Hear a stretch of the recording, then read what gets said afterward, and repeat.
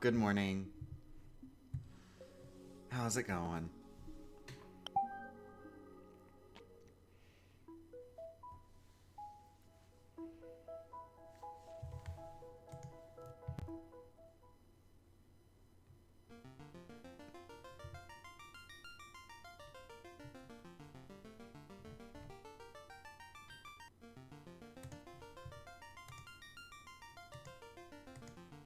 Good morning, Stalkerbot. Thank you so much for joining. I wasn't sure if I'd see you here, Stalkerbot.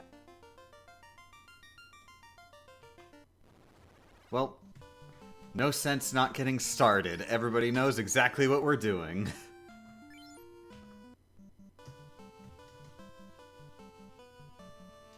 Good morning, God. Holy crap. Wow, right from the start. Good morning, God. Finally, you show yourself. Good morning, Mario. Holy crap, God and Mario? We're starting off strong. Good morning, Unknown. Not sure who you are.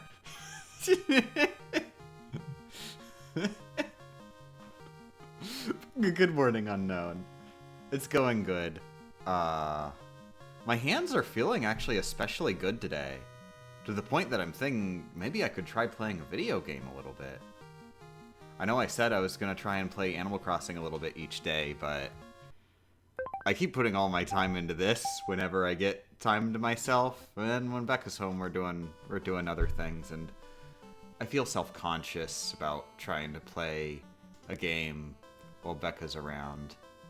It's just something about it that, like, I know that she's gonna be seeing me playing video games, and she's gonna be all like, but Anthony, your hands. And she's gonna be all happy. She's gonna be all, Anthony, your hands, with a smiley face. But then I'm gonna be like, but my hands, with a sad face.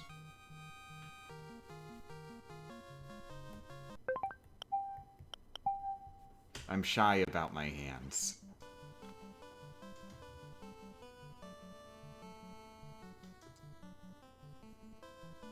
Hey, do you think you could do a Kingdom Hearts 3 run? Right after the 0.2 run, right after the DDD run, right after the coded run, right after the bunch of days run. There's got to be more in there, right? I'm sure I missed Birth by Sleep. I missed the Birth by Sleep run. Yeah, Birth by Sleep is right before the coded run. Recoded, that is. I'm never doing a coded run because that one's like basically lost media. I'm not sure if it's literally lost media. I don't think it is, but it's functionally lost media because like nobody can actually play it. Question, how often do you play video games for fun and not in any way related to your job? I mean, it used to be every day when I had hands. It's every day again now, basically, since now I've got a foot controller. But definitely not as, are you serious? Are you really serious right now? My controller broke already. This great start to the stream. Did you ever get to level up? Nope, we are working on the same level up from last night.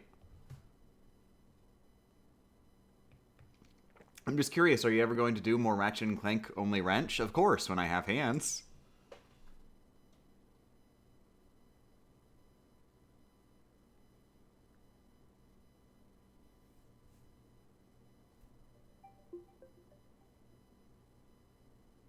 After this, try to beat blood with only the pitchfork. Are you telling me to stab my own blood with a pitchfork? I don't think I want to do that. I'm just gonna flat out refuse. I am not going to beat up my own blood with a pitchfork. That seems pretty irresponsible.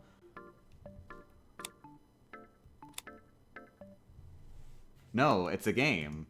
I mean, first I feel like you've jumped to several conclusions here. You just assumed that I have casually played Blood, that I have casually 100%ed Blood, and therefore am capable of doing a challenge run of it. You've assumed that I'm accepting challenge run suggestions, and you've also assumed that I have hands. And each one of these assumptions progressively has been even more incorrect than the prior assumption.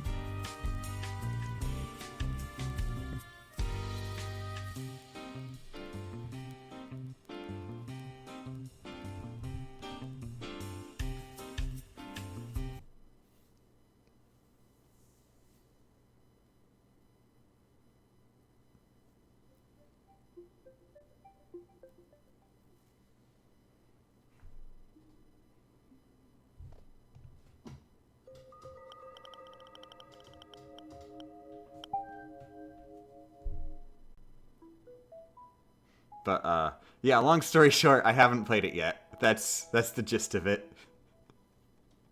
Good morning, a guy who is sleepy. You should. Don't worry, it's on my list. If it's a video game that exists, it's on my list. I probably also own it.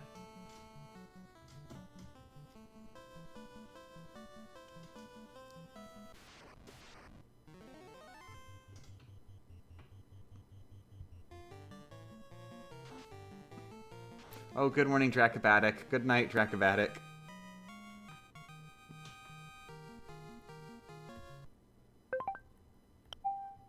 So yeah, if you weren't here last night, I ended the stream. Well, I wanted to finish the stream by leveling up, but it took like almost an hour, and I had to go to make dinner, so the stream had to end before I leveled up. We are back to attempting to level up. Good morning, Midori. Last stream went well. We are done with everything other than the final dungeon and, of course, reaching level 50. So, basically, all that's left is reach level 50, which is just 1 in 16 dice roll after 1 in 16 dice roll. 12 1 in 16 dice rolls we've got to get. And then we do the final dungeon.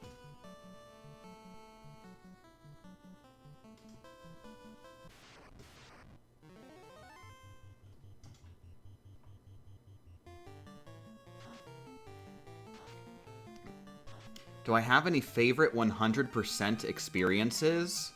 No, I've never actually experienced anything 100%. I'm always kind of... I'm always, like, you know, daydreaming. I only get about 70% of most experiences. Do you mean...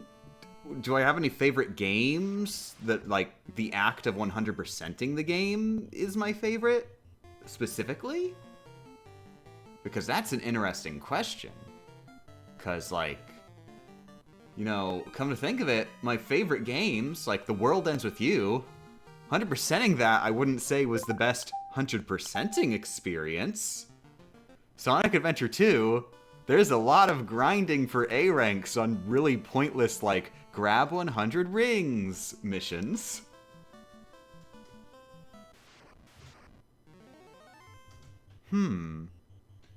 That's an interesting question.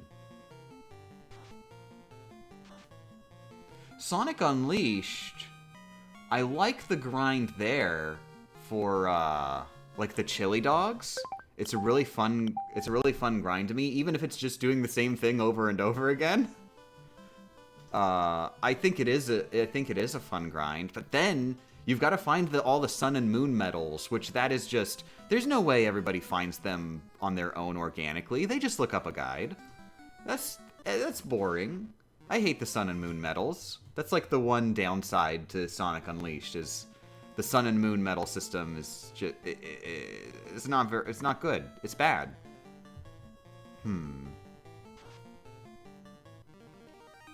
You know, I guess the weird thing is that, like, my favorite 100% experience is probably going to be a game that's not really even one of my favorites.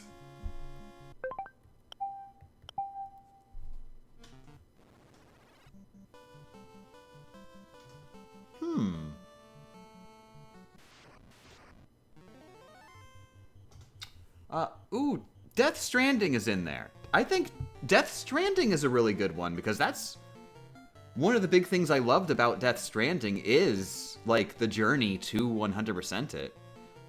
Like there's so many deliveries, and you just like you just constantly working on crossing them off your list while like min-maxing all of the environment and your infrastructure.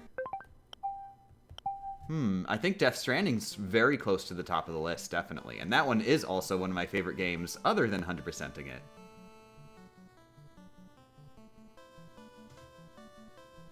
So yeah, I'd put Death Stranding as a good one.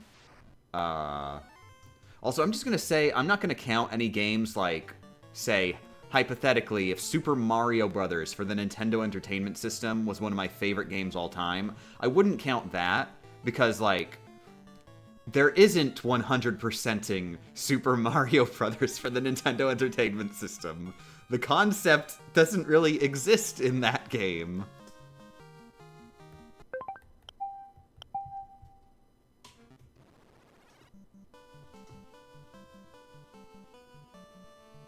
Hmm.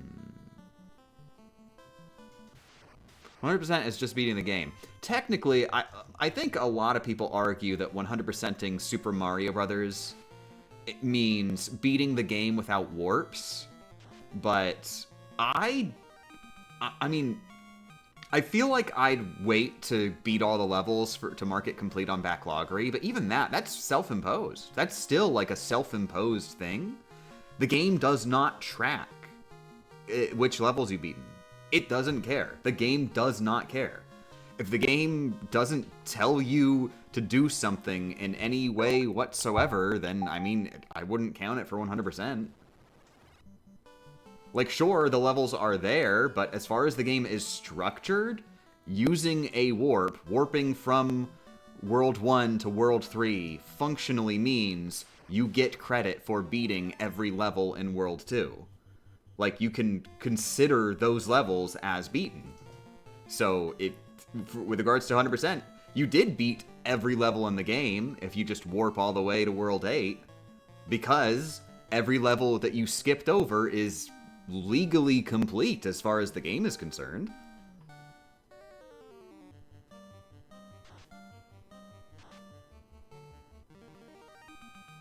There is that extra asterisk. Definitely, you would have to beat New Game Plus. The famous New Game Plus mode of Super Mario Brothers. That is definitely required for 100%. So there is a tiny bit, an asterisk of a little bit of extra content. But come on. You gonna tell me that playing Super Mario Brothers again, but the Goombas are Buzzy Beetles, that's really gonna be your favorite video game ever made in all of human history? You're making it up. You lied.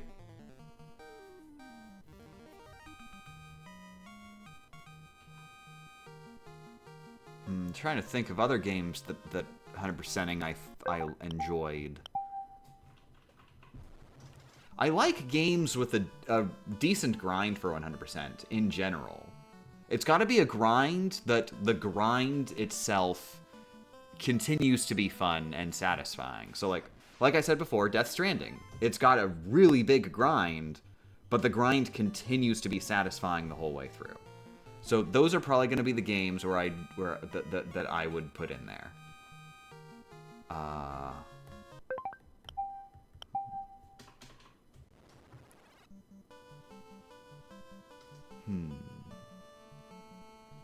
Any game that has random dumb collectibles that you just have to use a guide for. Wait, you sort of have to do that with Death Stranding. Death Stranding is not immune to the random dumb collectibles that you just kind of have to use a guide for. That's right. There are like a handful of unique collectibles scattered around Death Stranding's game world. And it really is just sure, you might be able to find most of these on your own, but no, you're using a guide.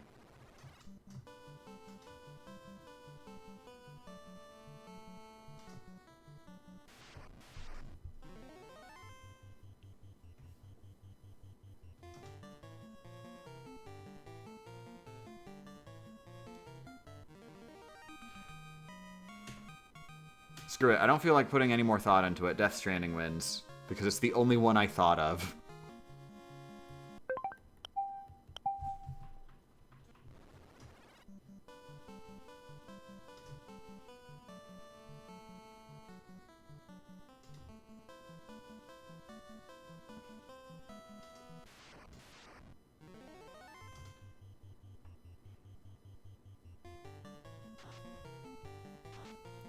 I wish I had real confirmation on if, like, the RNG table is remembered every time you get into a battle, or if it resets.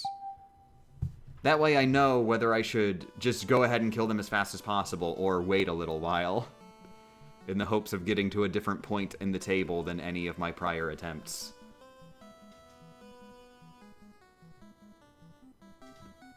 I only 100% games if I really like them. Meme, you're just doing it wrong. I'm sorry. The way you're playing video games is just completely out of whack. You should never 100% a video game that you enjoy. You need to 100% the video games that you hate. If you don't 100% the video games that you hate, then you won't be able to understand how thoroughly you despise them. What is gaming except hatred?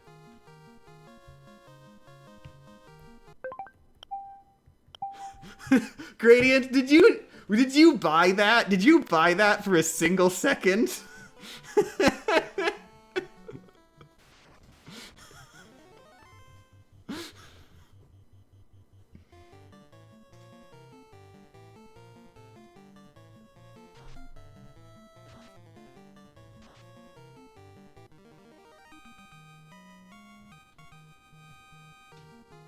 I'm gonna be honest, I sort of 100% every game I... Ooh! Strength and agility! That's it! We got it! Cool! I was worried. We are level 39.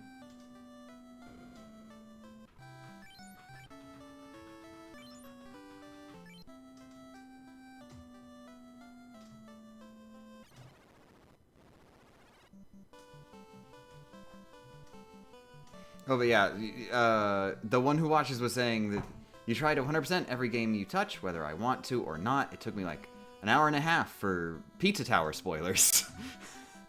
But yeah, that is absolutely me. Just, I like playing video games. I don't care if I like the game or not.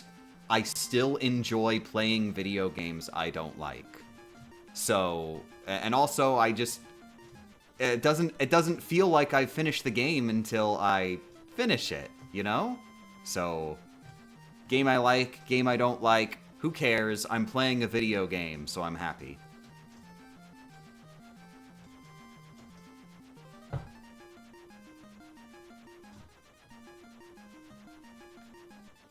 And also, I'm gonna 100% it, because otherwise I'm not done.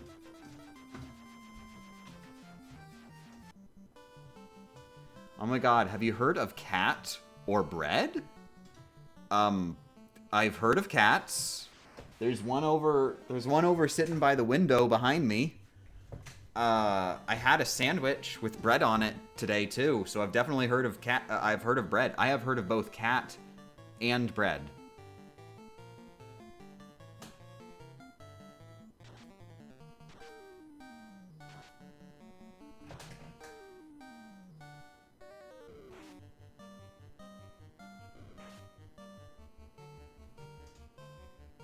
What games do you despise that you've 100%ed? Orphan, Scion of Sorcery. Worst game I've ever played. Orphan, Scion of Sorcery is a piece of crap game.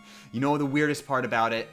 I keep seeing people saying they liked the game, that like, oh, Orphan, Scion of Sorcery. That was one of the games I got with my PS2. I loved it so much. Why? What kind of... You don't enjoy that game. That's not a game that was made to be enjoyed.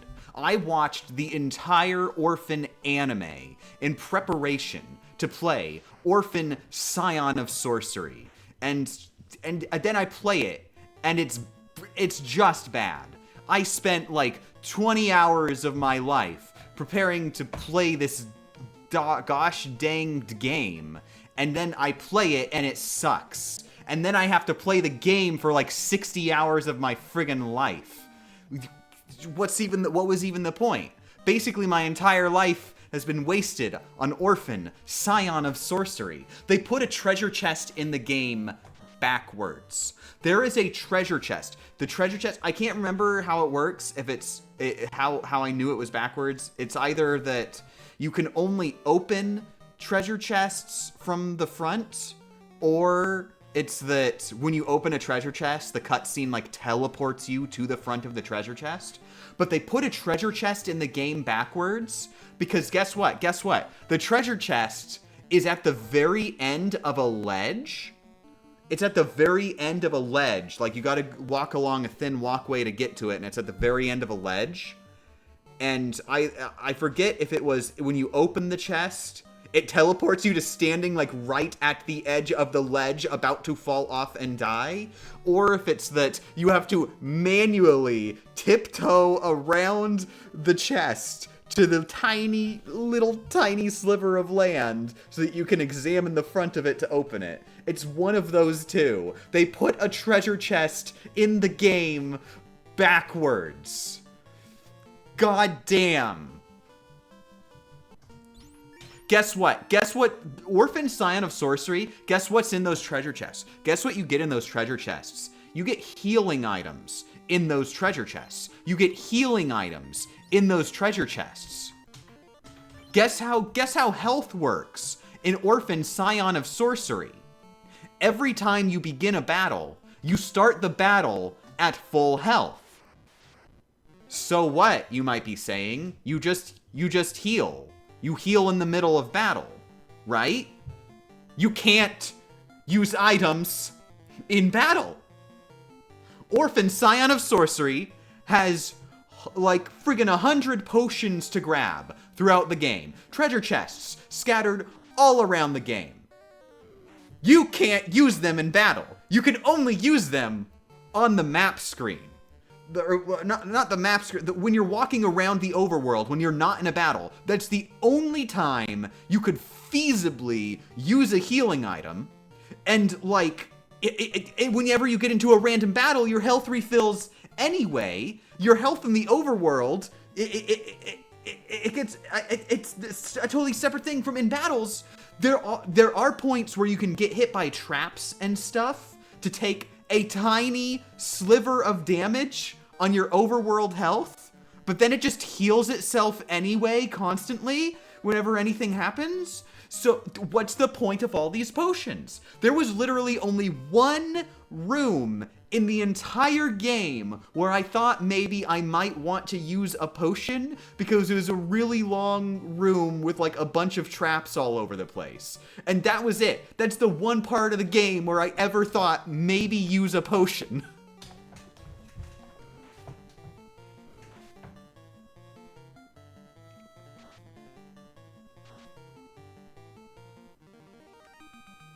I just realized I never actually 100% it. I remember, I didn't count it for 100% at the time because I was a dumb, stupid baby. Or maybe I just decided not to 100% the game because I was a dumb, stupid baby. I've never 100% completed Orphan Scion of Sorcery, and I am a fake fan. Oh god. Because I just remembered, there's like a bestiary in the game. There's a bestiary that tracks all of the enemies you've beaten. But guess how the bestiary works in Orphan Scion of Sorcery? There are different bestiary entries for every enemy in the game, for every possible rank that you can get when beating a battle.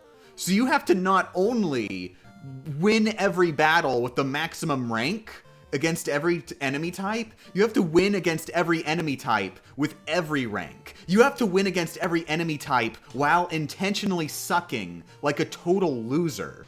This is probably going to take many multiples of playthroughs to get. This is the stupidest game in existence. I hate it. I hate the people who made it. That was a lie. I think the people who made it are excellent people because they really made me feel pain. They should be proud of how much pain they made me feel.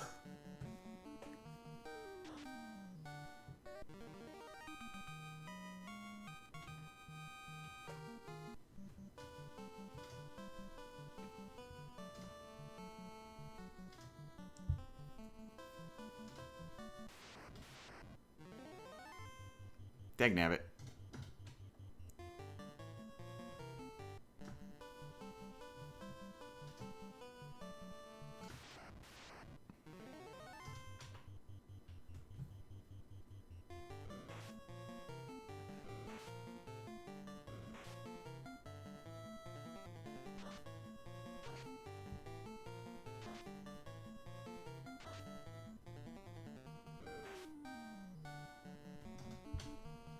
Oh, and the battle system isn't fun.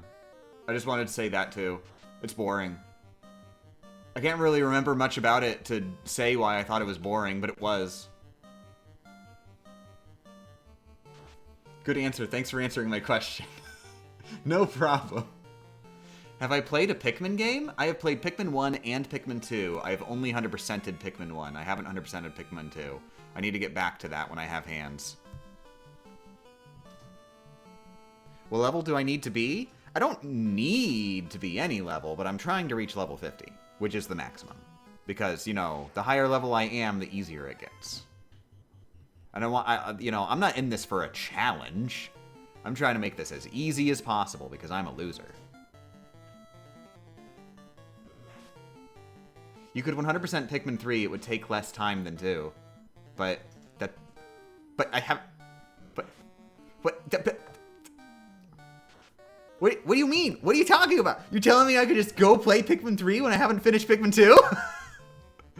You just think I'm gonna go, oh gee, me oh my. Look at me, gamer champ. I like to play any video game, whatever I feel like. I don't feel weighed down by arbitrary restrictions I place on myself. I'm a fully actualized human being. Nuh-uh, I ain't that. I'm gamer champ. I'll never be self-actualized, Dagnabbit, and I'm proud of it.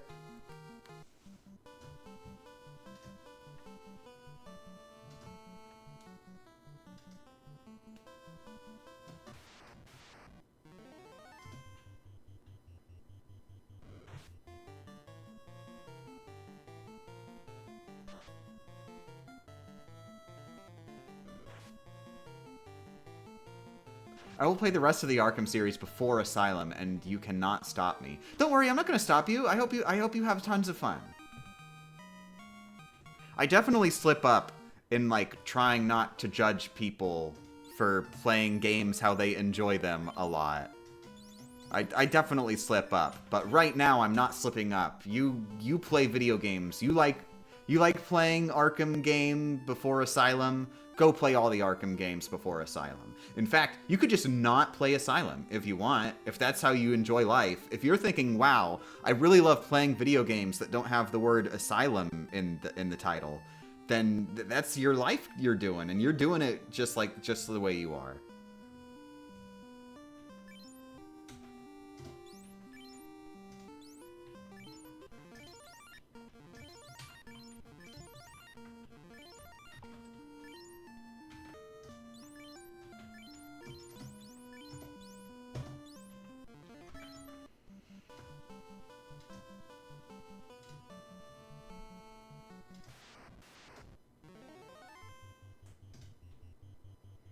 Fastest button Kaitos 100% speedrun is 14 days, 1 hour, and 55 minutes. I can't wait to do Yu-Gi-Oh! True Duel Monsters, which, as a reminder, was localized as Forbidden Memories. It is the third Duel Monsters game. I'm still only on the first Duel Monsters game, but I've heard that it is an incredible grind. And it's gonna be fun. Also, it's literally impossible to 100% the English version, which is part of why I will be playing the Japanese version.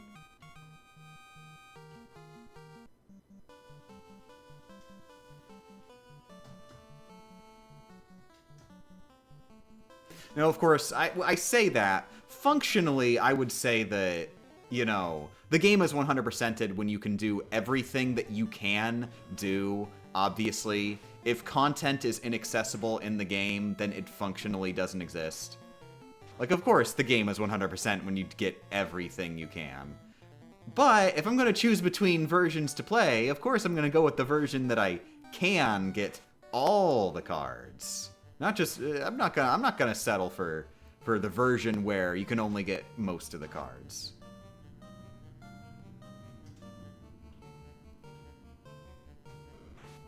Fun fact, the original Duel Monsters game seems to be the absolute earliest iteration of the Yu-Gi-Oh! TCG OCG's rules and mechanics. Well, no, because it doesn't use TCG/OCG rules and mechanics.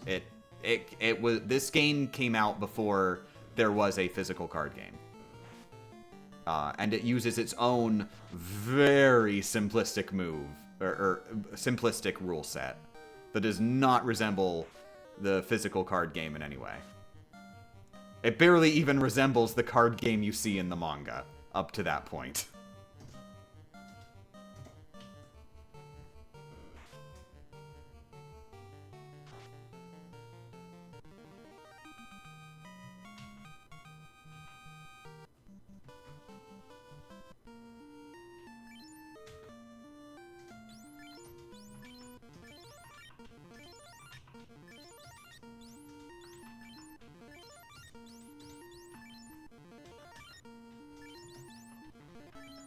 Wait, the Yu-Gi-Oh! Card game didn't come first? Nope.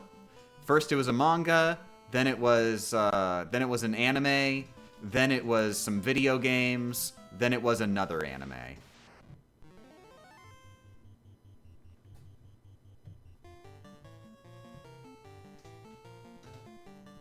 And the another anime is the one people are familiar with.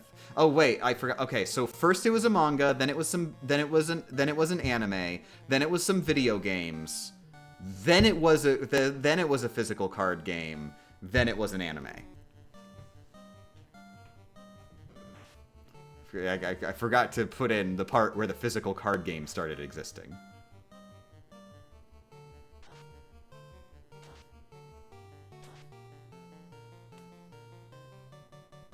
Yes, but it's more similar to the card game in its technical mechanics than anything else at the time. I mean, yeah, by virtue of just being the first thing, that's like saying that, like, did you know that the first chocolate candy was the most similar candy to Jawbreakers at the time? Because it was the first one. It doesn't make any sense. Of course it was.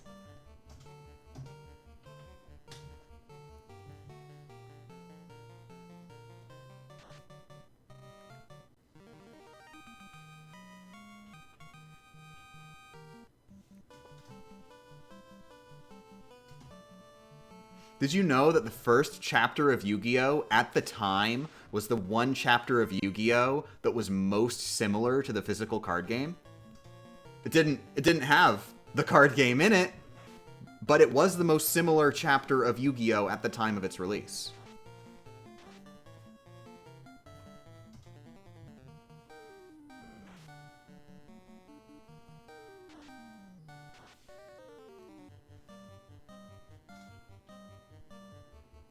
Also, good morning, Pecking Random. Good morning, Josh. Wait, Josh, you've already been here. You don't get a good morning. I mean, did I say good morning earlier? I guess maybe you get a retroactive good morning. You get a retroactive good morning.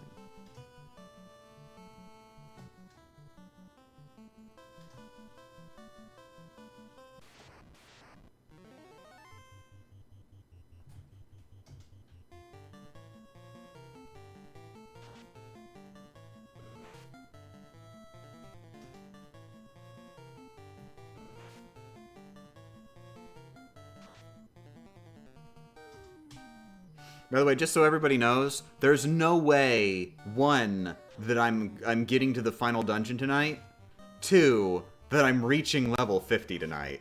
This is just a grind stream. What you're watching right now, this is the entire stream. Get comfy.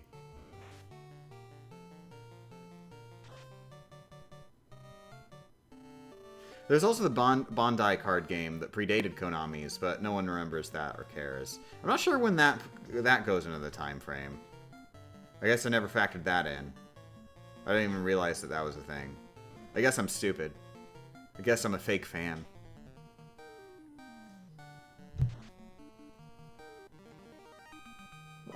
I'll go crawl into my Yugi hole. Sounds kind of gross for some reason. I thought it would be a good pun.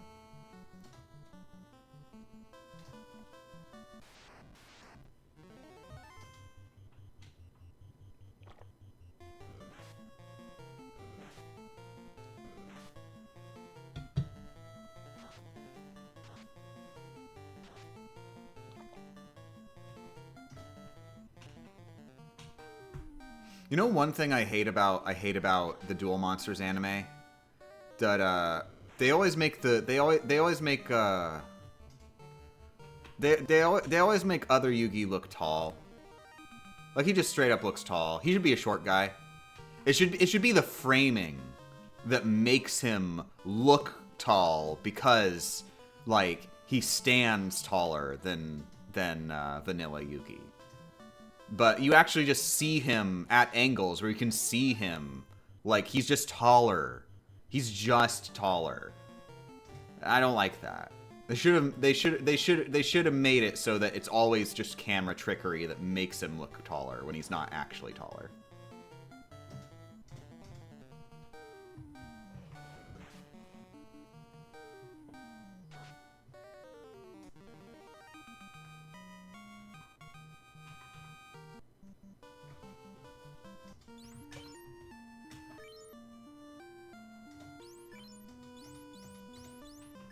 Though I guess you could argue it is just camera trickery, and they're just really good at tricking the camera. Like, they're doing some like friggin' next level demonic camera arts.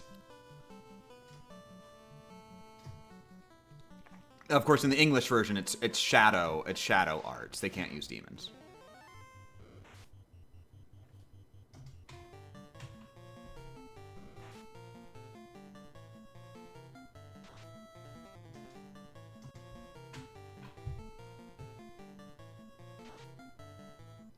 But they can use Noah's Ark. It's okay. It's okay to use Noah's Ark.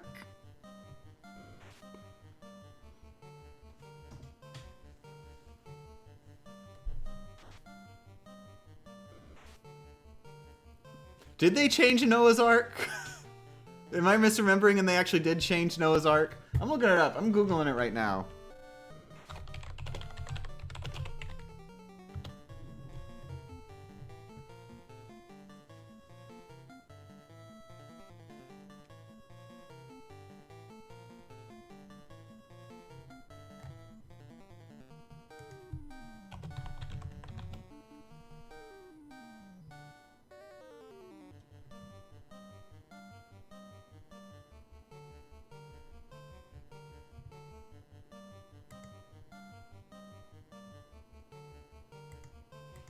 I'm Googling it and it took too long, so I gave up on Googling it.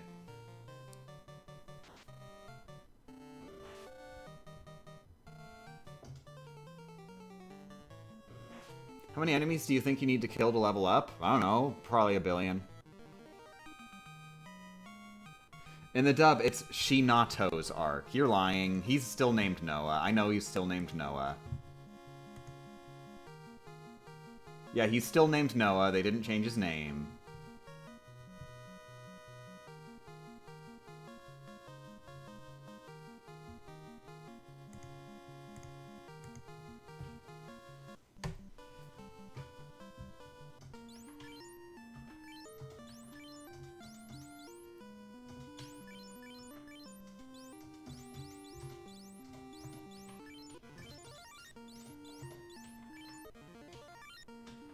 Okay, they changed the name of the card. I didn't even realize that the card was actually literally named Noah's Ark. I forgot about that.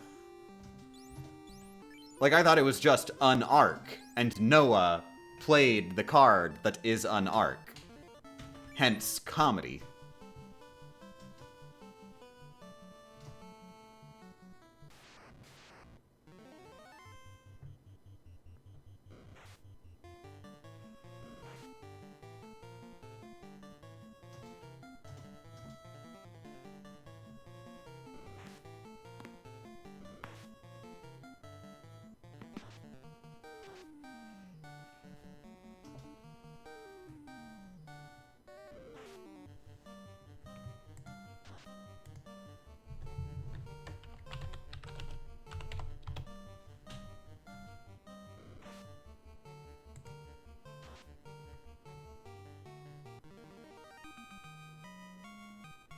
Oh god, I just realized I'm not on regular Yu-Gi-Oh wiki. I'm on the Yu-Gi-Oh the Abridged Series wiki.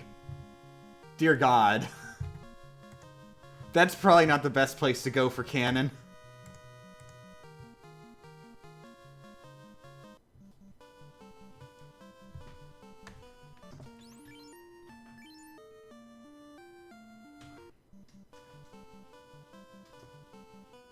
It was called Arc of Miracles. The association is still there, but they downplay it by connecting it... by connecting it Noah's Ace Monster. I don't get it. I mean, I get it. It's not called Noah's Ark. But still, it basically is Noah's Ark. So they didn't write that out. I wonder if it's a thing that, like, the character's name was, like, mandated to them.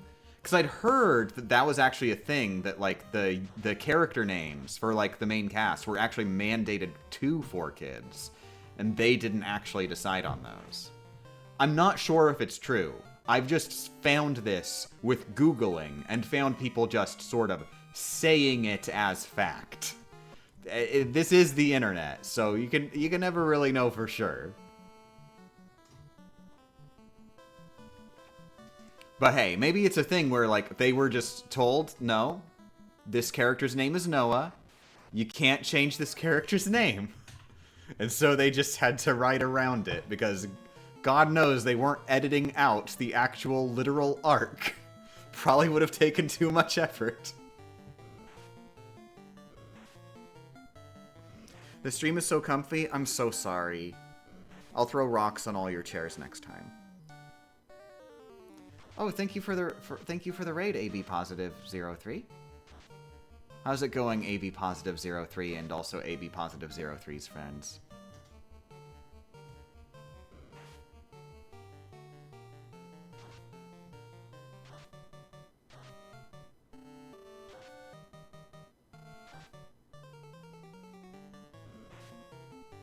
Another episode of Overclocked Clockwise Wrestling in the books. Oh, wait, you were the person who did a raid before, and you were playing a wrestling game, right? I remember this. I have memory. You were, quote-unquote, playing a wrestling game. You were watching a wrestling game play itself.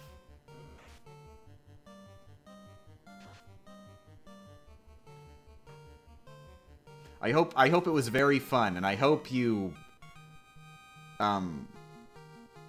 won? Multiple question marks?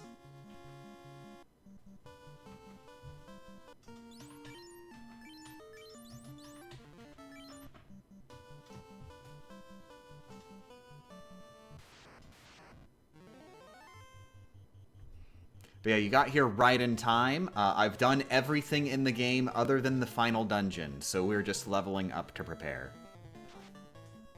Or rather, everything in the game that matters, except the final dungeon. Of course, I've not done the class upgrade, and there's plenty of chests with useless crap I have not opened. I was about to ask how the run was going. I'm so sorry. I've robbed you of that opportunity.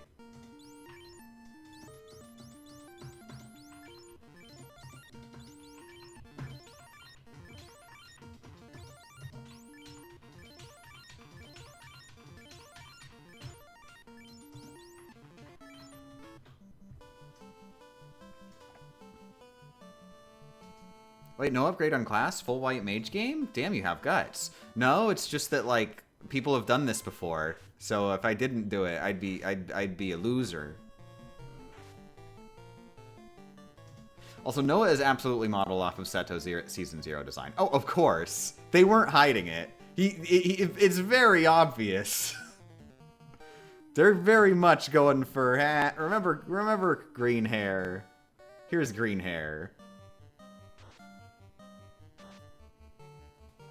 Unfortunately, there's one aspect to that which we will never recover from, which is people who haven't seen Season 0 or done any research and assume it literally is the 0th season of the show, coming up with genuine fan theories they genuinely believe that like, without even realizing it's a fan theory, just assuming that, oh, this is the Kaiba from season 0 that I didn't watch. This is the Kaiba from the part that wasn't dubbed. I have met at least one human being who believed this. I lied. I made that up. But I know there's got to be at least one human being who believes this, right?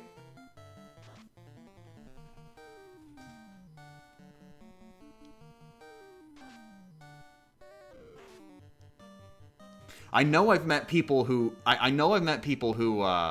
who one of them used to be me, who saw, like, you know, at the very beginning of the show where like, friggin' in episode 3, like, they do those flashbacks to show like how, like, Yugi and Joey and how like they first became friends and all that. I believed as a kid, like, wait, what? Was there a season of this show that didn't get dubbed or something? Did this show only start getting dubbed halfway through and I missed a part of the show? That is what I thought. And then you find out about season 0 later down the line and you're gonna think that was that. Luckily, I was not one of those people. I didn't know about season 0. I just assumed that there was more show that I hadn't seen without even hearing of season 0 yet.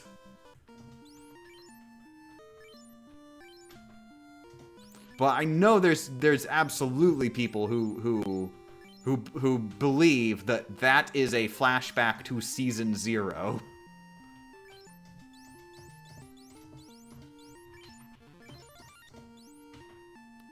Wait, there's no sense healing because I can just go to an inn. Morning, Squibble. Thank you for saying goodbye, and and heart emojis. Hope you sleep well.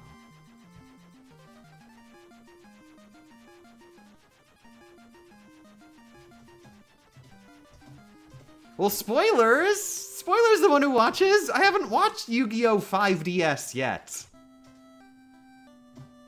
I already knew about that, though, just because, like, you know, just in general browsing the wiki, and then, like, I'm just looking at, oh, hey, the bully character, and they just say, the bully character is the main antagonist of the 5th season of Yu-Gi-Oh! Ultimate Super Duper. And I'm just like, oh, Jesus, what? He got beat up in one episode, and then he was never mentioned again. Why would I ever expect he was gonna be the main antagonist of season 5 of Yu-Gi-Oh! Super Duper?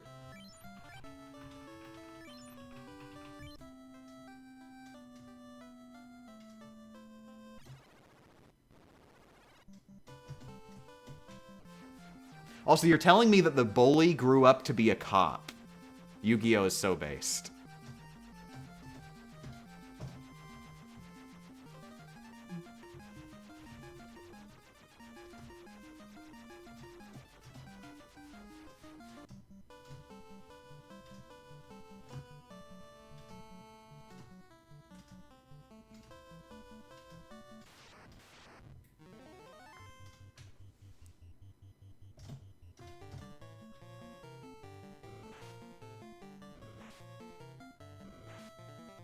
Okay, night-nights guy who's sleepy. Night-nights. Heart emojis.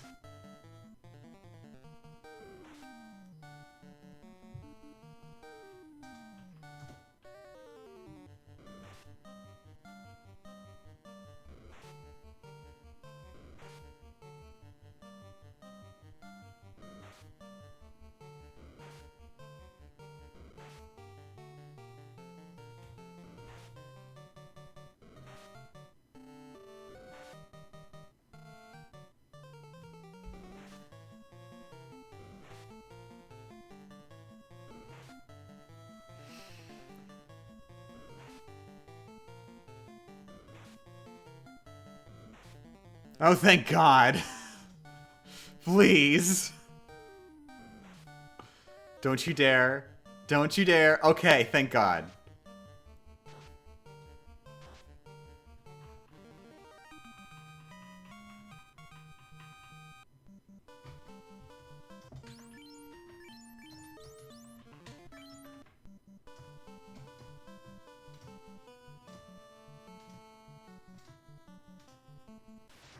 Nope, I don't have hands.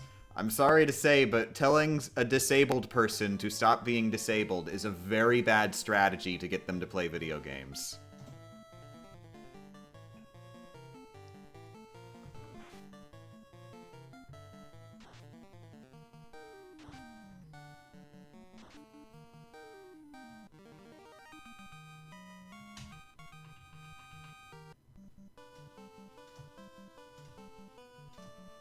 Failed to consider the broader implications of how you consume media. Sorry for that. No, don't worry about it. You lucked out. That was a spoiler that I already knew the spoiler to. I'd spoiled it for myself.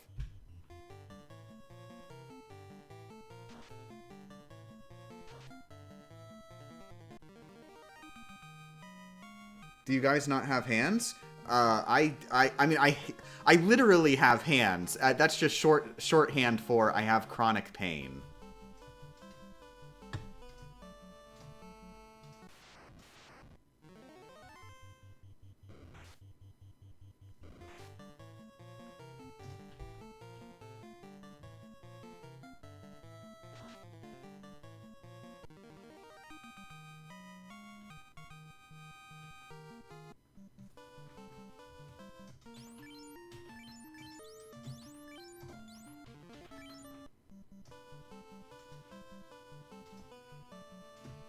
Thank you, but don't worry, they're getting a lot better. Today they've felt particularly good, and I would have attempted playing a video game right now if it wasn't for I really want to get the Final Fantasy run done.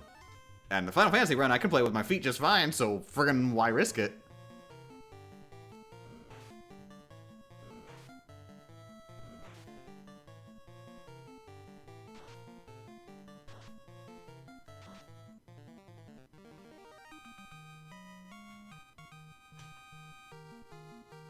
Strength? No.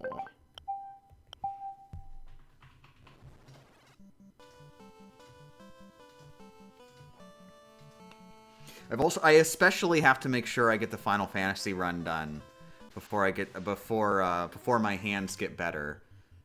So I can have the video and have a thing at the video going, please, I'm so poor and unfortunate, I need money. So I'm not gonna look as pathetic if I go, please, I needed money a little bit ago, but now I'm capable of working for it.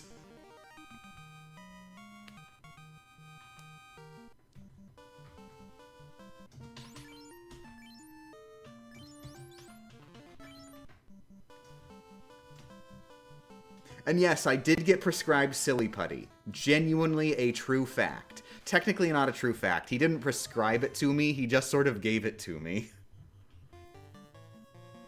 But close enough.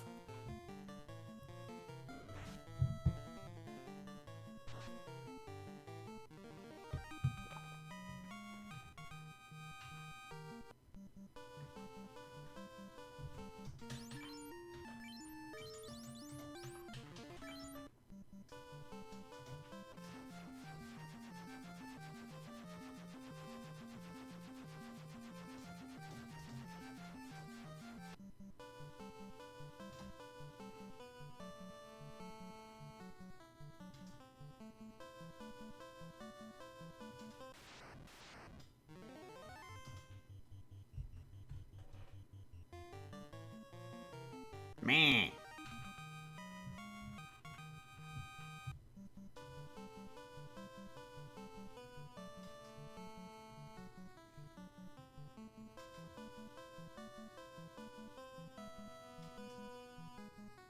No, you're joking!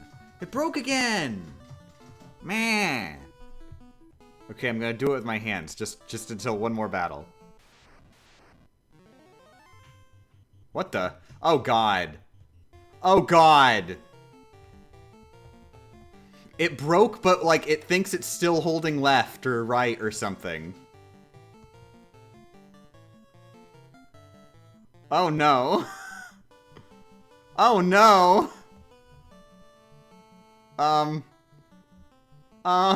This is gonna make saving hard. Oh, no, I can't go up or down at all. I am incapable of going up or down. I can hold down and up to make it stop going left and right. Oh.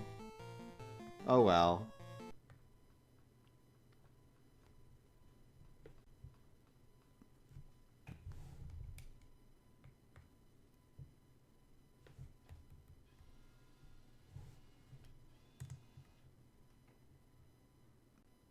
Time for me channel, hell yeah.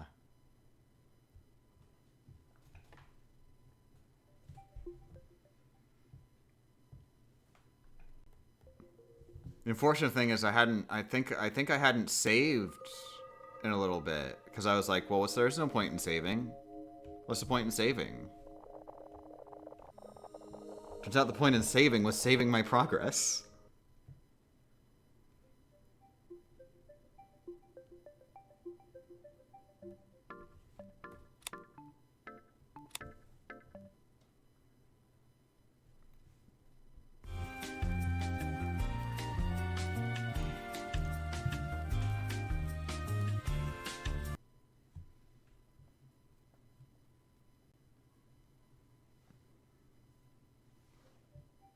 I should get around to modding my Wii U. Oh yeah, definitely. It's the moral option.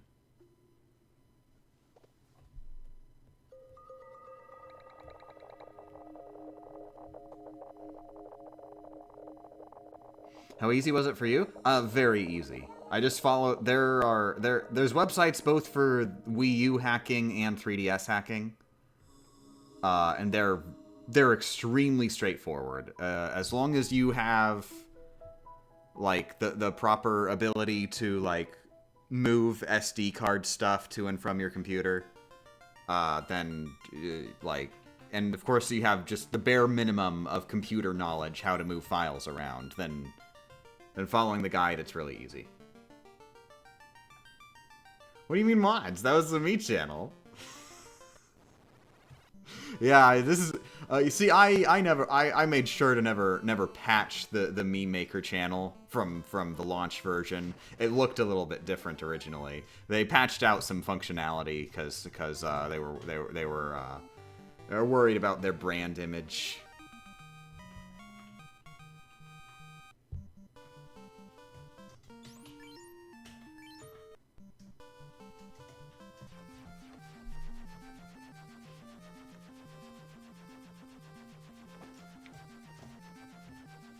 I haven't actually done much with it yet, though. What I am gonna do with it, though, later is play NES Remix, a game which I famously legally own. Just as soon as I have hands.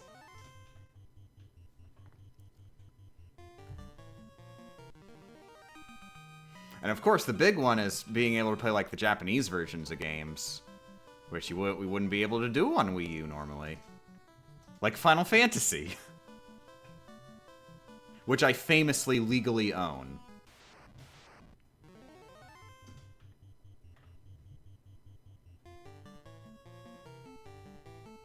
I haven't played the Wii U game, only the 3DS version, but it was really fun. It's not a 3DS version, it's 3 different games. There's NES Remix 1, NES Remix 2, and then NES Remix 3DS, which is like a 1+2, but it doesn't have all of the content from either, and also it has some original content. So you gotta play all 3. You can't play just one or the other. Yeah, that's what I meant. I know that's what you meant, but I had to clarify.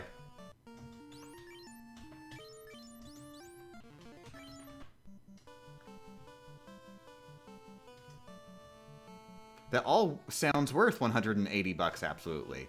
Would it be 180 bucks? They did not sell NES Remix 1 and 2 for 60 bucks each. There's no way. Like, Nintendo's done some stuff, but I'm pretty sure the NES remixes were built to be... Wait, the 3DS one has original content? Does it not? I thought it did. Maybe I lied. Maybe I'm a filthy liar, and it's just some content from 1 and some content from 2.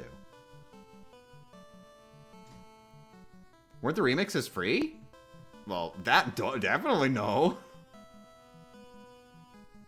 You know, I think one of the biggest things about NES Remix that is just such missed potential, just by nature of how Nintendo works, is that you can't just play the games. You can only play the challenge mode remix versions of the games where you can't play them. Because of course you can't, because they sell them separately. Like, if we lived in a good world, if NES Remix was all it could be, you'd be able to just play the games. And then also, there's the cool NES Remix challenge mode.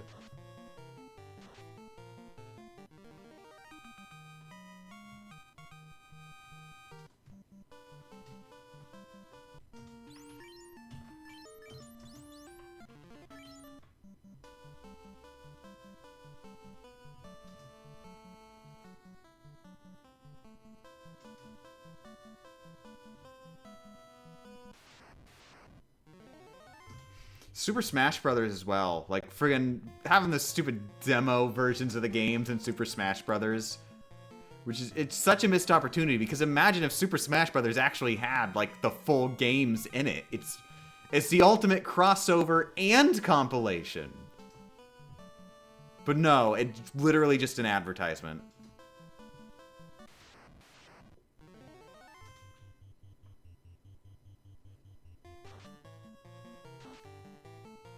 But it did open it did open the way for the challenge run of like beating Ocarina of Time in its demo, which is funny.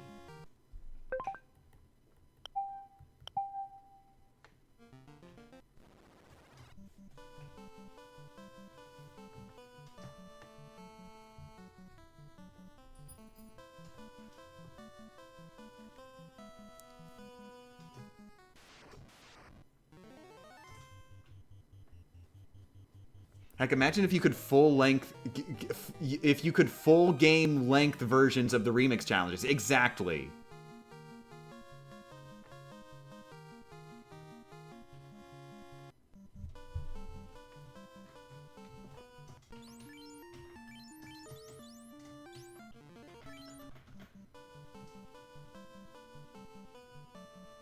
Like honestly, NES Remix is not complete until there is an NES Remix challenge, which is beat all of the games in a row in one sitting. Like that's the natural like the natural conclusion to this formula. But also, it doesn't just like do, you know, you play one game and then the next game and then the next game and the next game. It actually just swaps between them constantly. You beat a level of Super Mario Brothers and all of a sudden you're friggin' fighting Mike Tyson. And yes, they actually got the rights to Mike Tyson. Because remember, we do live in the best reality. And also in this best reality, Mike Tyson is probably a better person. I recall hearing that he did some messed up stuff.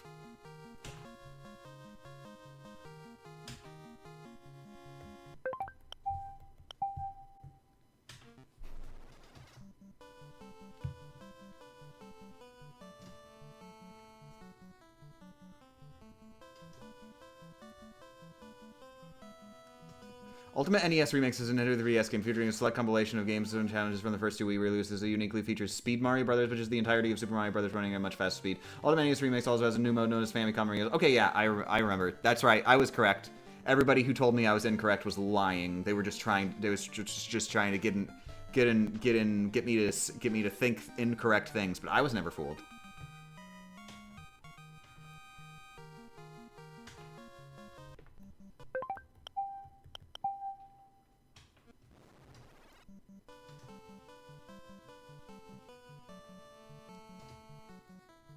Also spoilers.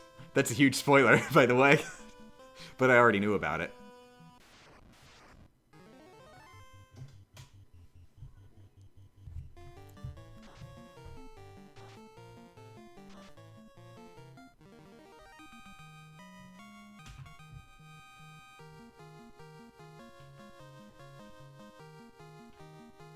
Ah, so close.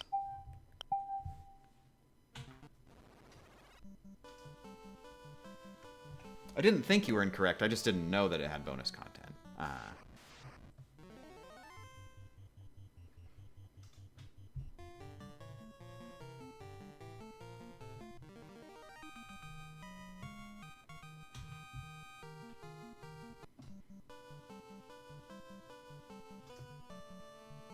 I chose 1+2 over the 3DS version because I thought it'd be the complete edition. It's the completest edition. It's just there's no such thing as a complete edition. You cannot get all of the content without getting all 3 games, period. But I think if you get 1+2, that is the combination that gets you the most content. Because then the only things you're missing are those small little bonus things they added to 3DS.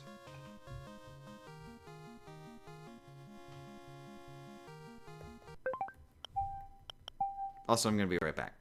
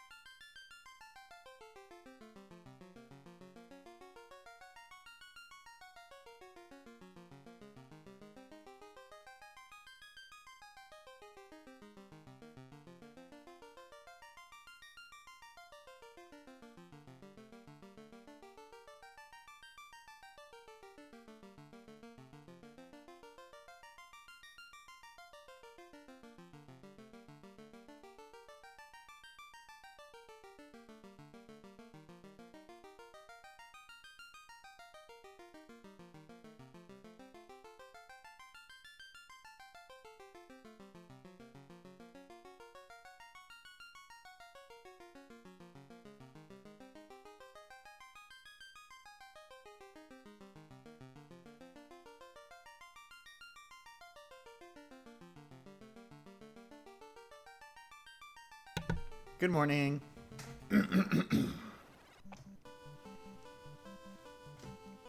Is this a secret strat to control the RNG? No, this is strawberry banana Cheerios.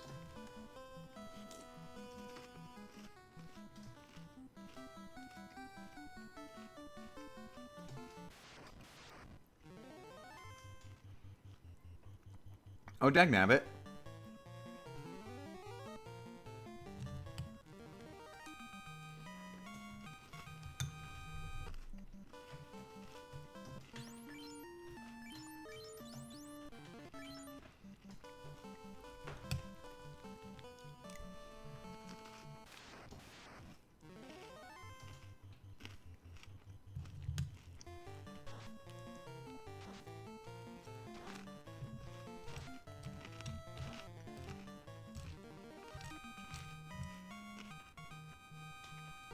Yeah, I like these strawberry banana Cheerios.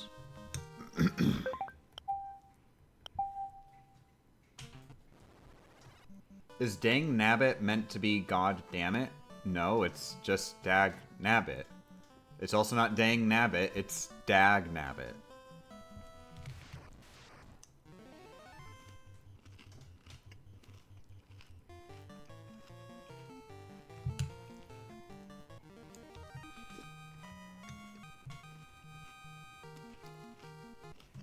No, don't worry, you're not, I mean... Don't worry, you're not smart. Everybody seems to hear dang nabbit for some reason. Like, it's very common that people think I'm saying dang nabbit. It's one of them things where, like, your brain just fills in the gaps. And you could have sworn you heard an N. Could have been dang.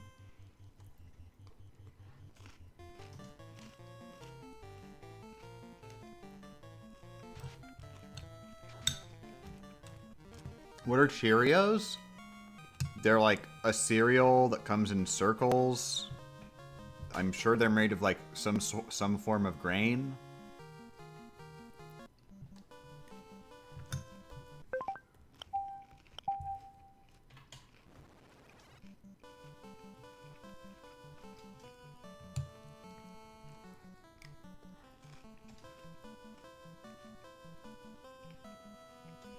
Not circles, more like rings.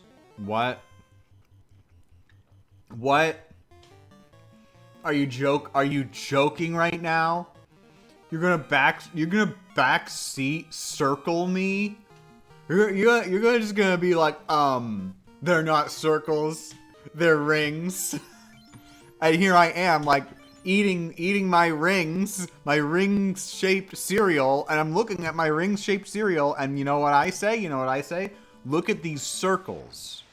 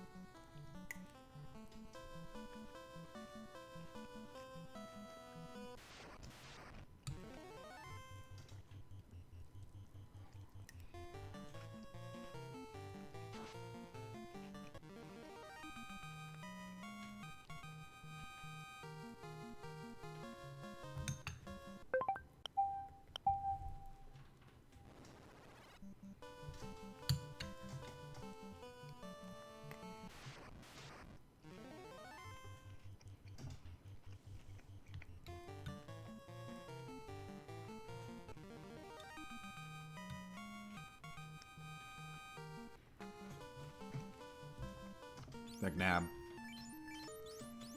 One more though, and then I'll always be leveling up no matter what.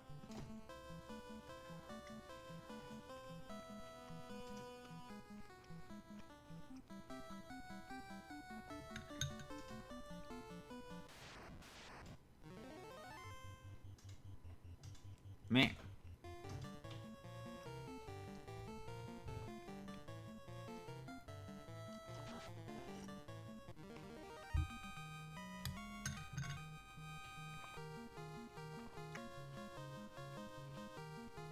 Yeah, there we go.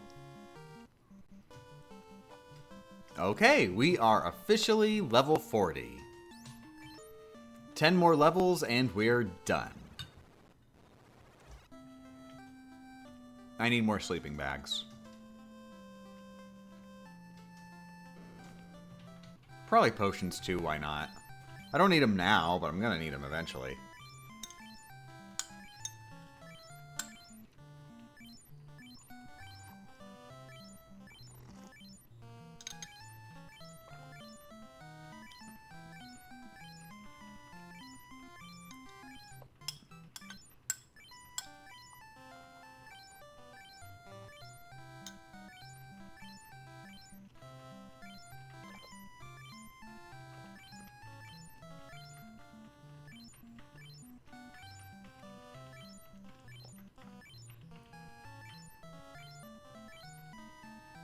I'm illegally allowed to ask what the plan is. Oh yeah, I'm gonna drink the milk and eat the rest of my strawberry banana Cheerios.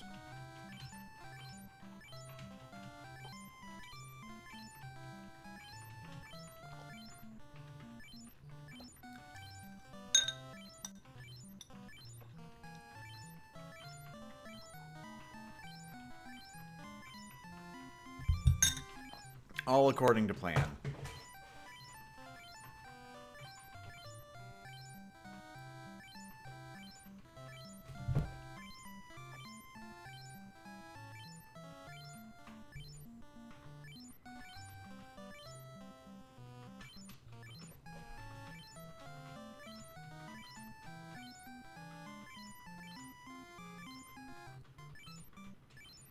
I'm debating, maybe instead of sleeping bags, like, I'm not using my cash for anything. Maybe I should just go buy houses.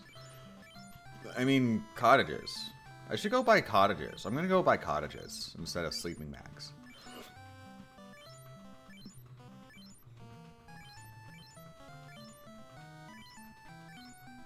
Right after I'm done buying these stupid potions.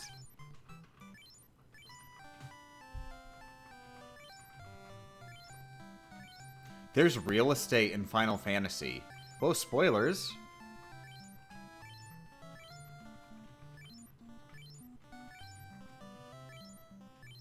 You're making me want to play Fable. They added real estate to Fable 2, and that's one of my favorite things about Fable 2 and Fable 3 is that, like, practically every building in the game you can buy and own, and it's just, like, automatic, like, it gives you passive income, and, like, just... So you just keep buying buildings, and it's functionally, like, the main aspect of completing the game. Like GTA spoilers! Ah, crap! That's huge spoilers! I haven't played GTA 5 yet, and that's the only game I can think of where that could be a thing, because it's definitely not in GTA 4.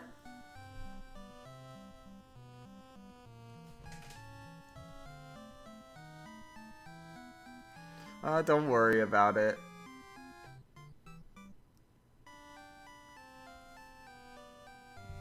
But yeah, I really love that in Fable. Just every single building is a collectible that gives you permanent passive income.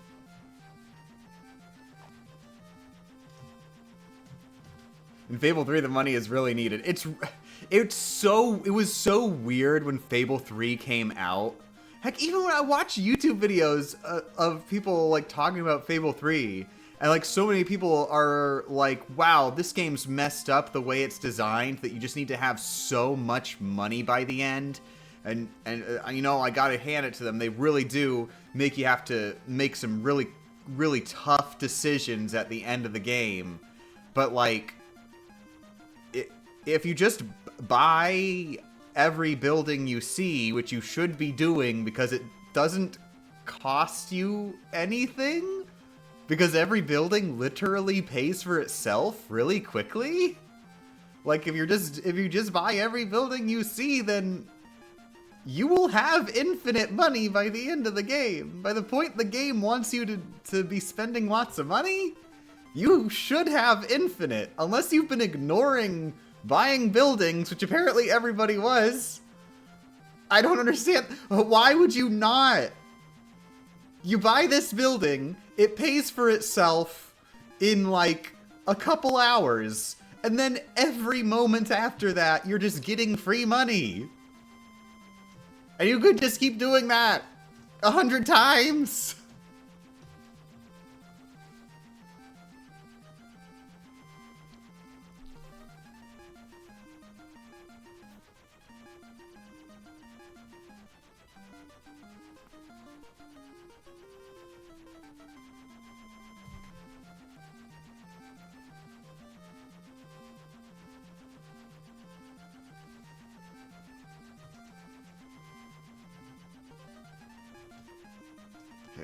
That's right.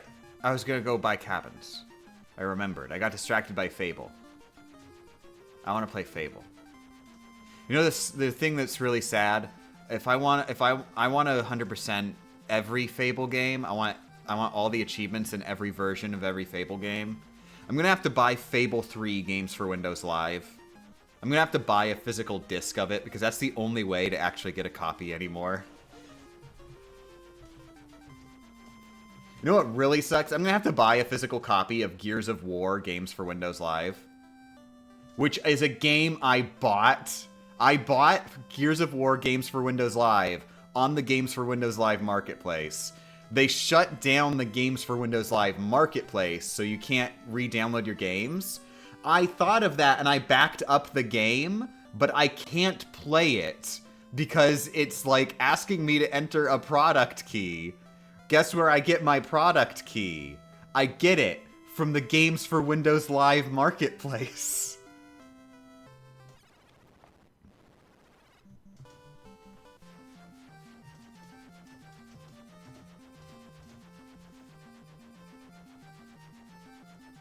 Luckily, apparently, if you get a game on disc, then you will be able to play it just fine because the product key system is broken. The one that's for like my download seems to be a different kind of product key.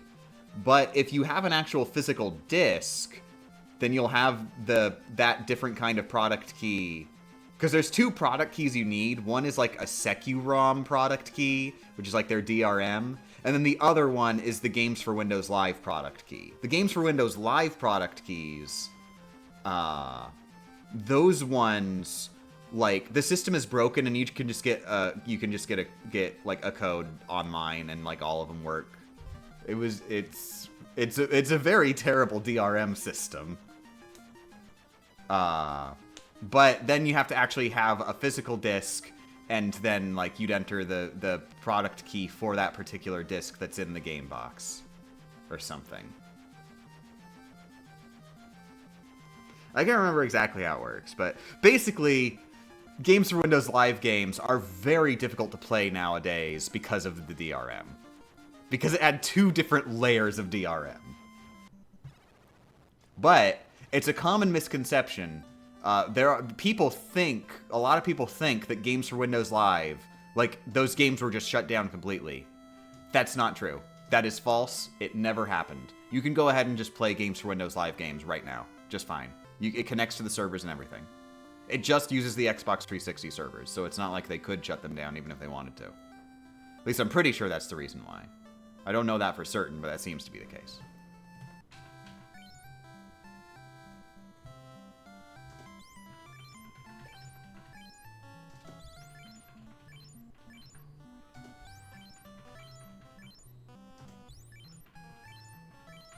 Instead of buying cottages, I could buy tents. Would be easier to buy tents.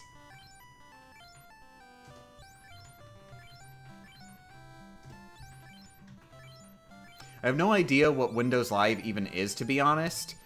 Basically, it was the Windows Vista version of Xbox Live. They were trying to port Xbox Live to PCs.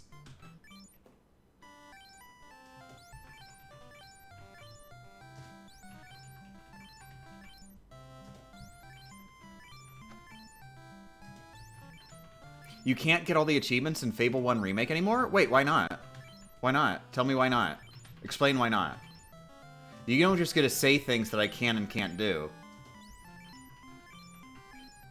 Some achievements have a smart glass requirement. What the hell is smart glass?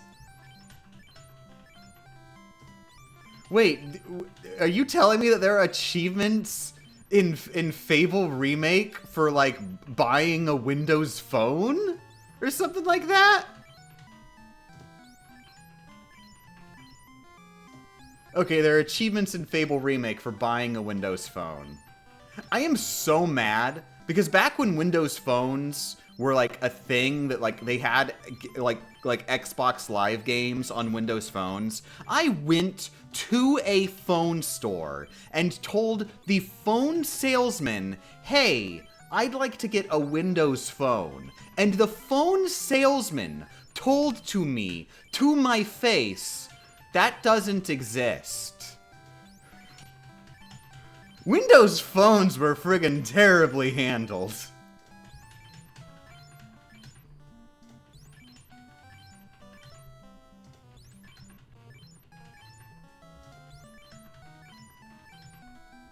And I want to be very clear. I know for a fact that this is when Windows Phones were still officially supported and for sale. I checked online because I was like, what do you mean they don't exist? Nope, they still existed.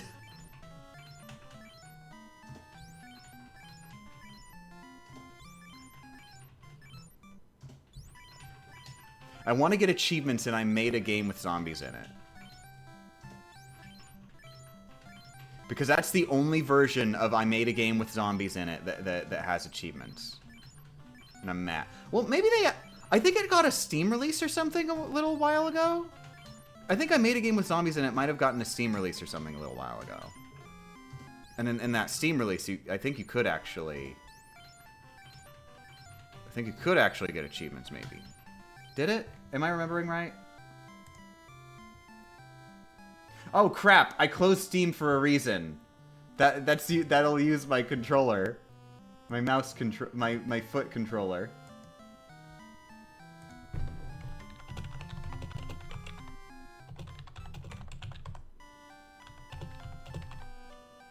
No, I want I made a game with zombies in it, not zombie hentai, not zombie hentai puzzles, not hentai zombie puzzles. God damn it, Steam. Here it is. Yes, it did get a Steam version. I remembered correctly. Yes, it has 2 achievements. One for beating the game, and one for beating the game without dying. Hells yeah. I need to play I Made a Game with Zombies in it.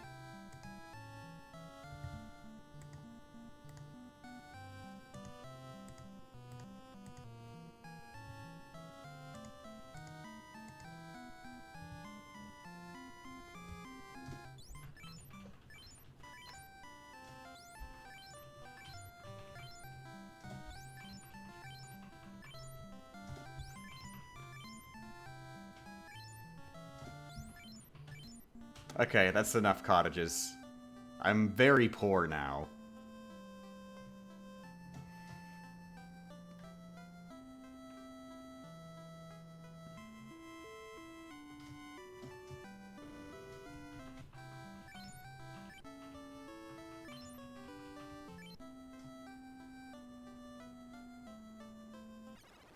So it was on Android and iOS, but those apps are long gone. Well, here's the important question. Is it possible to still get that app anyway, and will it work? Because just because it's not officially available anymore doesn't mean that it's not available anymore.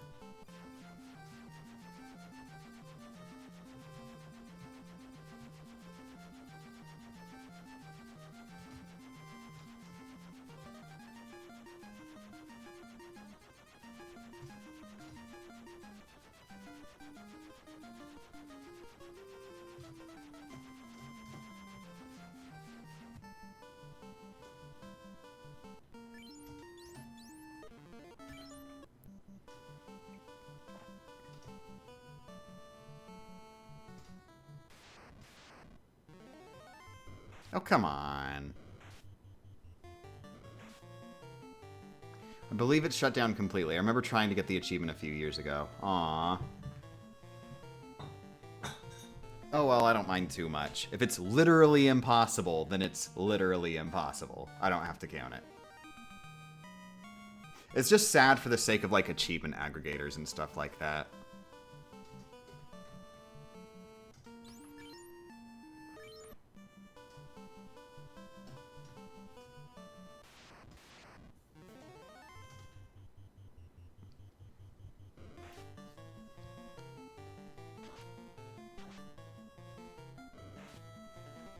Though there are some achievement aggregators. I really like this site, Meta Gamer Score. Wonder if it's still up. Because, yeah, it does seem to still be up. I really like this site, like, system-wise. I think it makes, like, getting all the achievements, like it makes it feel nice to try and, like, collect achievements and stuff and get on, like, the scoreboard and stuff. But I think in general the site is it's a little wonky. It lacks polish.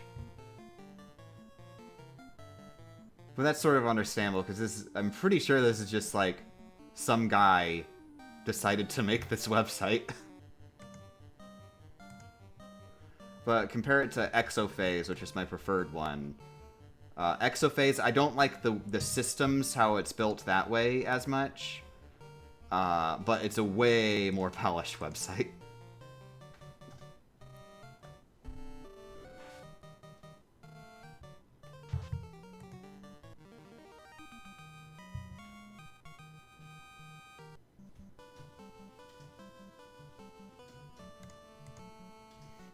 Also, Night Nights Nagoro.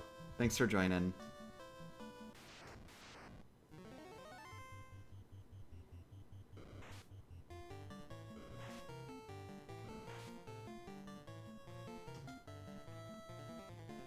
Also, Morning Smash, bro.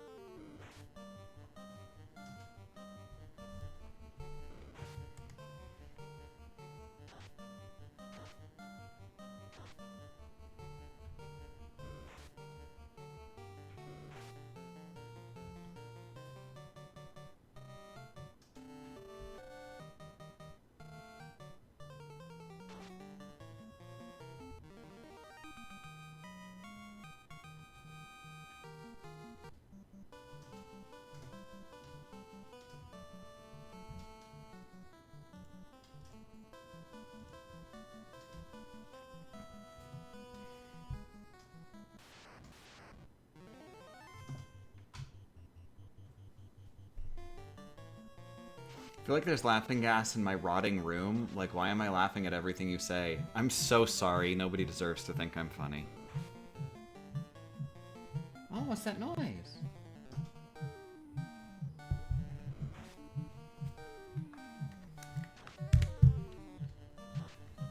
What's that noise? Huh? Hi there.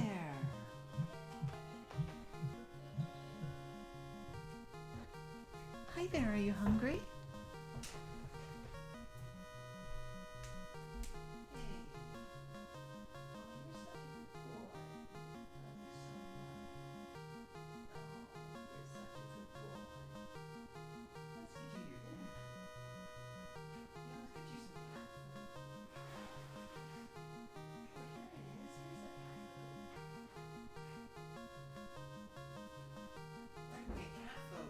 We're gonna get cat food for you. Here's a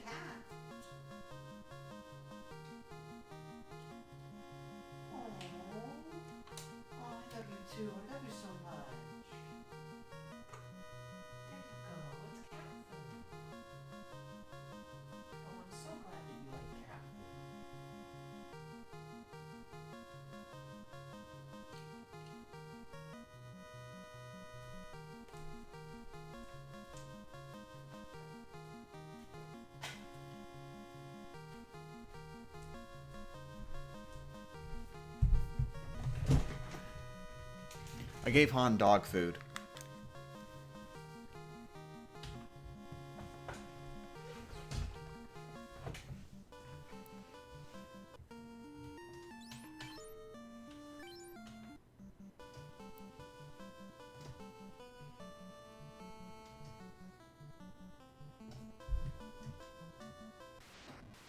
New Super Dragon Ball Super? Somebody needs to make that. Somebody needs to make a mod of Mario, but he goes Super Saiyan Goku. And it'll be called New Super Dragon Ball Super. Does he actually go Super Saiyan anymore, or did they just, like, replace that with... I know there's Super Saiyan Blue. I'm sure there's, like, Super Saiyan, like all of everywhere now.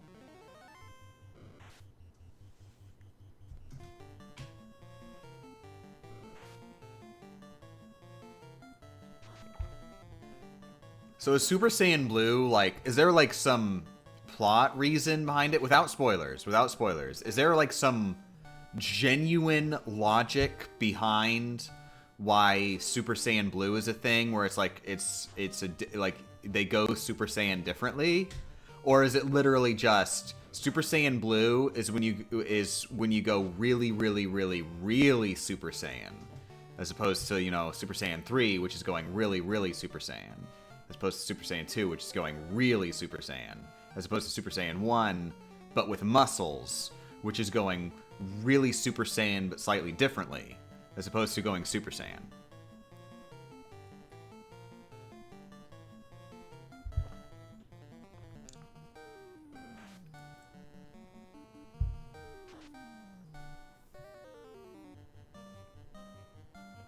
Super Saiyan God, but infused with the Super Saiyan. What's Super Saiyan God?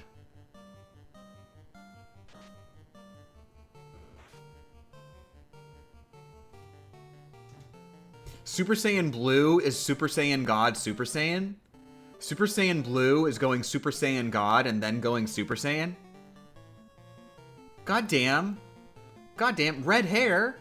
What do you mean red hair? Wasn't that Super Saiyan 4? Wasn't red hair Super Saiyan 4? Goddamn. But that was like his clothing hair, not his hair, right?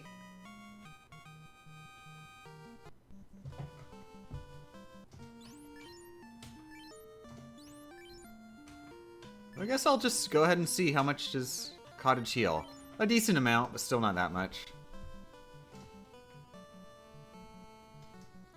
They switched to calling it Super Saiyan Blue in Universe.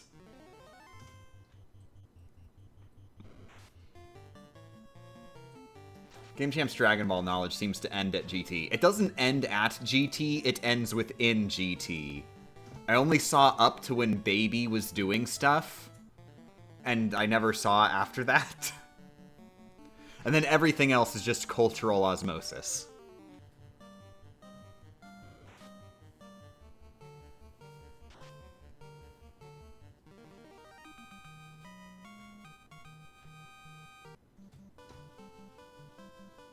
Can I just say that I think that the beginning of Dragon Ball GT is one of the best parts of the entire anime? I really, really love, you know, the whole, like, back to the original formula. They go on like these self-contained Dragon Ball searching adventures across the universe. I think that's really cool, and I loved it. And I'm really sad that everybody was like, "What? Dragon Ball? I'm here for Z. Give me the Z." And then they just, like, friggin', they did all of their remaining Dragon Ball adventures off screen, and just there they go. They did it. They solved Dragon Ball.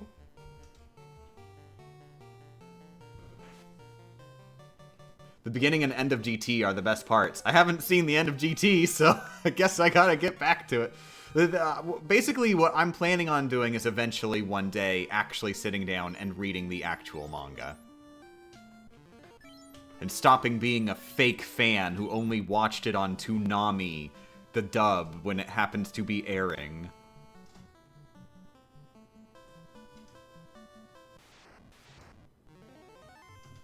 GT doesn't have a manga.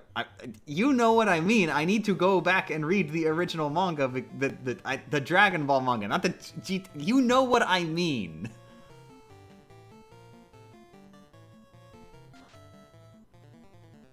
I'm gonna go back and read the manga.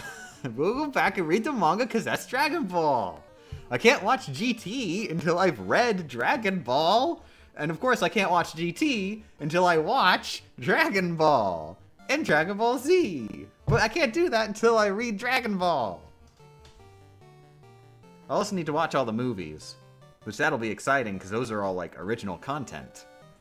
I mean, even watching the anime I think is gonna be fun because it's like friggin' most of it's original content, 99% filler. Like even in the parts that are actually directly adapted from the manga, it's still all 100% filler. Really gotta draw it out.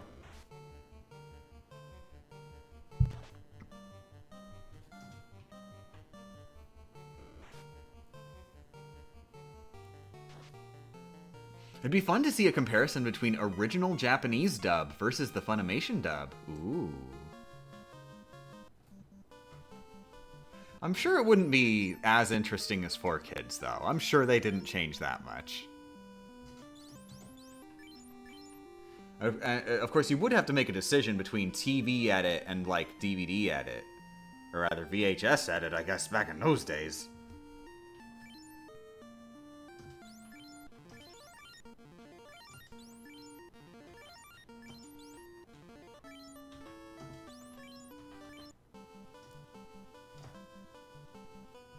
My god, you really aren't a Dragon Ball fan then. Wait, what?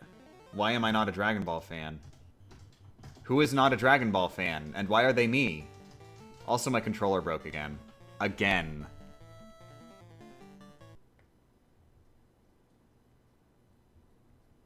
Not as drastic, also like...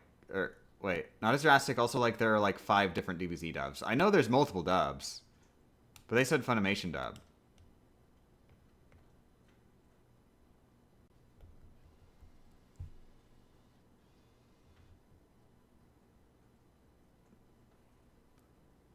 So it is actually really different. Like I knew there were dialogue differences. I knew they changed stuff where like in the original Japanese version, like Goku would be saying, "I love you, Krillin. I want to make out with you, Krillin." And then in the English version, they change it to, "I love you, Krillin. I want to have unprotected sex with you, Krillin." You know, just because they went through some slightly different character arcs.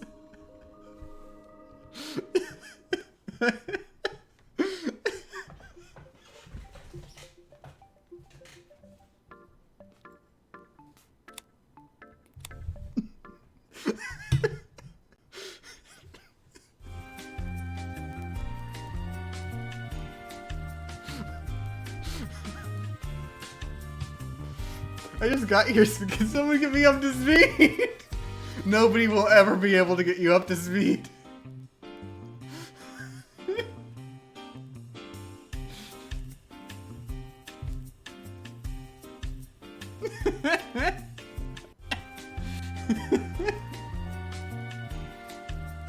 Oh wow, okay.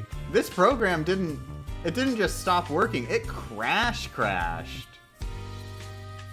Like, I'm trying to close it and it's not even closing. It refuses to close. It's that far crashed. I'm gonna have to task manager this. Oh, nope, never mind. It finally closed.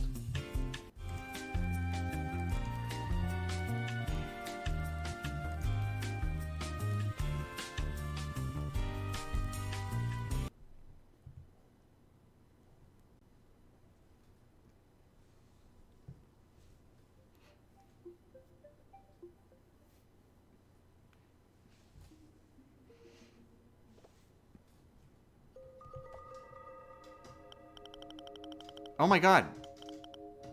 Oh, okay. That was weird. It was stuck at pressing left until I pressed left. And then wait. Or maybe it was up. 'Cause yeah, up does that. Huh.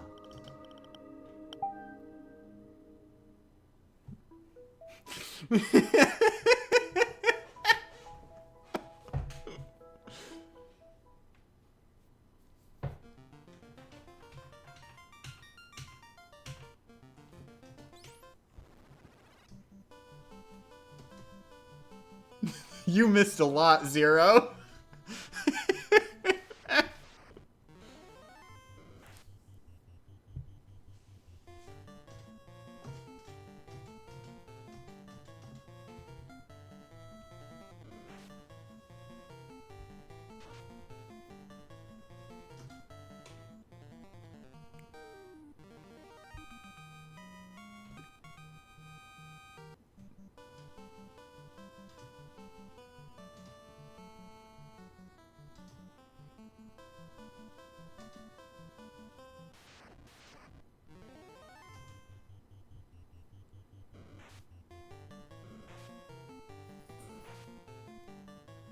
I'm so glad I haven't gotten food. Just there's not much of a convo anymore. I think I ended it immediately.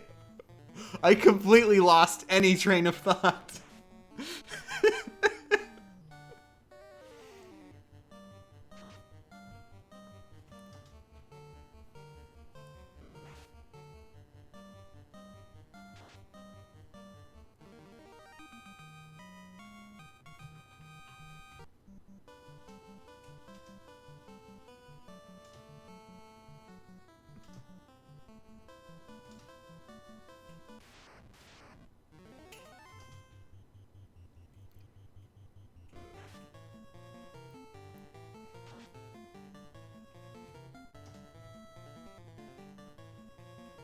We 100% completed conversation. Aw, yeah. It all comes full circle. They replaced Bulma's panties with sandwiches. I genuinely cannot tell if you're joking.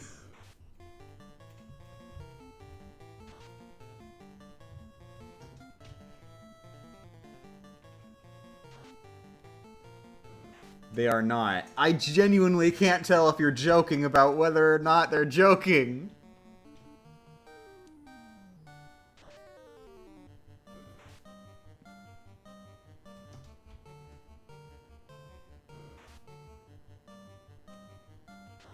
I'm not kidding. That was a thing in Dragon Power. Okay, it's in Dragon Power. Okay. So it's not in the anime. Is it in the anime?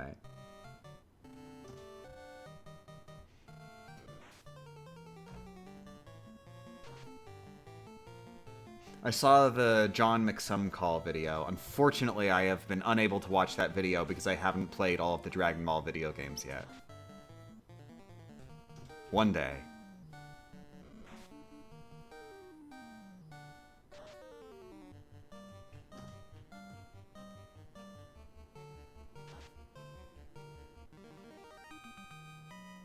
No, I just spoiled a Dragon Ball game. I mean, it's kind of a spoiler that you can't get by playing the game. You can only culturally osmosize this spoiler, right?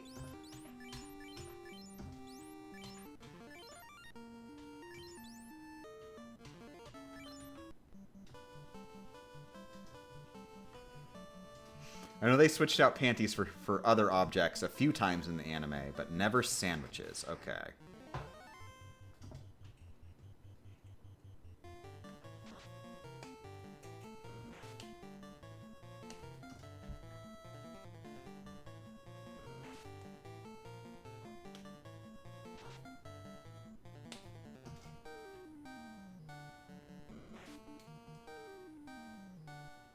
No, you can get it if you 100% for both games. Only if you're smart and, like, pay attention.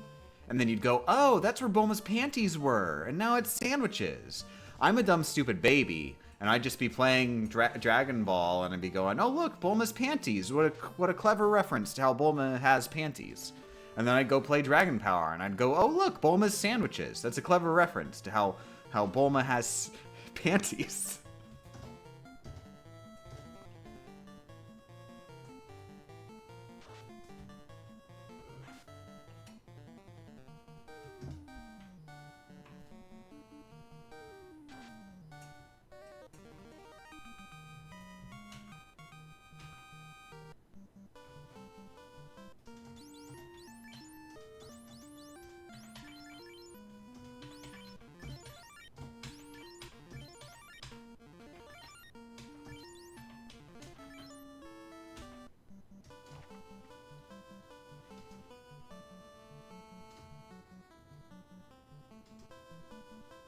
I'm sad now.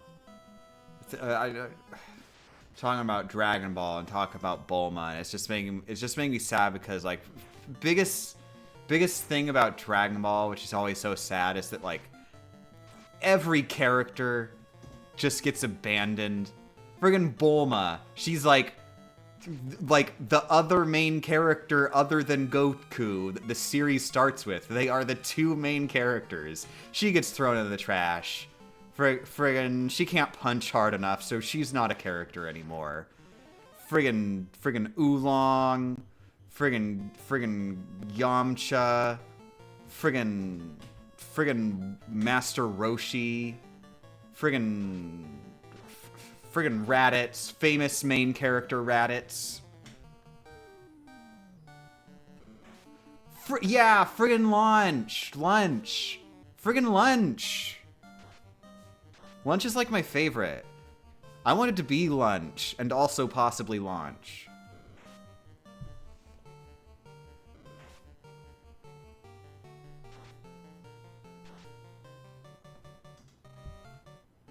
Launch should be a playable character in every single Dragon Ball fighting game.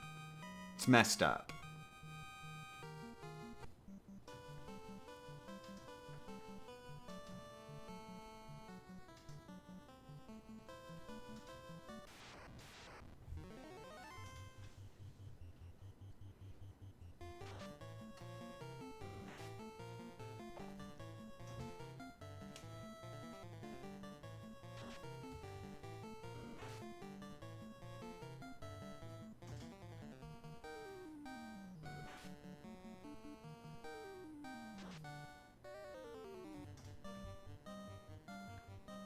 Chi-Chi would be great. I never really vibed with Chi-Chi.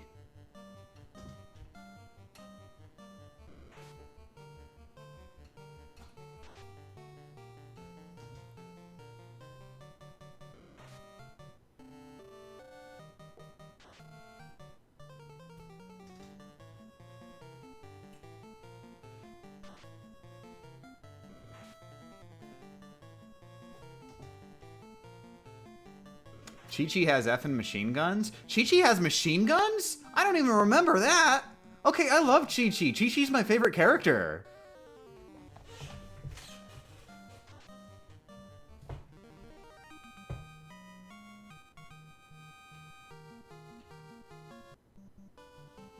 It was in the anime game of Champisan. Yeah, I think I either didn't see that part or I just forgot. I don't remember the part where Chi-Chi just takes out a Tommy gun and goes "Hasta la vista, Frieza," and then she freezes him with bullets. Oh my god! Cottages refill magic? Cottages refill magic?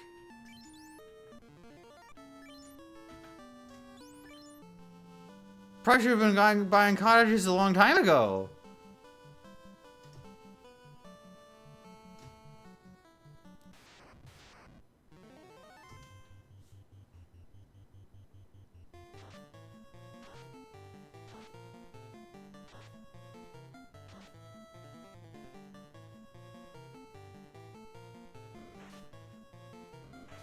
That's going in the video? Not really, because it doesn't really matter.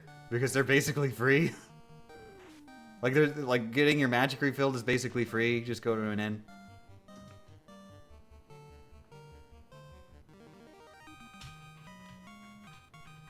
It changes nothing.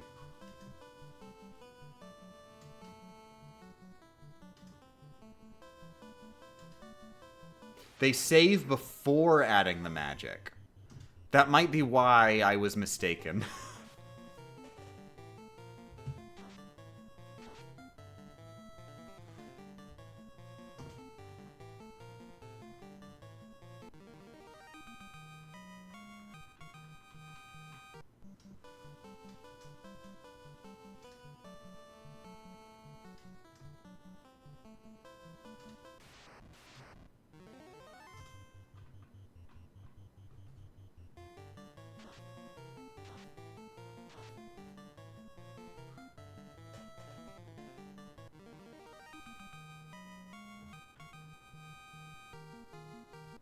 What do the 3 things do? There's 3, so does Tent just heal some HP or what? Sleeping Bag heals some HP and saves. Tent heals some HP and saves.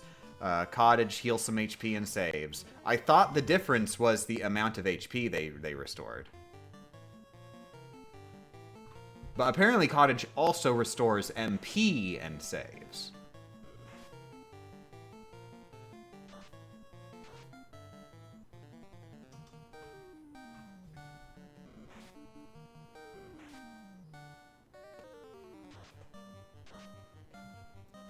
So I don't know if Tent also restores some MP or what. It might just be more HP.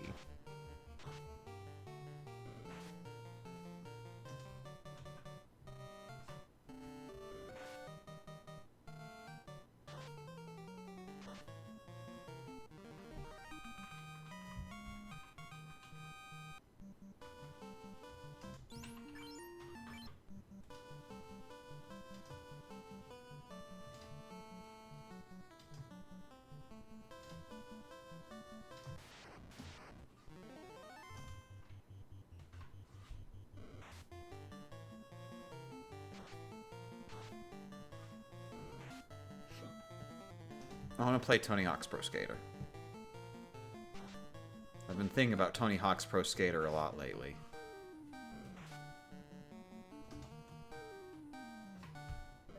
What's the goal for all the grinding? Level 50. Which is the max.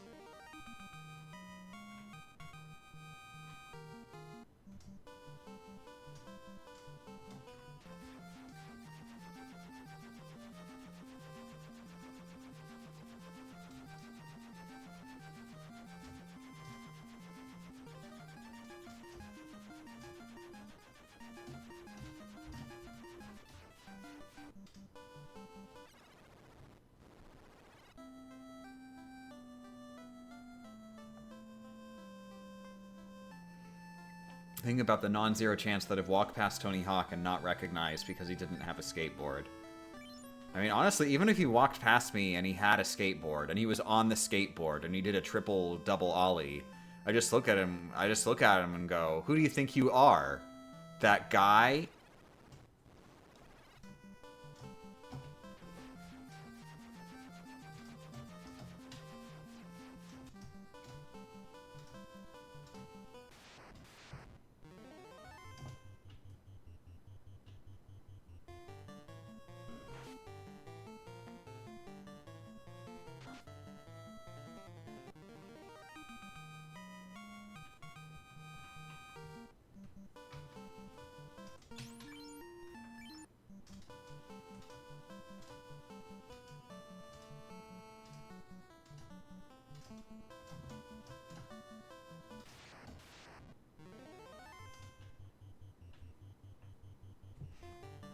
Tony Pigeon's amateur skater. They already did a Tony Pigeon in the underground games. There's a Tony Pigeon guy in the underground games. He's an asshole.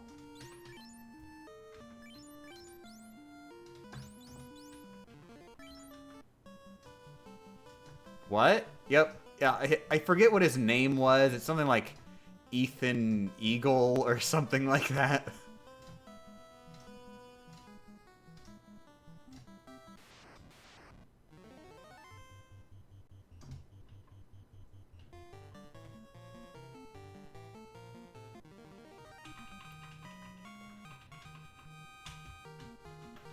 My controller broke again.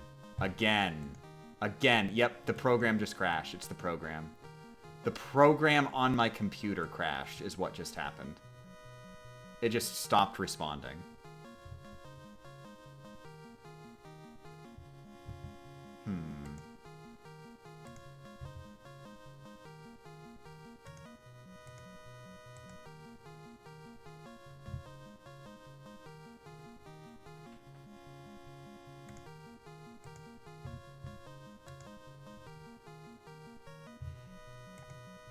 Um,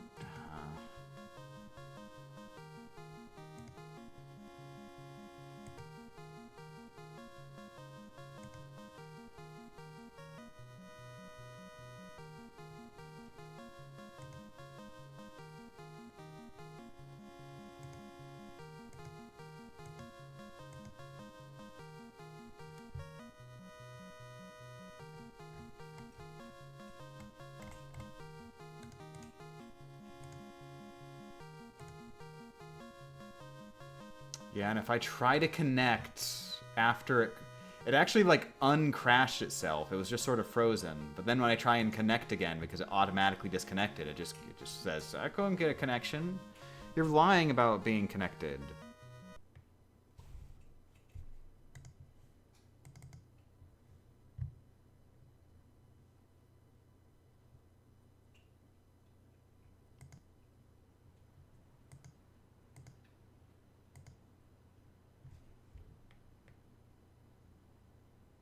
This is a third time today, isn't it? I'm not sure if it's the third or fourth.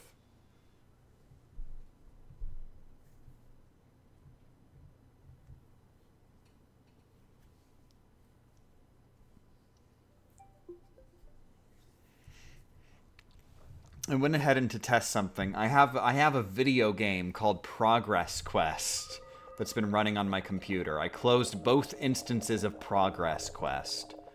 I will not be making progress in Progress Quest anymore. But maybe that's what was breaking that program for some reason.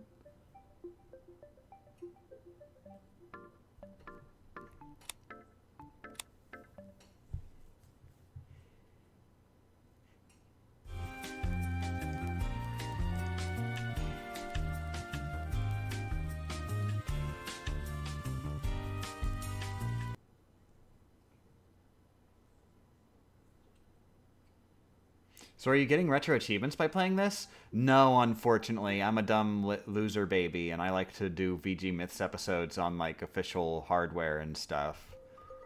Which, of course, I'm very officially doing this in a very official manner. Playing Finaru Fantaji on my American Wii U. But yeah, I like to do... I prefer for VG Myths, for the integrity of these dumb, stupid YouTube videos, to do them all on official releases. So, which kind of bars being able to do it on retro achievements.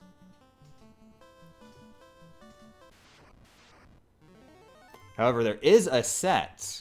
There is a solo set that I've actually worked on already a bit for Final Fantasy I NES that is like go through solo with every single class. Like there's 12 achievements for each class, including the upgraded forms for some reason.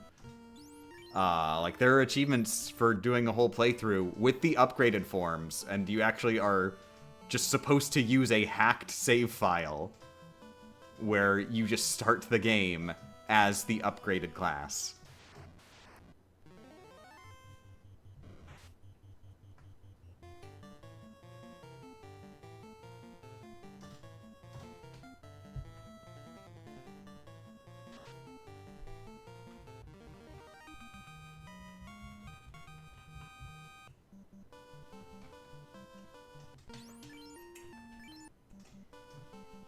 Wonder why the controller buttons program is having so much trouble just doing controller button things without crashing. So?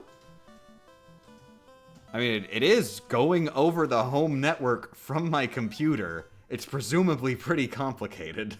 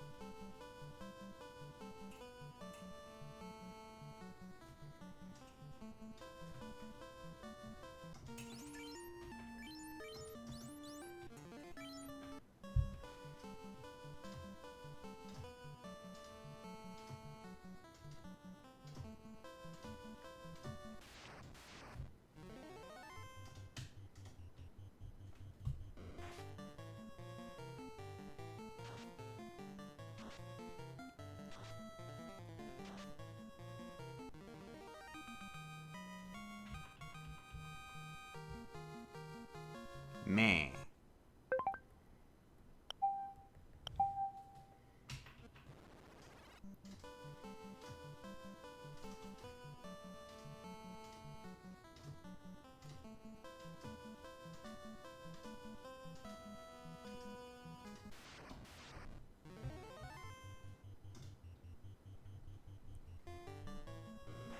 Oh, good, you didn't run. Thank you.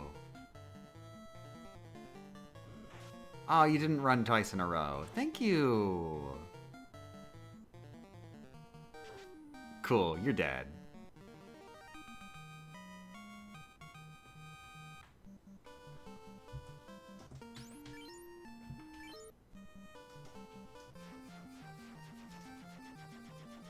I also realized that I don't feel good wasting cottages that cost 3,000 bucks just to save when I'm not even using the healing properties. So let's go back to the item shop. Let's go buy sleeping bags.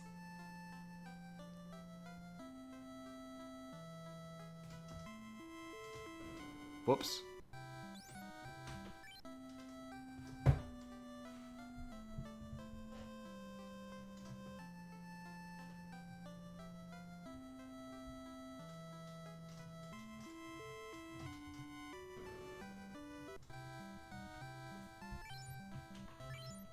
Well, I guess we're buying tents instead. I forgot. That's what's at the top of this menu, not sleeping bags. Whatever, who cares?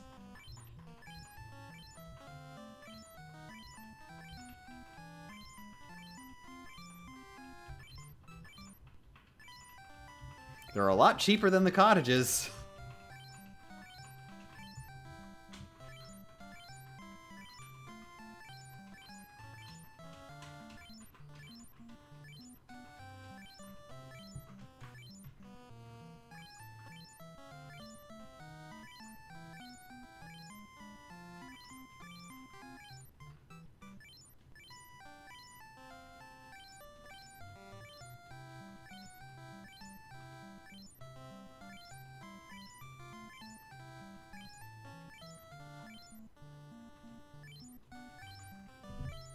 That's good enough for now.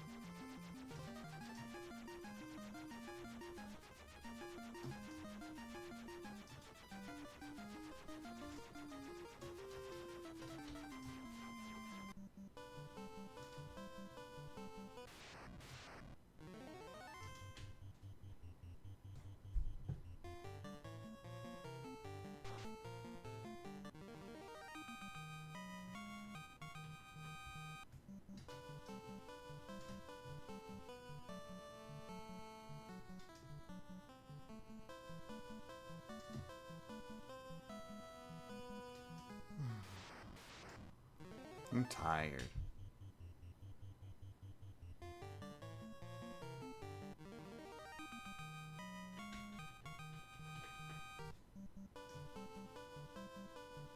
I want to play Stubbs the Zombie.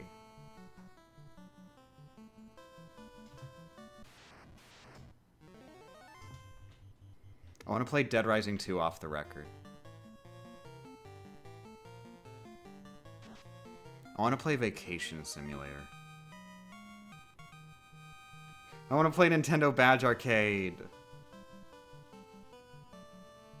I want to play Professor Layton in the Diabolical Box. I want to play Elite Beat Agents. I want to play Fable 2. I want to play Fable 3. I want to play Fable 1. I want to play Sonic Adventure 2. I want to play Sonic Adventure 1.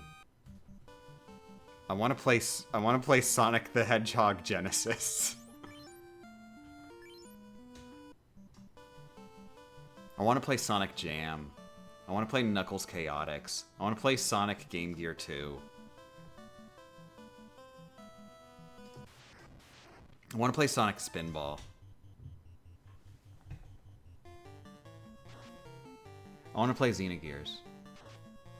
I want to play Yu-Gi-Oh! Duel Monsters.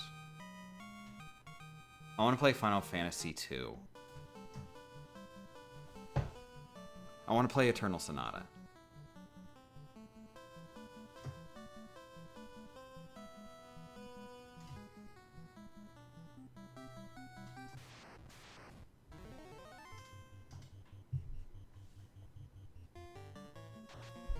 Intentionally avoiding saying you want to play Sonic 06. I want to play Sonic 06, but I have 100% completed the only version of the game that has achievements.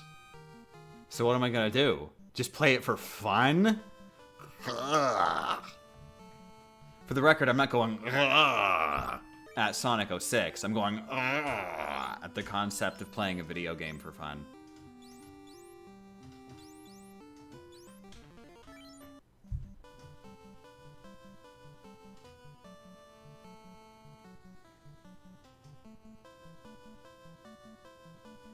I'm sad the PS3 version doesn't have trophies. If they just patched in trophies to the PS3 version, then that would solve the problem.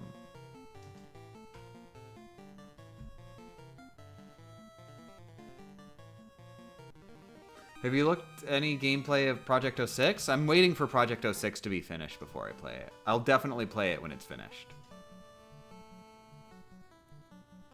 But I'm waiting patiently.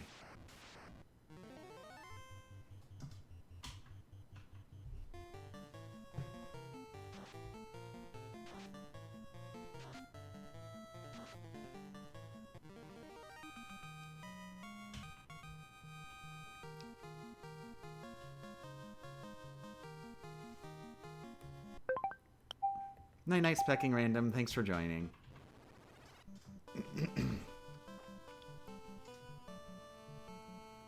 Do you have a hack that makes allies permanently dead, or are you just manually getting them killed every time whenever they get revived at town? Hi, good morning, Wintress. So you've never played Final Fantasy 1 before, have you? I'm just not reviving them at town. I just don't do that. That's a thing you have to choose to do, and I just don't.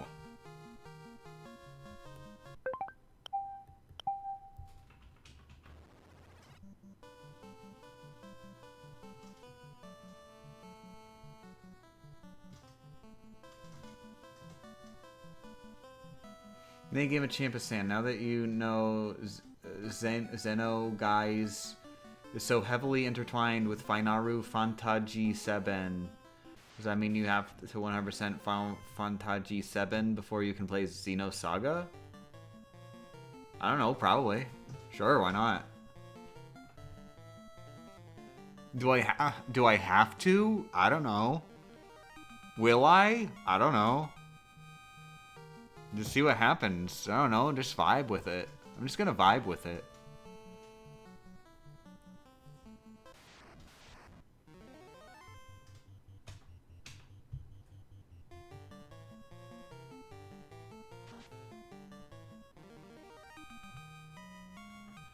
I'm asking you, and I answered. I said the answer.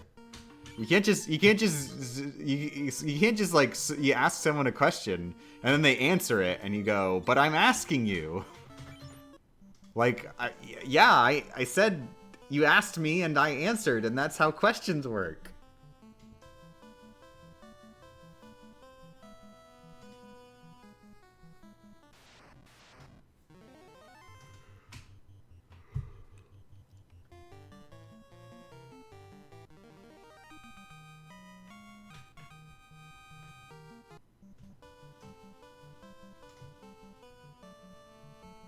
Yeah, you answered by asking me questions. I mean, questions were probably involved at some point, but it's not like I literally just asked you a question and that was that. I ended with like a definitive statement. I ended with a definitive direct answer to your question, which is I don't know. I'm just gonna vibe with it.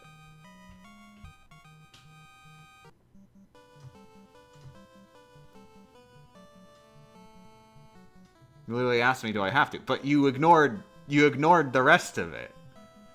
You ignored like all of the context surrounding it and the part where I literally said the direct answer to your question.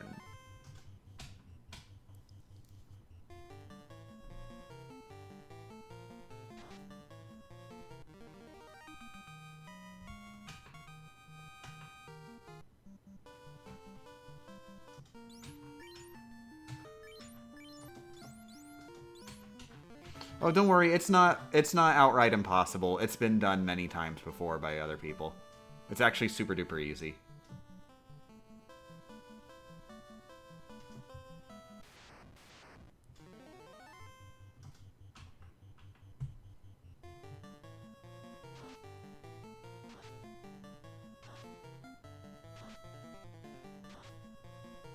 Good morning, Ribbon. It's going.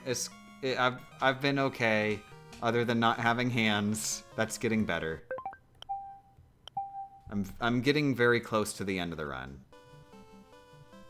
We only have the final dungeon left, and I'm just leveling up before then.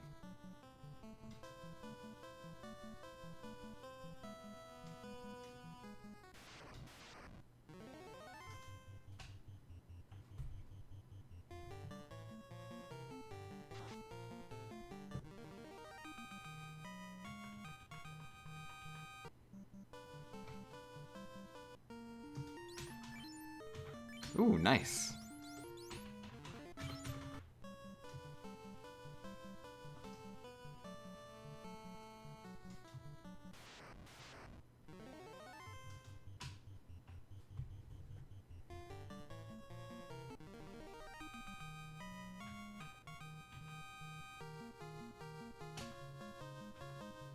Ah.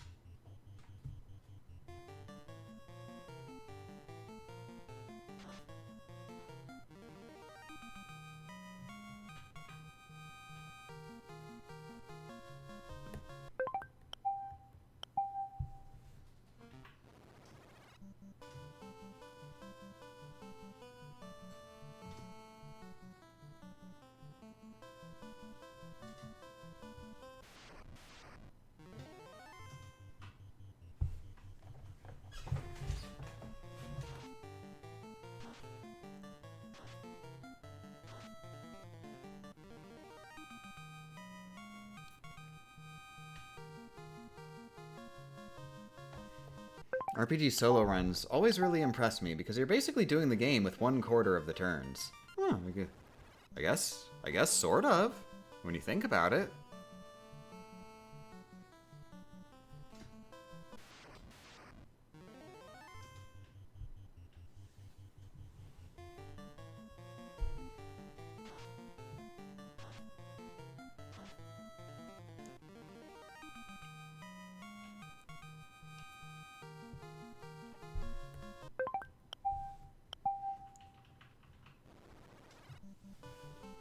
But yeah, this has been a fun economical way to get a video done by using my feet. And it's really making me want to do one of Final Fantasy II. I hope a solo run of Final Fantasy II is potentially as interesting. Cuz I haven't done any research into what that might be like, or if it would be good enough. Or if it would be feasible. I'm sure it would be feasible, considering the way Final Fantasy II's systems are structured. Like, you just take one character and you make him a powerhouse. Unless, like, the only stickler would be, like, does the final boss just have an instant death move that you can't resist?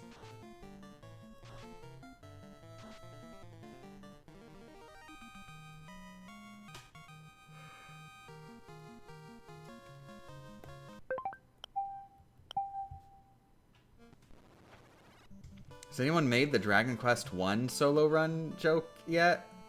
No, and I don't think that's very funny because I have played literally 2 Dragon Quest games, and one of those 2 Dragon Quest games I've played only has a single character in it.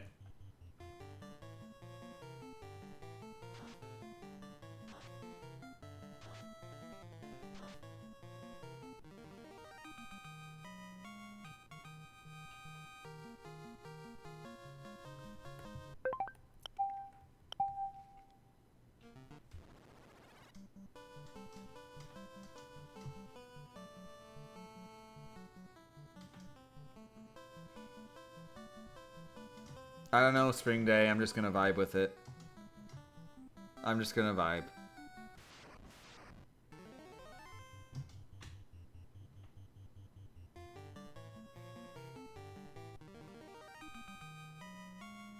Lightning Returns solo run goes hard. I'm just going to assume that that's a gag because in Lightning Returns, Lightning is the only playable character. Because I don't know. I genuinely don't know if that's true or not. Don't tell me. It's a spoiler if you tell me. It's gonna ruin my entire playthrough of Final Fantasy XII. If I'm playing through Final Fantasy XII, I'm just gonna be thinking, God, a couple games from now, I'm gonna be playing as only Lightning and not anybody else.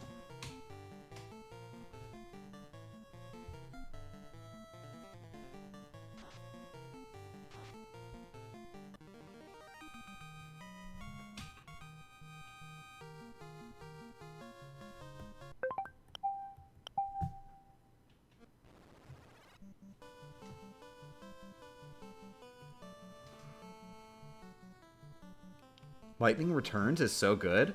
I think that is the first time I have ever in my entire life heard somebody say they like Lightning Returns. I have only ever heard Lightning Returns being brought up in the context of it is a video game that exists, or I do not like Final Fantasy XIII. I do not like it with green eggs and ham.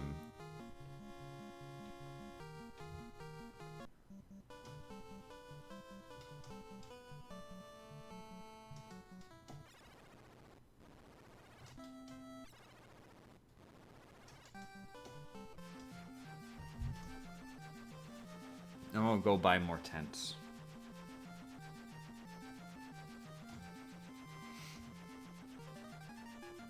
By the way, I leveled up if you didn't notice. Wait, this is the wrong place.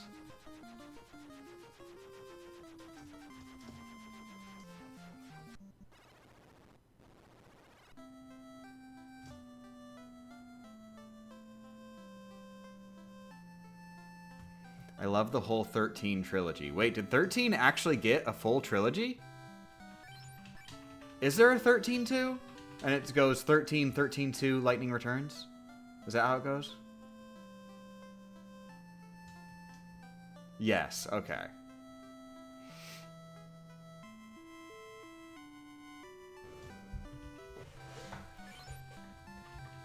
I can't wait to play Lightning Returns. Just have to play about 40 games, and then I can play Lightning Returns. I know nothing about Lightning, but I know that she returns. You know, good on her.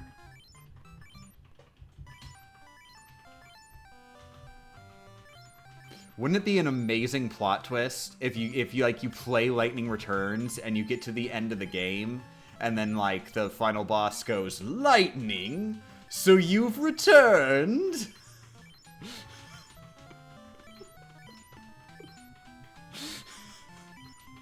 I was gonna go somewhere different with that, but wait, you know what? I think that would just be the best that would be the best twist ever. That's it. You just get to the final boss and the final boss just goes, "Lightning, you've returned."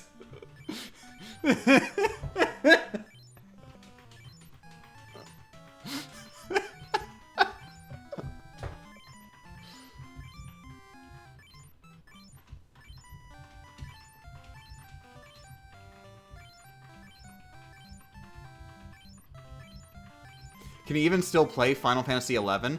Final Fantasy XI, they only just announced, last year, that they were going to stop actively updating it. Final Fantasy XI is still officially supported, but they stopped actively updating it, last year.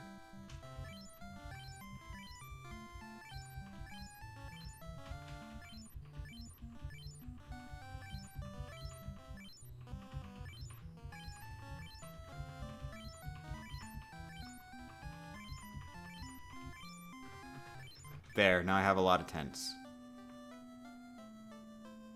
I'm too poor and or cheap to buy more tents. Meh. Meh.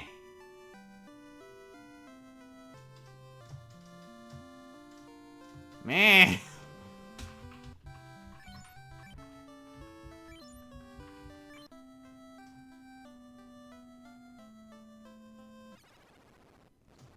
Can't wait to play Final Fantasy XI. But before I can play it, I need to 100% RuneScape. That's gonna suck.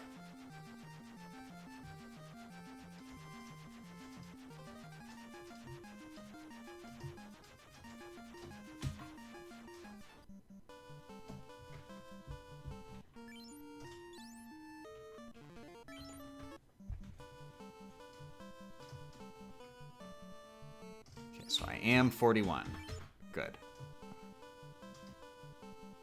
Feels like the amount of XP you need for each level up doesn't really go up that much at this point.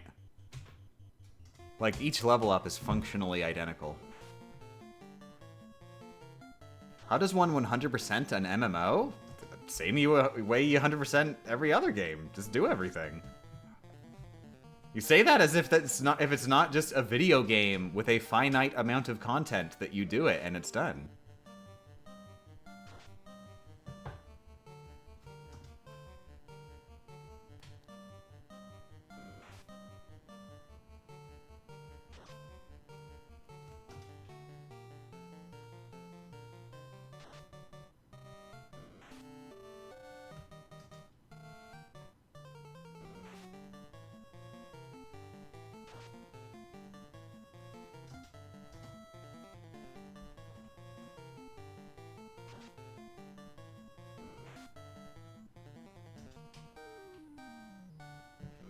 Good morning, Cobalt.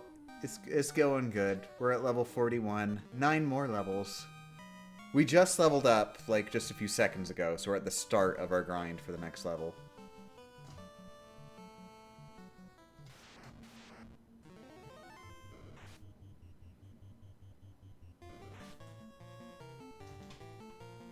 No, you're joking again? It happened again. It happened again. It broke. It broke again. You're joking so much. You're joking so hard. You mean I have to use my hands? It's like a baby's toy.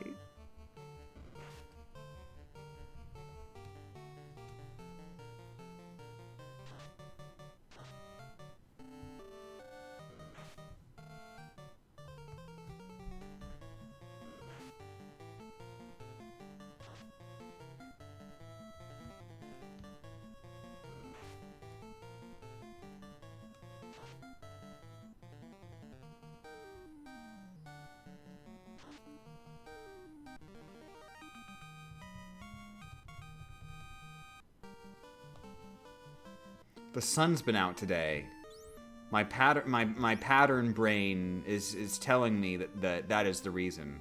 The sun is making this controller act up.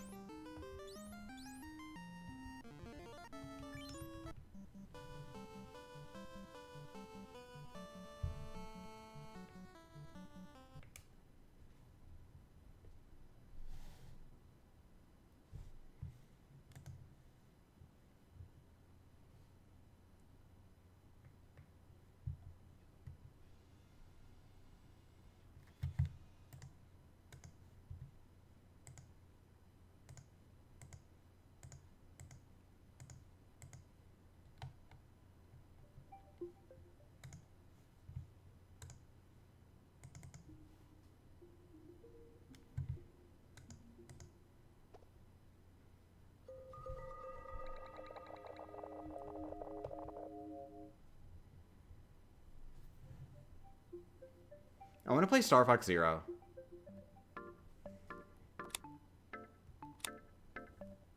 I want to play Star Fox Guard.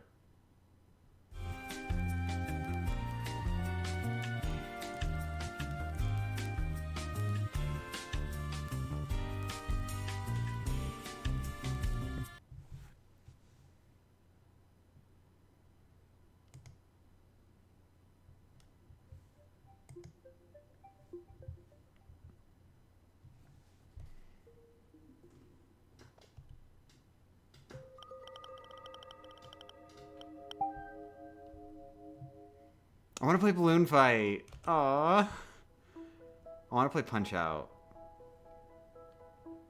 So much to play and not enough time in the day. I'm mostly just worried about not having the hands to play the games with. Oh, God. Oh, no, gee, oh my, I've tripped and fallen. Oh my God, I did it again!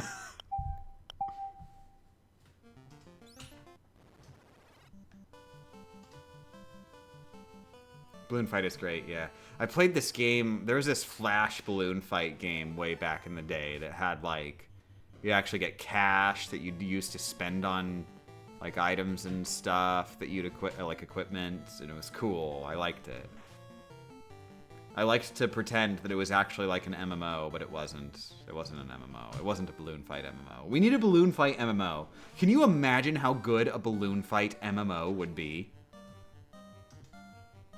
Have you played through the Balloon Fight series? No, unfortunately. I have not played Hello Kitty World yet.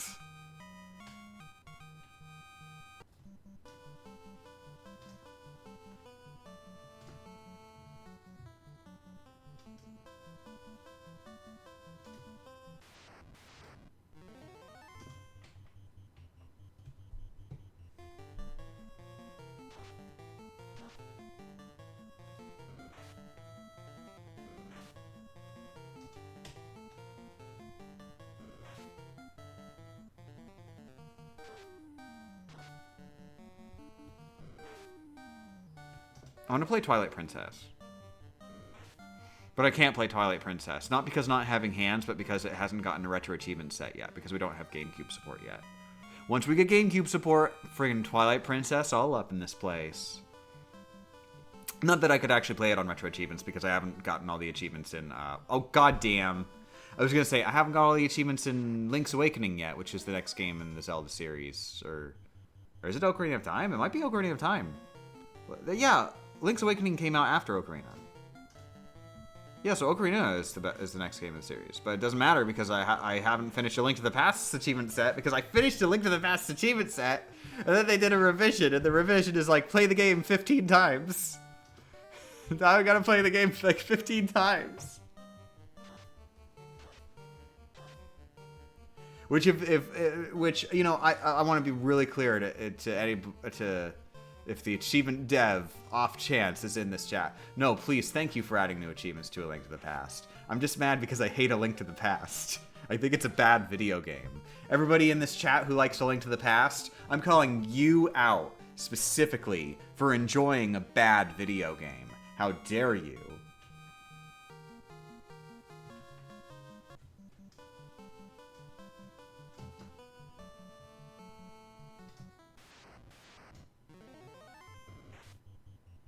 Like, legit, I just do not understand it. I don't understand why people like A Link to the Past. It genuinely just feels like a really clunky, boring game where all of the gameplay is just these really boring fetch quests after really boring fetch quests.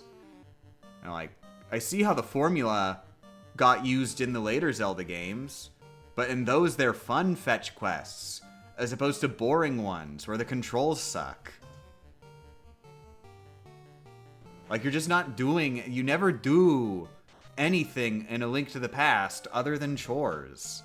You're just doing chores to get to the next location. And, like, none of the chores are fun.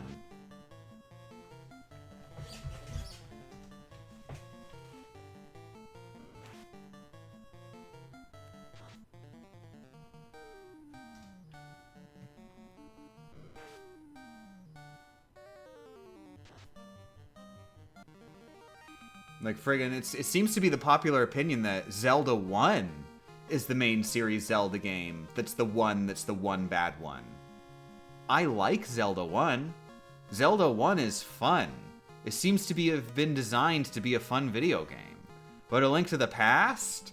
Yeah, no, it's boring as hell. They forgot to put a video game in the video game, dagnabbit.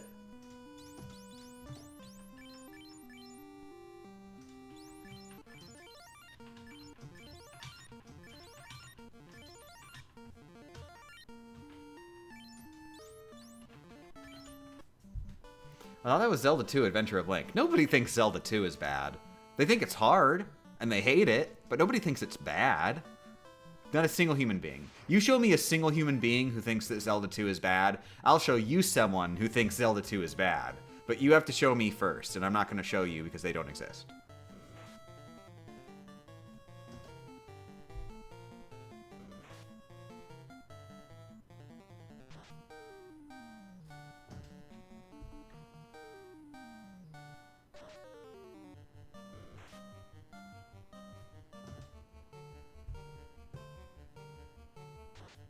I like A Link to the Past, but I think there are better games that all but replace it, in my opinion.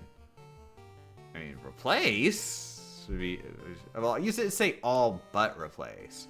I wouldn't say there's any game that, quote-unquote, all but replaces it. Like, I mean, A Link to the Past is, like, its own unique video game. I don't think there's any other video game that is A Link to the Past but good. It's just that A Link to the Past isn't good. That's the problem. Have you tried Link Between Worlds? I have not played A Link Between Worlds yet. That's like the one like mainline Zelda game I have not played. Unless you count Triforce Heroes. I haven't played Triforce Heroes. I don't think people count Triforce Heroes as mainline.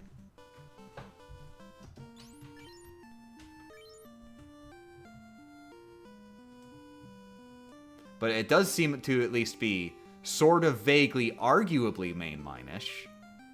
Sort of.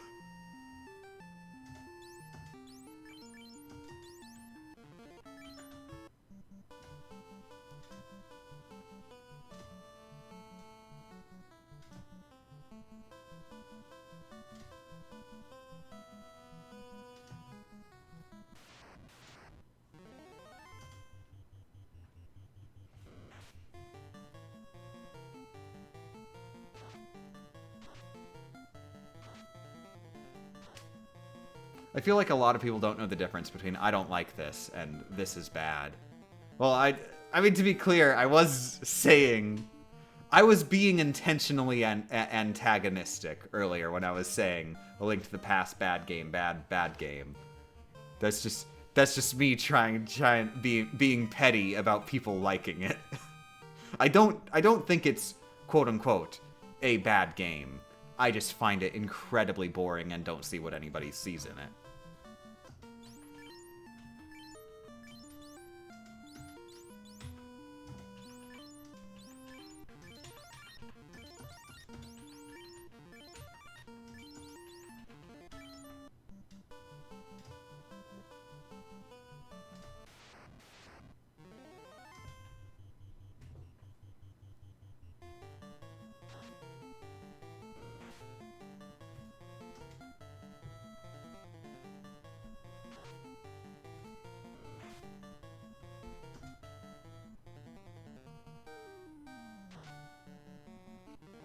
What's your favorite top-down Zelda?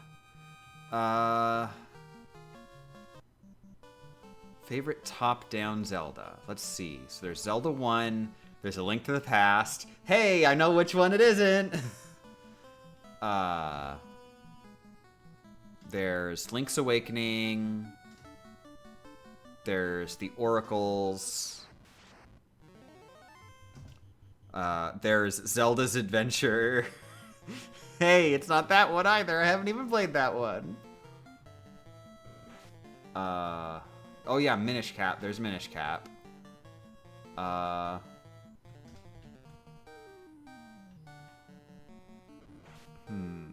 There's Phantom Hourglass and there's Spirit Tracks. It is not Spirit Tracks. I also hate Spirit Tracks. I hate Spirit Tracks more than I hate A Link to the Past. A Link to the Past I find incredibly boring.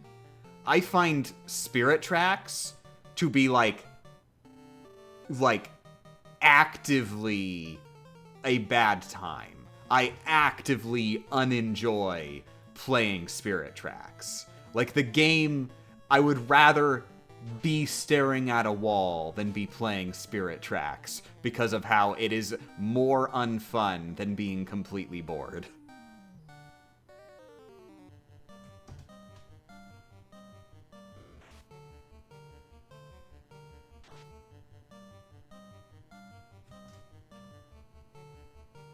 What's wrong with Spirit Tracks? Well, first of all, the whole train thing which is basically it's like you know, I get what they're doing. It's like traveling between islands on the ship, but like in sort of a different context. Except you can't. You can change literally nothing about the travel. You are literally just locked into very slowly going through a loading screen. It's just a really, really slow loading screen, and there's nothing to do during the journey at all. It's incredibly boring right out of the gate. You've got that, and that's like half of the game is doing that. Oh, that's a bad choice. But then also, just in general, like, all the dungeon puzzle design is the worst in the entire series. There are so many puzzles in Spirit Tracks where every time the solution is not like, oh, the solution is, oh. The solution is never Eureka. The solution is, oh, god damn it. There is at least, I never actually beat Spirit Tracks as the devs intended, because there is a puzzle that I accidentally did a sequence break to skip solving, and I was genuinely unsure whether or not the sequence break I did was the dev intended solution to the puzzle until I beat the dungeon and then still had like a section of the dungeon that I just was incapable of getting to because I hadn't solved the puzzle yet.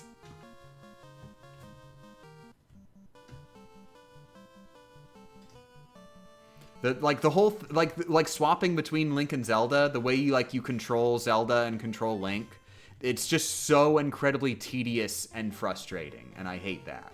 I hate that aspect of it, and all the puzzles involving it are like even more tedious and never satisfying to solve those puzzles ever.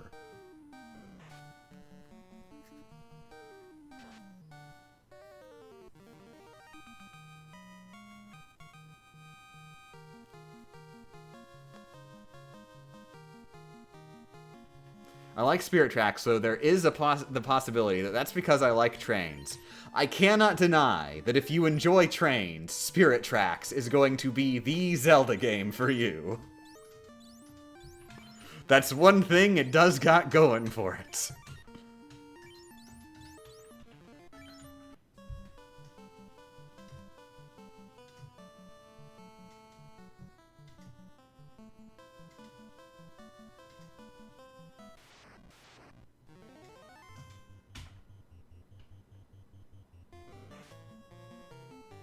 The same though, it's the best Zelda game where you play as Zelda.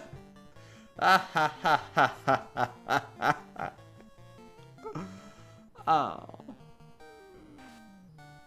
Oh, good morning, Lord Robin. We were just talking about how much I hate video games people like. Although I don't think there's that many people that like Spirit Tracks, like A Link to the Past. I hate A Link to the Past, is what I'm getting at. Run very quickly, everybody who enjoys A Link to the Past.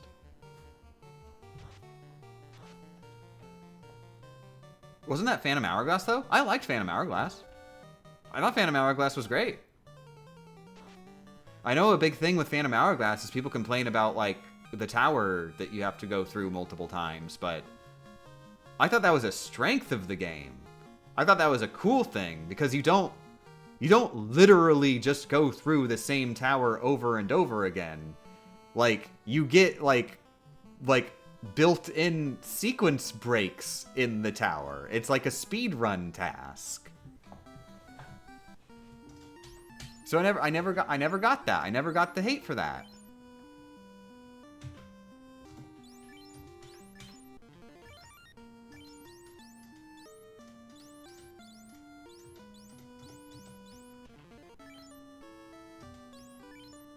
Oh, are we? I think Overwatch is mid. I haven't played Overwatch yet, unfortunately. I really do need to get around to playing Overwatch so I can play Overwatch 2.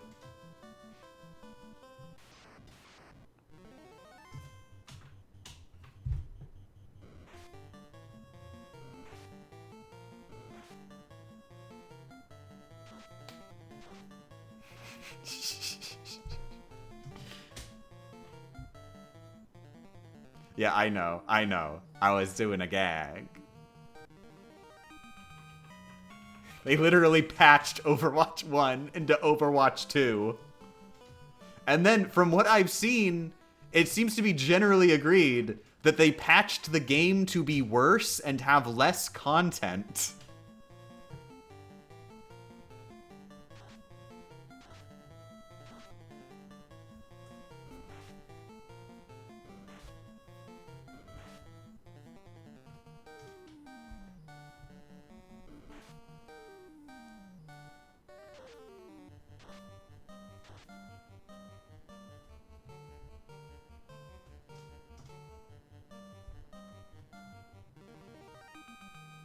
Especially with Overwatch 2 scrapping the PvE mode. Was the PvE mode in Overwatch 1, or was that just like they planned it and scrapped it?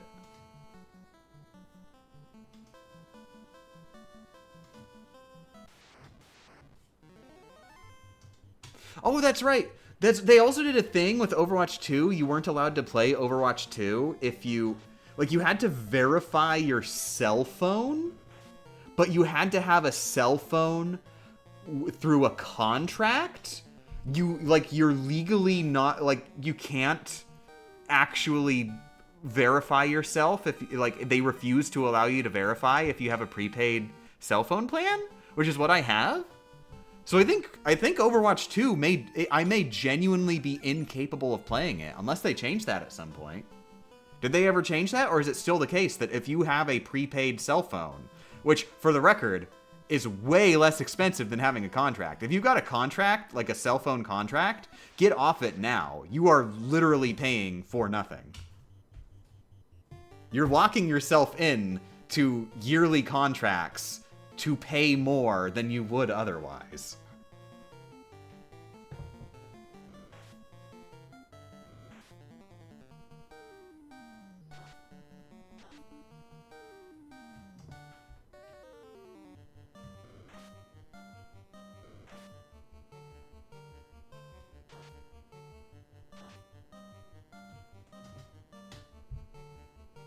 Now, of course, the downside is, I tell you this, but if you are on a contract, well, the way a contract works, you can't just drop it.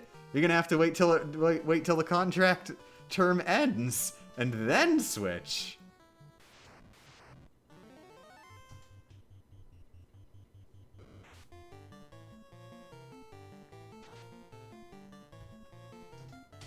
But yeah, they try and make it seem like it's like you're getting a deal out of it, because they're like, oh, look at this.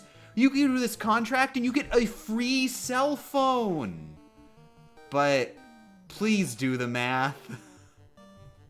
You'll be paying the cost of that cell phone within like a couple months, and then you're just paying way more than you would have otherwise after that point.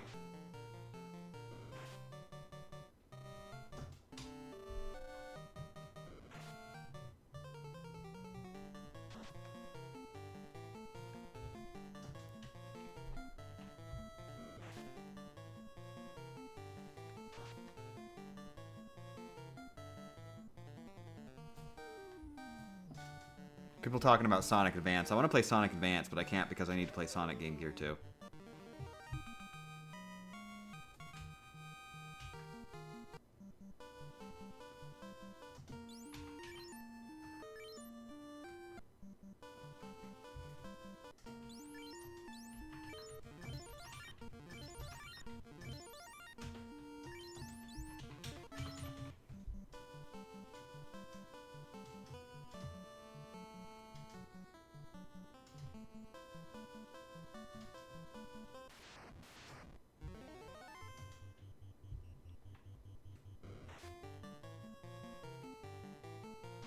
I'm fairly sure Sonic Advance isn't a sequel to the Sonic Game Gear games.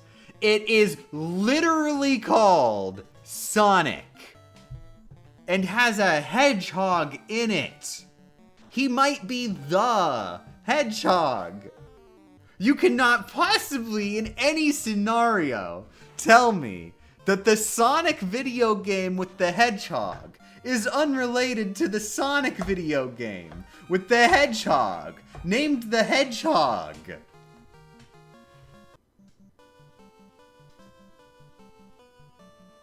If anything, it's a sequel to Pocket Adventure.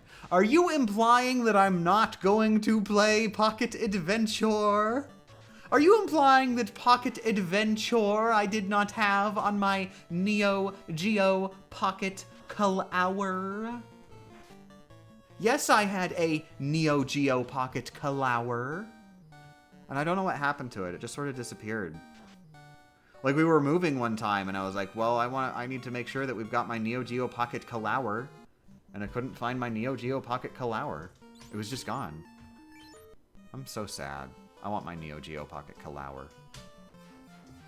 Neo Geo Pocket Color is like the best mobile handheld ever.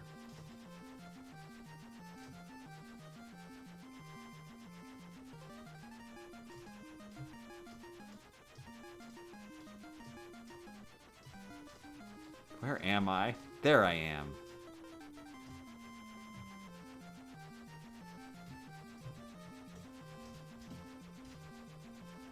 I just realized there's no reason for me to go in at all when I've got cottages.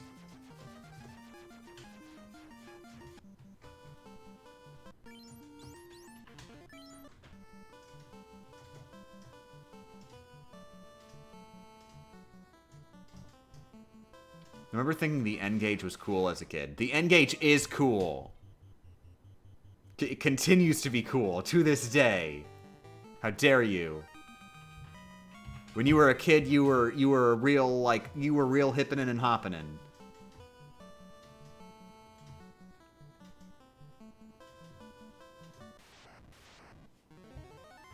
It's not like there's this thrilling multi-game storyline you can get spoiled on between Sonic games. I never said there was.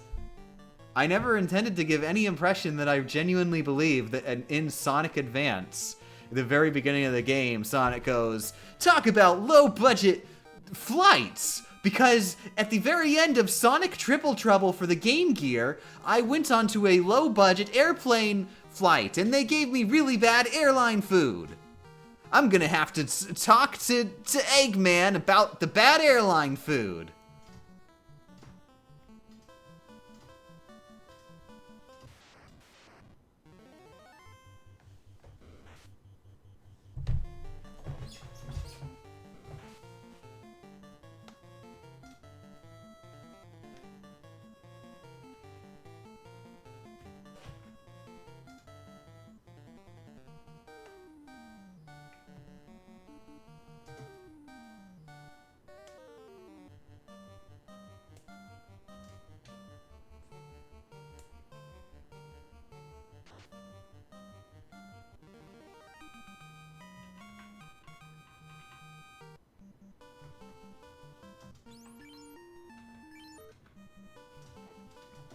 Did you know that if you want to play the SNK vs. Capcom series, the game you have to start with is the trading card game on Neo Geo Pocket Color?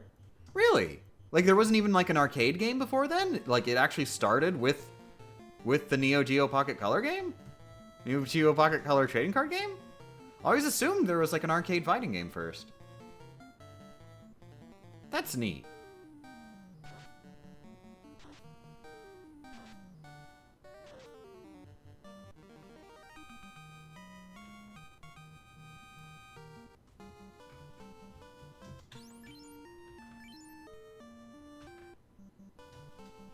Imagine playing Sonic Chronicles. I want to play Sonic Chronicles. I've never played Sonic Chronicles, and I've always wanted to, and I always hear, Sonic Chronicles, bad game. But, you know, honestly, I expect I would enjoy Sonic Chronicles. It always happens that I hear, game, bad game, and then I play game, and I'm just like, I like game. I think there is a very low chance that I play Sonic Chronicles and I actually genuinely think that like, I don't enjoy Sonic Chronicles.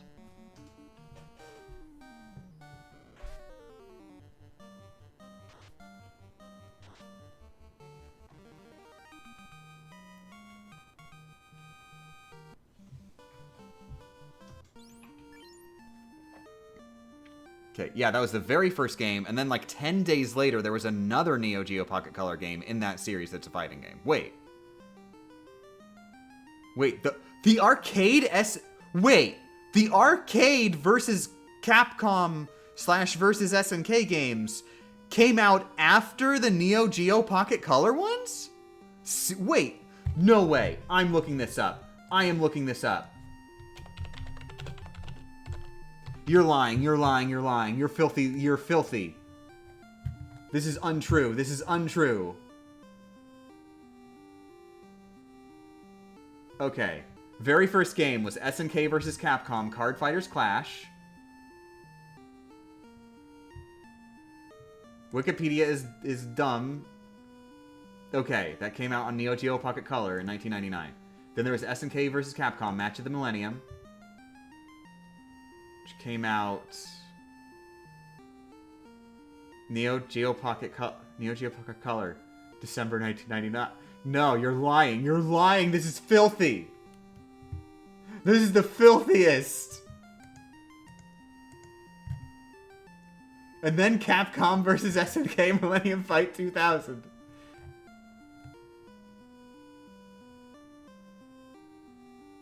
And that one came out in arcade. That was an arcade game. You're joking. You're joking. It was like an entire year later. Oh my god. I just always assumed. I always assumed with my brain mind. I made it up in my head. I just made it up in my head that the arcade games came first. Because why wouldn't they have come first? So this entire time, I thought I was playing. I thought I was playing SNK vs. Capcom out of order when I played it as a kid. And I mean, I was. I'd never played a single SNK game. I still have yet to play a single SNK game in my entire life, other than SNK vs. Capcom. But I thought I was at least playing the SNK vs. Capcom games out of order because of the arcade games. No, I was playing it out of order because of the card game.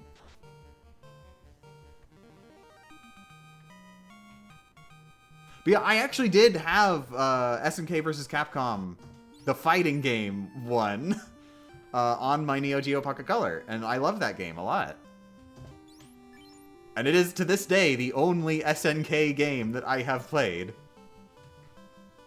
SNK fighting game, that is. I've definitely played others. Metal Slug is SNK, right? I've played Metal Slug. I've played the heck out of Metal Slug.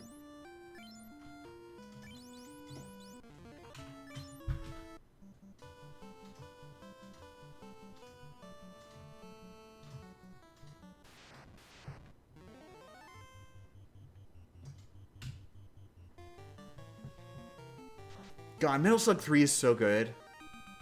I've talked about this on stream before. Metal Slug 3 is so god friggin' good. I hate that Metal Slug 4 through 6 exists. Because they did not even attempt to be as good as Metal Slug 3, and they are so embarrassing.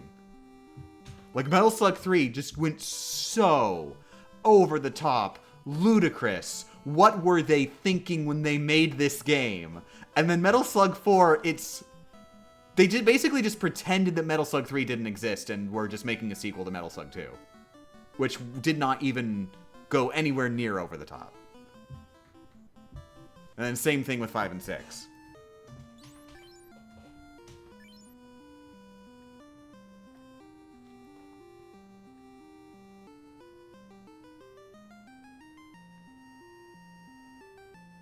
Like, imagine there was Resident Evil 1, Resident Evil 2, then Resident Evil 4, and then they released Resident Evil 3. Imagine that. And that's what it's like when they did Metal Slug 1, 2, 3, and then 4, 5, and 6. 4, 5, and 6 are like, what's the point? Why do these even exist?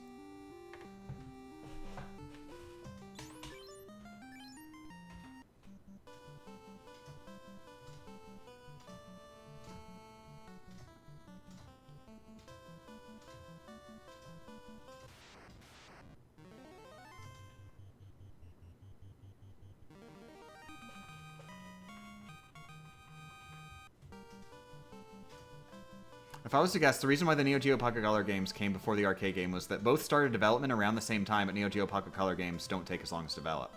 I don't know, because the ones in arcade are called Capcom versus SNK. I wouldn't be surprised if it is genuinely the case that they did the crossover for the handheld, and then went, hey, let's do it for real.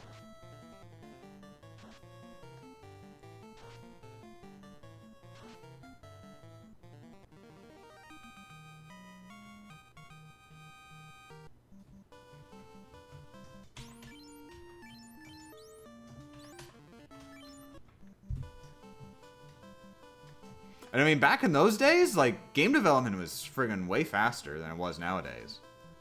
So, like, getting a game done in a year? Friggin' heck yeah. Friggin' they were getting friggin', even, like, long after that, friggin' PS2 era, Insomniac was making a game a year. Insomniac was just like, Ratchet and Clank, okay, let's just get the second game out real quick. Let's just get the third game out real quick. Let's just get the fourth game out real quick. And by the way, also, while we're making these, we're also making, like, a couple side projects. Who even cares?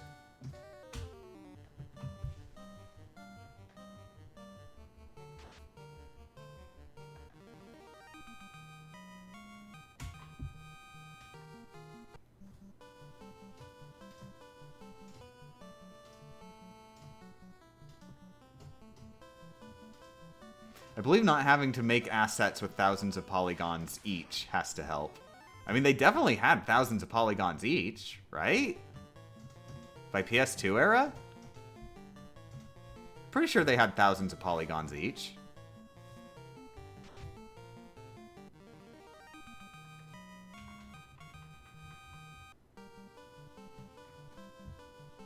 I think the reason for the different order was SNK vs. Capcom was developed by SNK, and Capcom vs. SNK was developed by Capcom. That's right, yeah. Yeah, I remember that. I remember that fact. Although I didn't have it in the top of my brain mind at the moment.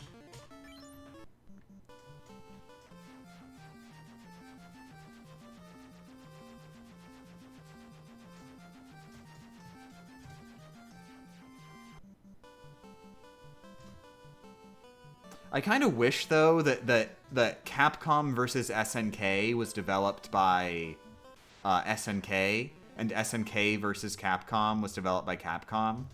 Because I feel that's the more polite way to do it, because then you give the guest top billing. And I think that's the polite thing to do, you know? I wish they'd done it that way.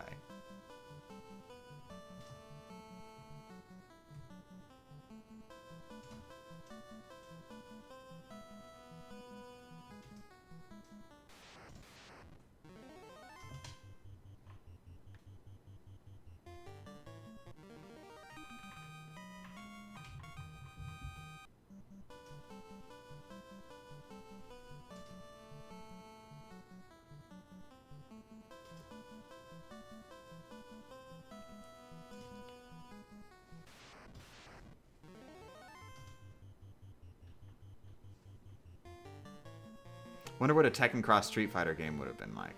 We only got Street Fighter Cross Tekken. Hey, wait, that's a good example. So Street Fighter Cross Tekken was a Tekken game, right? Developed by the Tekken people. So they actually did give the guests top billing in that scenario, right?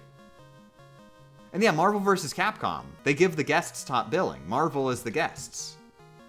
Even though, I mean, it's developed by Capcom as a thing, but it's a sequel to a Marvel game.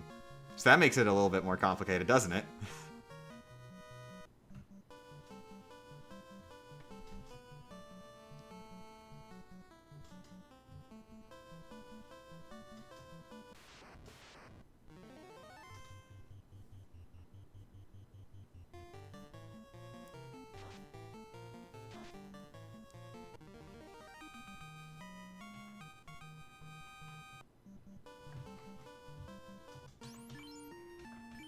Does anyone here know about the Ultimate Rockman crossover, Rockman Cross Street Fighter? I own a physical copy of Rockman Cross Street Fighter, actually.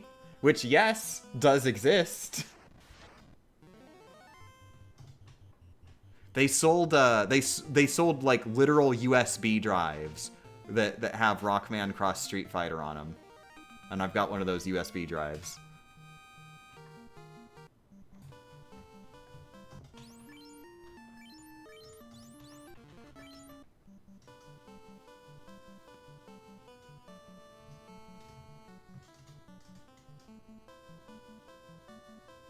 Apparently they each signed a crossover deal to make 2 fighting games each, and since the card game isn't a fighting game, it wasn't part of the deal. But did they make a second one? I don't know if they made a second one or not. Wikipedia itself is questioning if that's true. Yeah, because, like, that, I mean, if there's no source on that, then I definitely not assume that was true.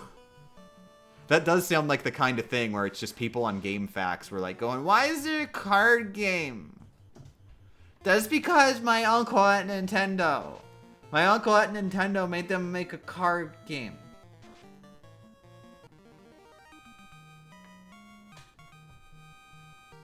They did make a second one in 2003 because Capcom was suing them. Capcom was suing them and going, I demand that you make SNK versus Capcom 2.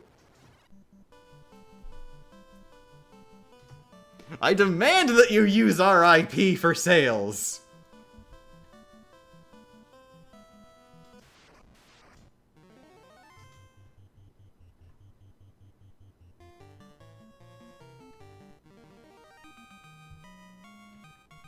You know what would be really cool for like a versus fighter series? What if they did a contract where neither of the publishers gets any revenue from the sales of the other publisher's game, and so they just make the contract that the games will release on the same day, and like they get 100% of the sales, and just have access to the other to the other companies' licenses, and then it's just like friggin'. May the best fighting game developer win!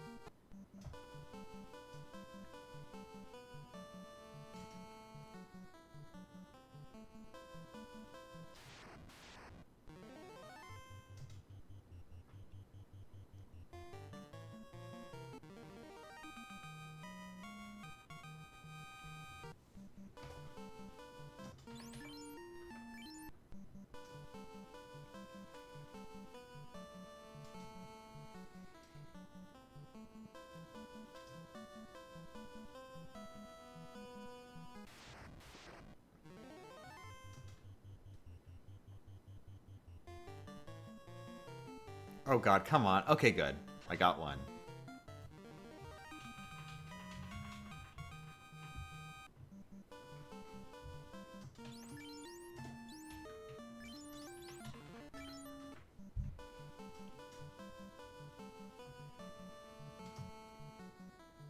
Also, the Switch version is what I recommend for 100% completion of Card Fighters Clash, since it includes both versions. You need to trade between games for 100% completion. I'll just do it on Retro Achievements, thanks.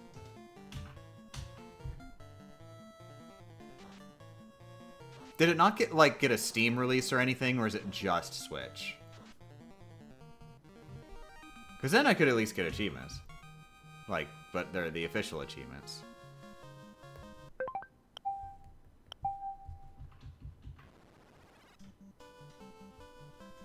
Are they goblins? I forgore. No, sorry, they're Goburines.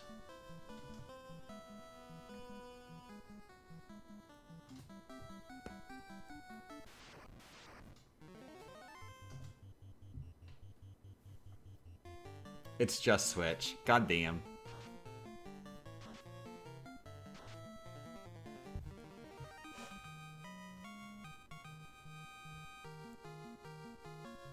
Gogurines? No, Goburines.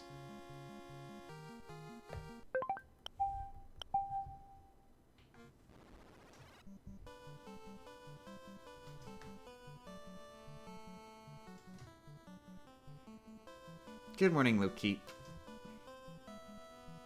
We're killing Goburines. I think this is for level 42. 2?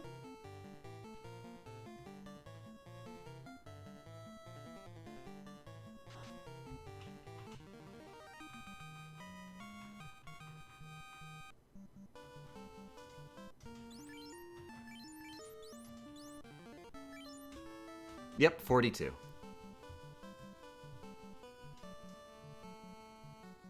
We're just talking about how the first SNK versus Capcom game was a trading card game.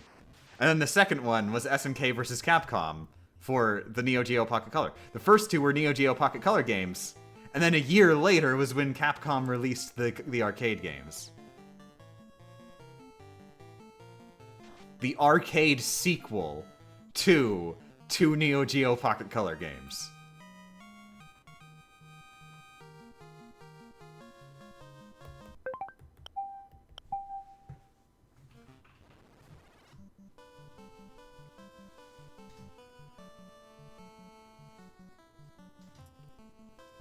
One of these days, I'm gonna be playing King of Fighters, Fatal Fury, all those. Garo of Wolves, friggin' King of Chess, King of Tennis.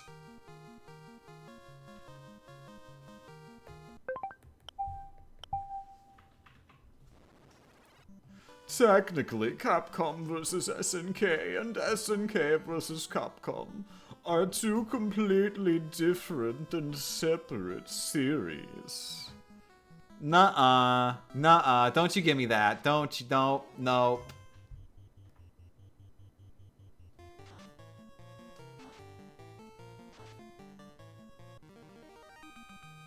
Do they have BB Hood in them? If they've got BB Hood... If they've got BB Hood, they're same series. Don't even try and mess with me like this. Oh, my favorite fun fact ever. So, this happened a few months ago. I tweeted about it. I was thinking, wait a second, BB Hood. Like, she just uses a friggin' Uzi. She just uses a friggin', like, submachine gun, right? And they called her BB Hood. Was that a localization attempt at censorship to make you think that her friggin' machine gun is a BB gun, as opposed to being like a regular gun? So I looked up her Japanese name, and yes, they did change her name in localization. Guess what her Japanese name is? Beretta.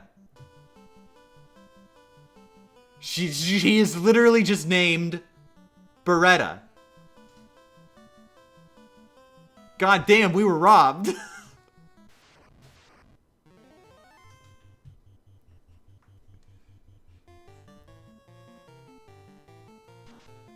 I can answer if BB Hood is in the card game. I don't want to know if she's in the card game. I only care if she's in Capcom vs. SNK. I'm fine with knowing that. But I will not accept any cast spoilers for the card game.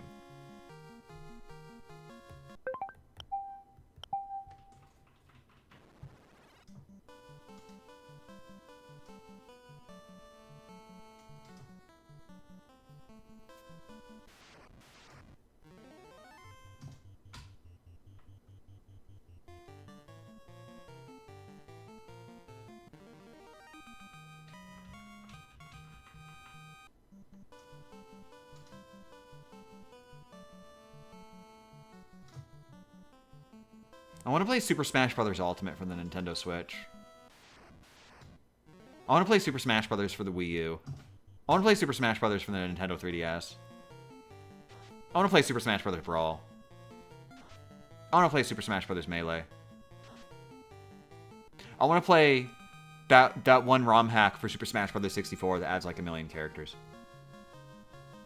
I want to play Super Smash Bros. 64.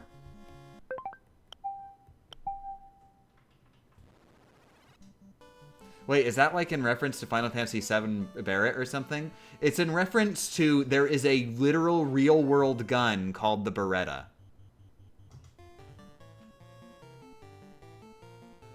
Or maybe it's like a gun manufacturer or something. I don't know. That's a real-world gun thing. So they literally just named her Beretta. But I think it's like spelled slightly different. But you can't really tell because it's in Japanese.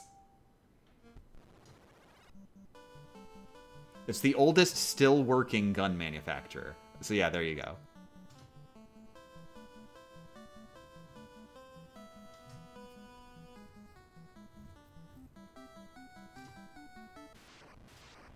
They're from the 1500s. What? That's impossible. Guns weren't invented until like the 1900s. Jeez, friggin' getting all trying to brain mind me.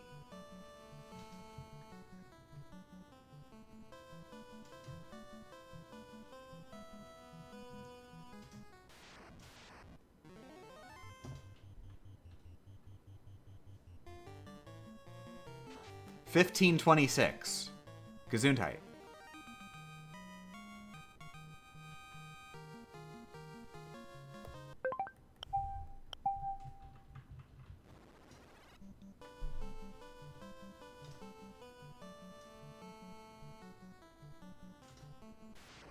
I googled it, and guns were invented in the 10th century. That's not true. They were invented in, like, the 3rd century. Don't come at me with these false lies.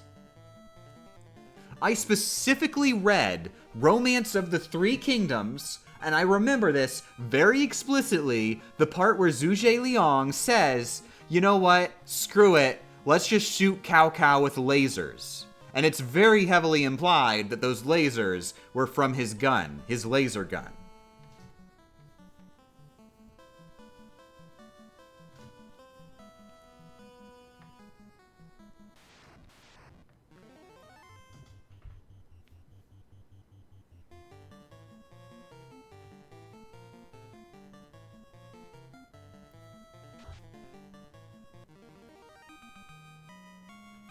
I want to play Dynasty Warriors.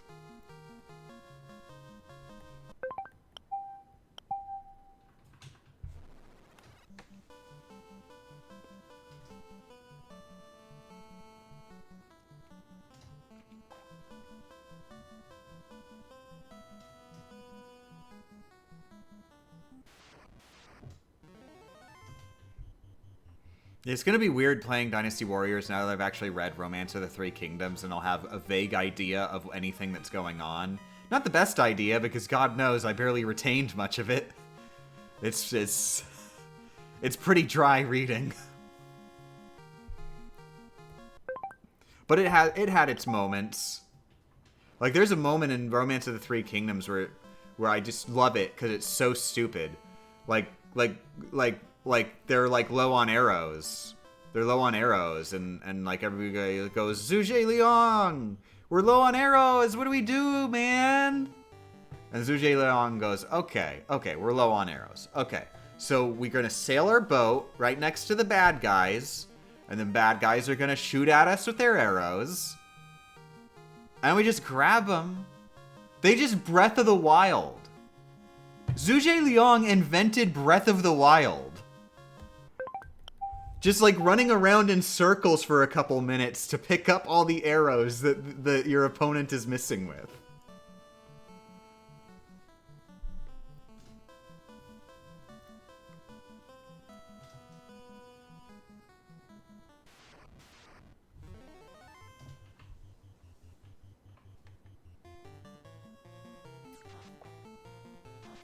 I can't tell whatever this thing you're telling about is a romance novel or a crappy documanga. Romance of the Three Kingdoms is a historical fiction novel. It was written in like 14th century or something, but was written about like a period of time like 3rd to 6th century. It takes place over a very long period of time. There's a lot of time jumps. Like single pages that are like 20 years. But it is what the Dynasty Warriors series is based on.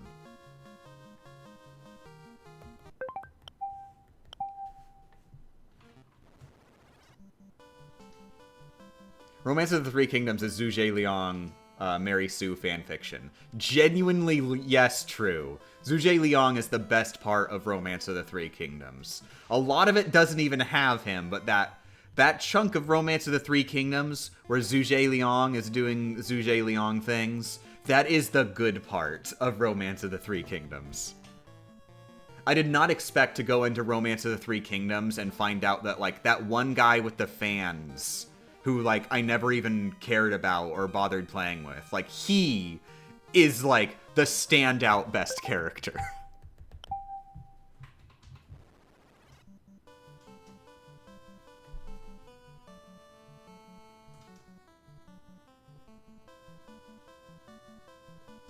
So it follows Germanic tribes? I have no idea what that means, but it takes place in China, so probably not.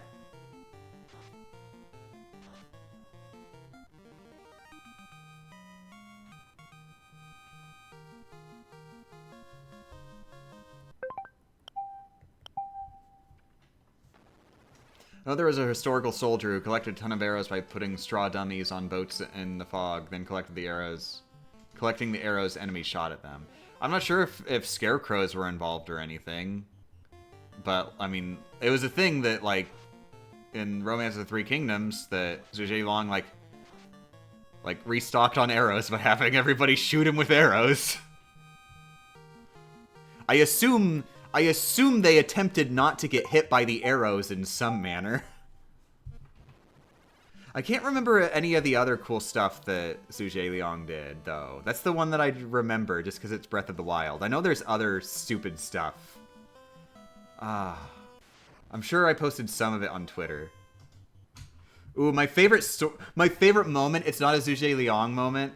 One of my favorite parts of Romance of the Three Kingdoms is finding out this incredibly stupid little sitcom story about Cao Cao. So there's this little story about Cao Cao where Cao Cao's just like running around town going, "I'm Cao Cao, I'm the coolest, yeah, I'm Cao Cao." And then this guy comes over and he's like, "Dude, Cao Cao, you're the coolest. I invite you over to my house and we will have lunch and stuff. You simply must come and have dinner with my family because I respect you so much, Cao Cao, and I'm your ally." And so Cao Cao's like, "Hells yeah!" And also Cao Cao's traveling with his good friend. Forget his name.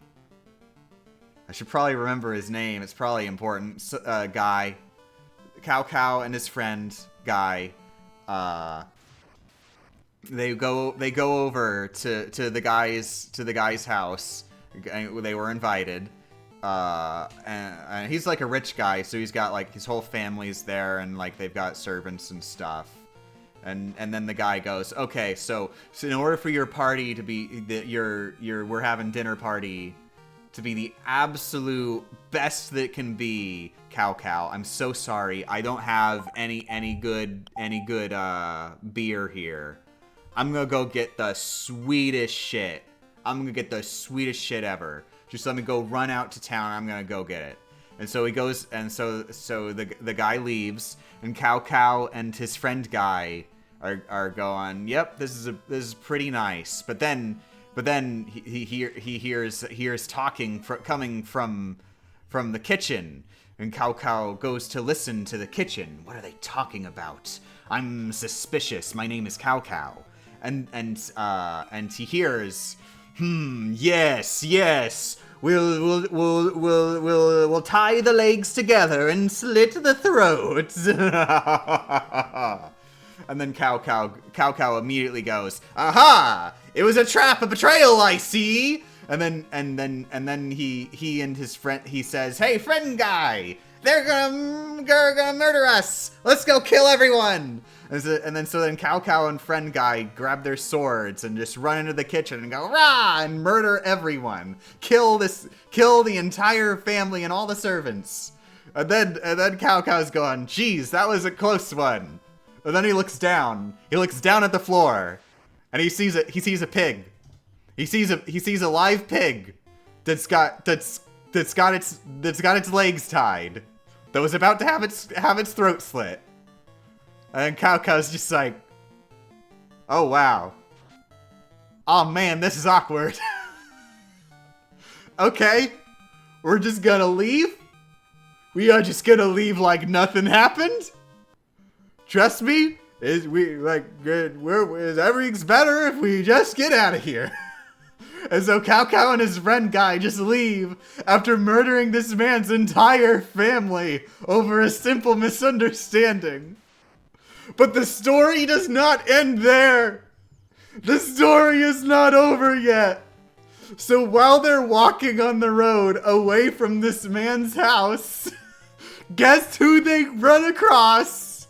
They meet on the road the guy whose family they just murdered. And he's just carrying this big old box of alcohol. And he's going, hey, wait a second. Dude, I just went and bought all the beer. I just went all the beer for you. Why are you leaving? And Cow Cow just thinks on his feet and just goes, oh, I'm so sorry.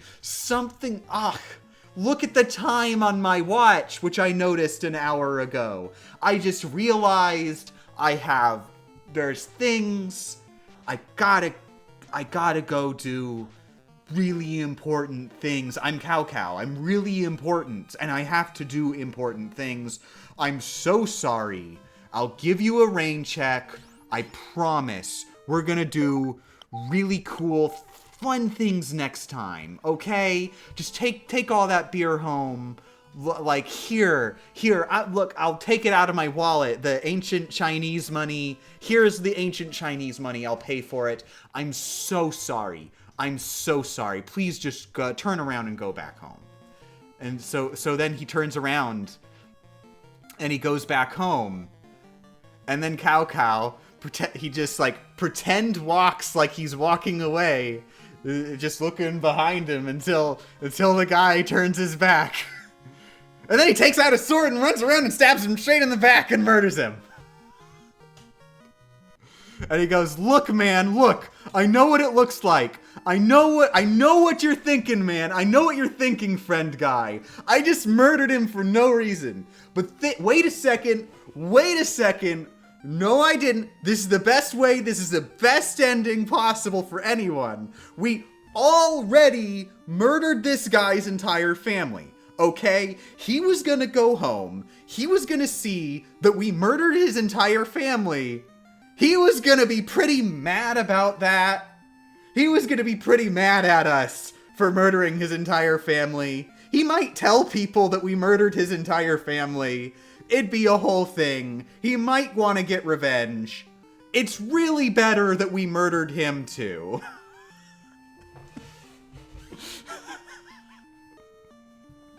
And that's it.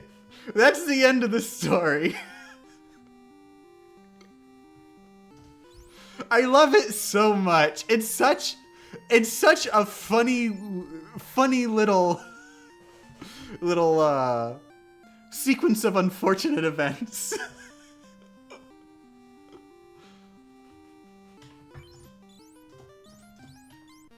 Romance of the Three Kingdoms is an experience.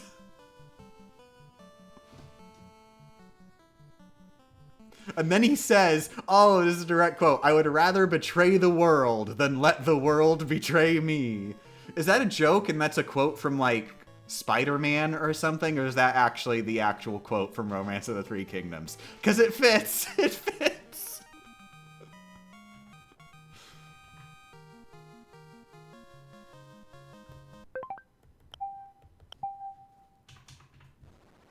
All this could have been avoided by him looking down in the kitchen. I know, right?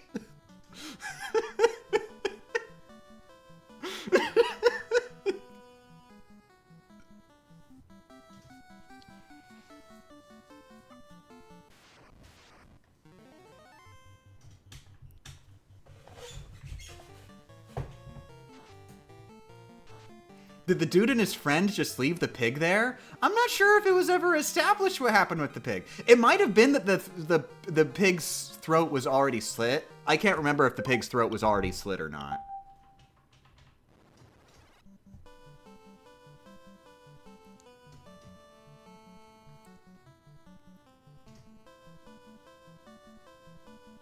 I love how his friend just goes along with it. I mean, what's he gonna do? At first, like, he's there with Cow, and he's just like, what? They're gonna tie our legs together and slit our throats? As far as he knew, he was acting in self-defense. Friggin' stupid ass Cow, making me commit a mass murder.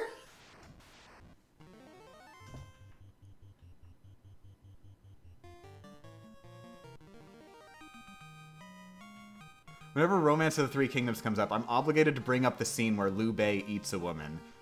How do I not remember this? I feel like I would have remembered this. I don't remember this.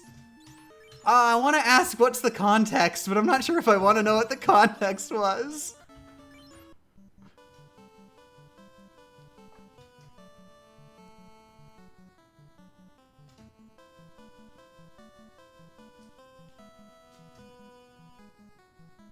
Yeah, there's some messed up shit in Romance of the Three Kingdoms.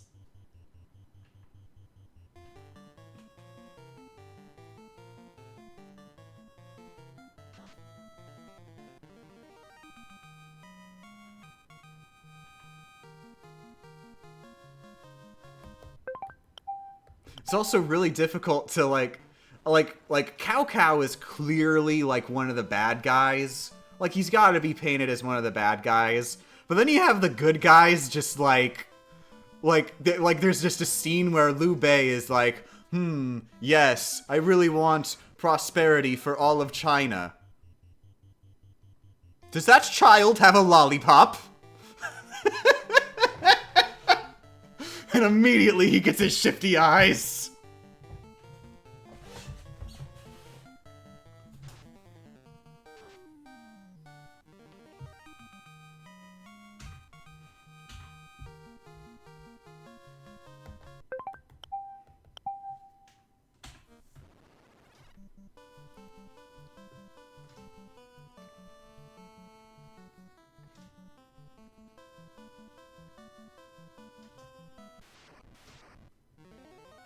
This is like stealing candy from a baby, which is fine by me.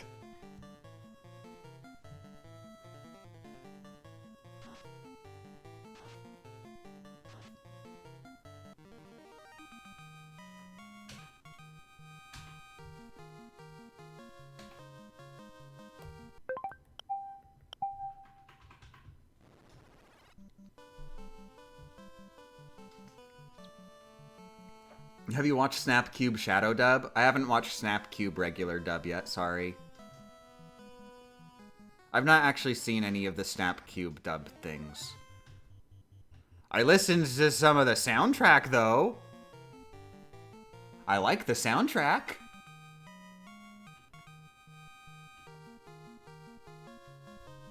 I just looked up romance on Wikipedia, and I've got some deets on the friend. Who is the friend? What was the friend's name?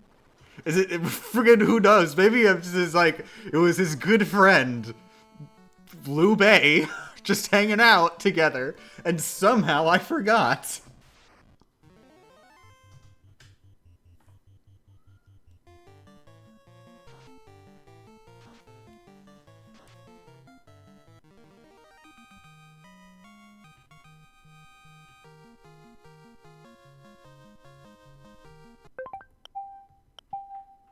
The friend is Chen Gong, the person Cao was trying to disguise himself as. He was disguising himself as him?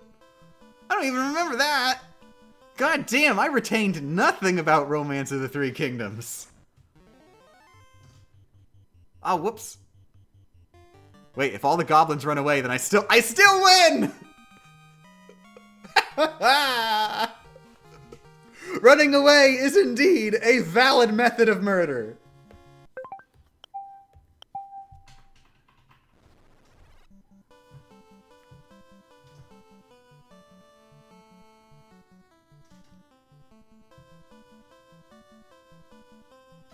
I'm going on a SNK versus Capcom search. And someone from SNK is saying that during the development of these games, people from both SNK and Capcom got together to have Yu-Gi-Oh! Tournaments. Oh, that is the most wholesome thing I can possibly imagine.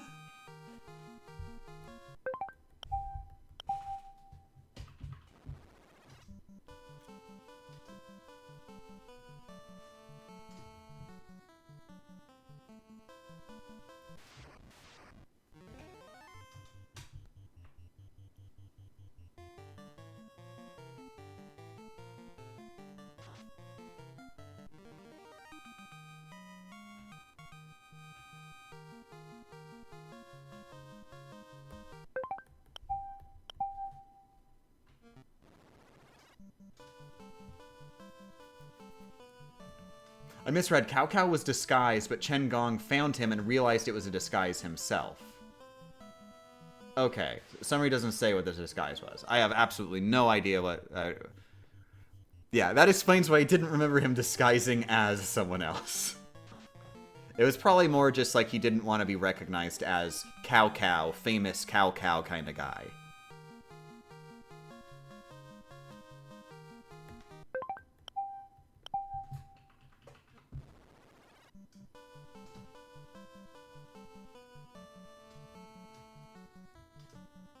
Just got here. Are we 1 in 16 grinding again? Yep. We're just going to be doing that until level 50 now. There is nothing left except for the final dungeon.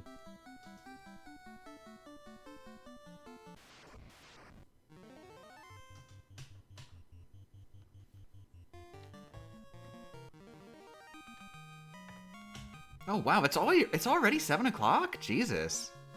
I've been streaming for 3 hours and 40 minutes? Jesus. This is gonna be like 3 separate streams at least of just me leveling up.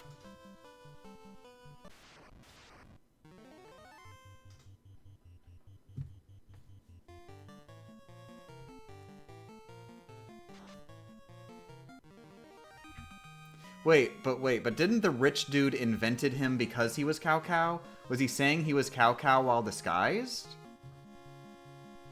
I don't remember. I'm pretty sure the rich dude knew he was Cao Cao, and that was the whole point of him being invited over there. That's like an important aspect to the story. Do you plan on getting Masamune Date? Oh yeah, of course. Once I reach Samurai Warriors in the Dynasty Warriors series. I have played Samurai Warriors, but I need to go back because I never actually bothered collecting all of the weapons to like truly 100% the prior games. So we need to go back and do that. But then, of course, I'll play as Masamune Date.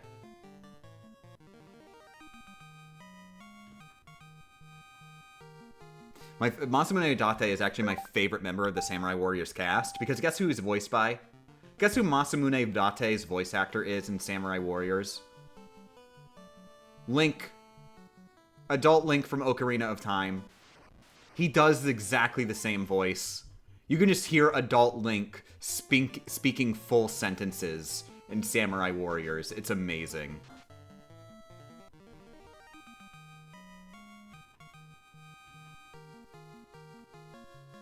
But you were asking if I was gonna get the Masamune in the last dungeon. Yes, it is super duper worth getting. It is an incredibly short detour right before fighting the final boss. There is no reason not to grab it.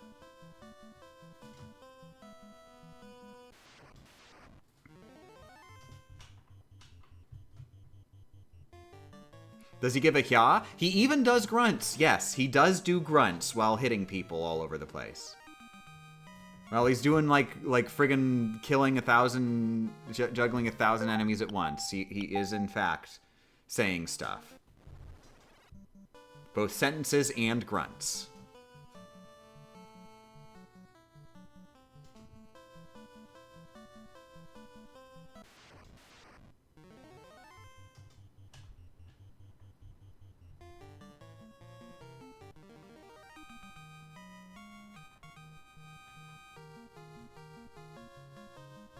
I assumed Cao Cao was still disguised, but I guess he wasn't disguised at that point. It could be he was disguised, but somebody still recognized him. And that would be, like, how the story came to be. Like, he was in disguise. But then he just happens to come across a guy who still recognized him anyway.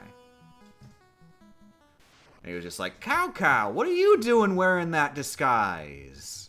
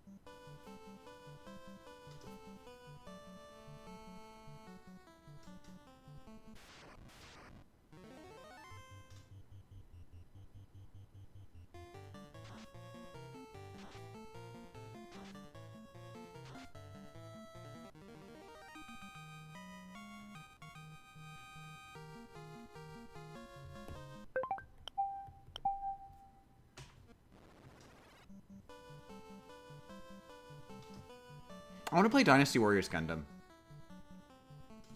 Heck damn it. I want to play Dynasty Warriors Gundam. I played Dynasty Warriors Gundam before I'd ever seen a single Gundam show, so I had no idea what was going on. It was very weird finally watching Gundam and then going like, oh, that's that stuff that was in Dynasty Warriors Gundam. I finally understood why everybody got mad at me for punching white base, whatever that meant. Everybody was like, oh no, white base and everybody inside is dead. And I'm just like, who cares? It's just another giant robot or something.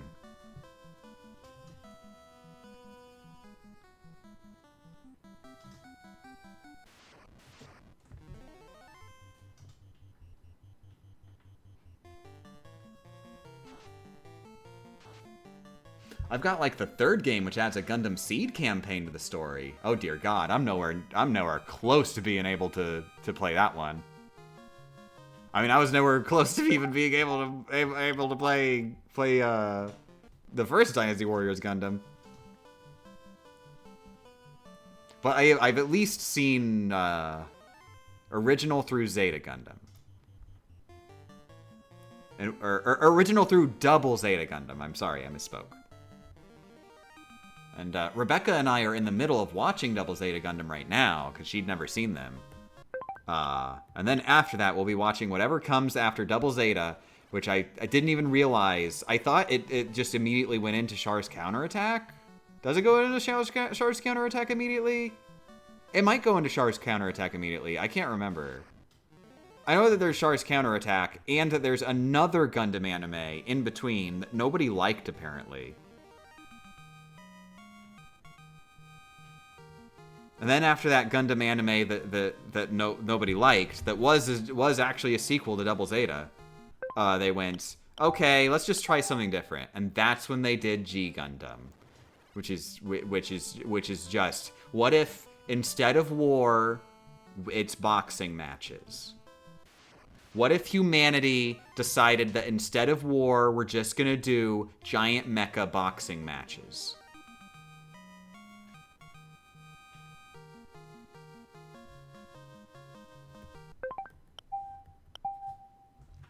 Apparently, right after that shenanigan at the old man's house, Cao sends Imperial forgeries to several warlords, starting the campaign against Dongzhou.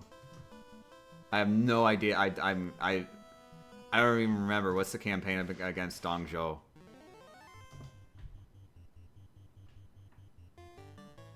He sends Imperial forgeries. Oh, I get it. So he pretends to be like. He pretends to be the Emperor or something? He pretends to be the Emperor and says, hey guys, hi, it's me, Emperor. I'm not Cao. Anyway, let's go kill Dongzhou.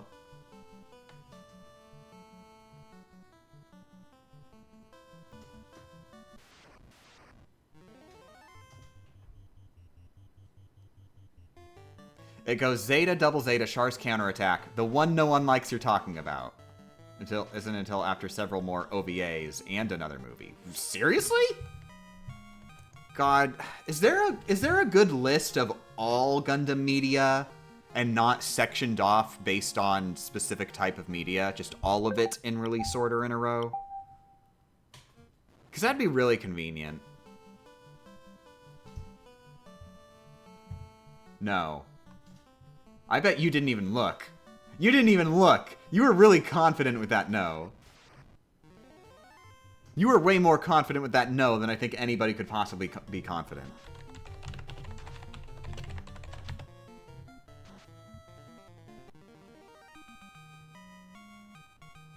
Okay, so this list that I just Googled does not list any OVAs. It just goes Double Zeta, Char's counterattack, F91. Wait. Is F91? No, wait. It's Victory Gundam. Wait, maybe those are a couple OVAs? Are those OVAs? Yes? No? No? Yes? Maybe so?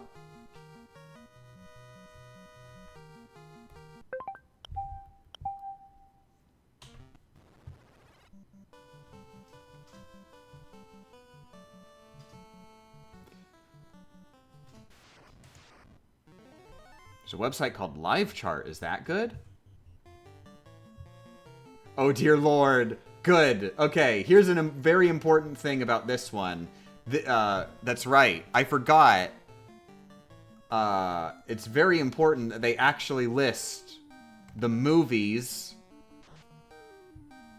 So that Mobile Suit Gundam and then the Gundam Trilogy movies, which came out immediately after. And apparently the movies actually, like, saved the franchise or something? I was looking up a thing about that, and, like, apparently original Gundam didn't necessarily do well enough that they would have gotten sequels. But then they did the movies as sort of like as a quick bang for their buck kind of thing. And then the movies did really well. And so that's when they were like, okay, let's do Zeta Gundam.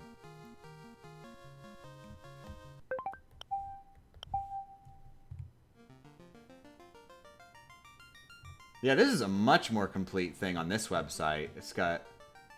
Yeah, it goes Zeta Gundam, Double Zeta, Char's counterattack, SD Gundam Mark 1. And all of it has release dates, which is very helpful. War in the Pocket, SD Gundam Mark 2, SD Gundam's counterattack. All That Gundam. Mobile Suit SD Gundam Mark 3, SD Gundam Gaiden, Mobile Suit SD Gundam Mark 4, Mobile Suit SD Gundam Mark 5, Mobile Suit Gundam F91. Jesus. Okay, finally we got past the SD Gundams. Mobile Suit SD Gundam Musha Knight Commando. Mobile Suit Gundam 0083 Stardust Memory. Mobile Suit Gundam 0083 The Fading Light of Zayon. Mobile Suit SD Gundam Festival. Mobile Suit Victory Gundam. Mobile Fighter G Gundam. Okay. But when are the Zeta Gundam movies? Were the Zeta Gundam movies way later? I just sort of assumed that the Zeta Gundam movies happened, like, immediately.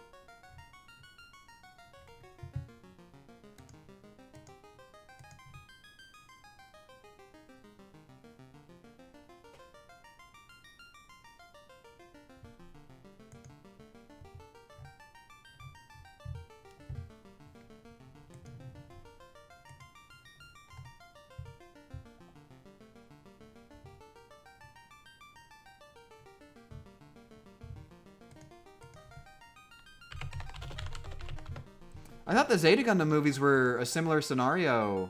The first Zeta movie came 2006. Wow, okay. I had just always assumed that the Zeta Gundam movies were the same scenario as the original, like, movie trilogy.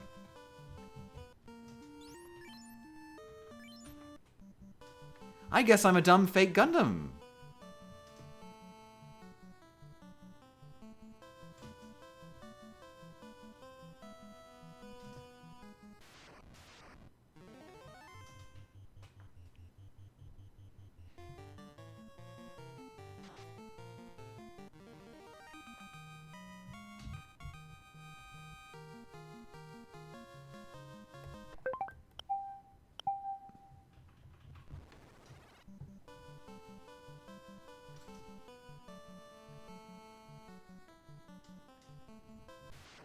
So when do the Double Zeta movies come out?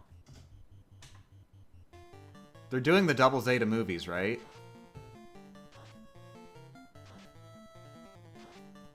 If you watching the series in release order all the way through are a fake fan, then there are no true Gundam fans outside of Japan in the 80s. I never said that that wasn't true. Never in my life did I imply that that wasn't true.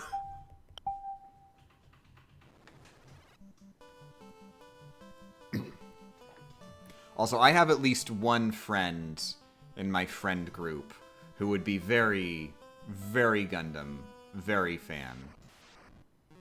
Well, no, he's not very fan. That'd be Wario fan.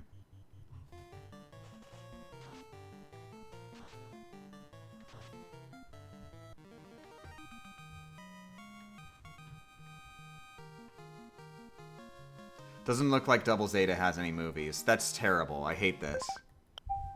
Tell him to make Double Zeta movies, dagnabbit. Tell him to make Double Zeta movies, but, like, they fix the part where it stops being a Saturday morning cartoon show. Just make Double Zeta movies and it's just a Saturday morning cartoon show the entire time.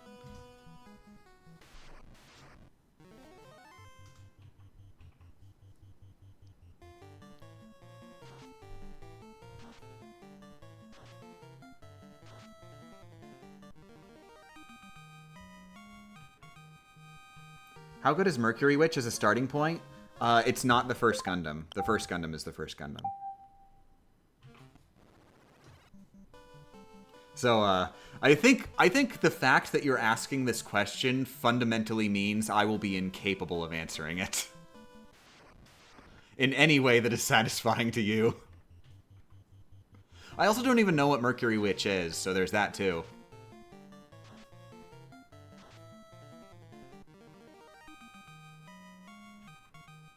Never ever ask me, is blank a good starting point? Because my response will always be, no, it's not the first one. Or my response will be, yes, because it is the first one.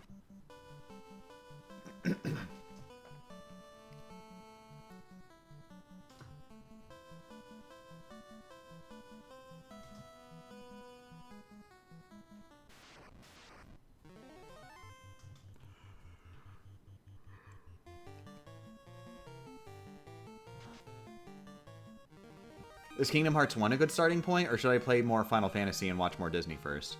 The canon way to play Kingdom Hearts is to play Kingdom Hearts up to the point where a Square and or Disney character shows up, and then you absorb every single piece of that character's media, and then you get back to playing the game. I am going to try going into Kingdom Hearts 4 without knowing what movies are in Kingdom Hearts 4, and that will be how I play Kingdom Hearts 4. I will get to a world, and I'll be like, oh, that's the Frozen 2 world. I haven't seen Frozen 2, and then I save the game and go watch Frozen 2.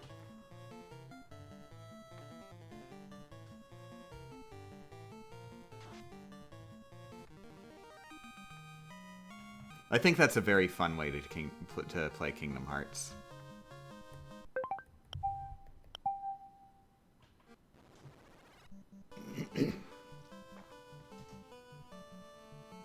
Although it does make things get a little bit when they're just remaking the movie. They're just remaking the movie in the game, but with worse graphics, and like the pacing is all off.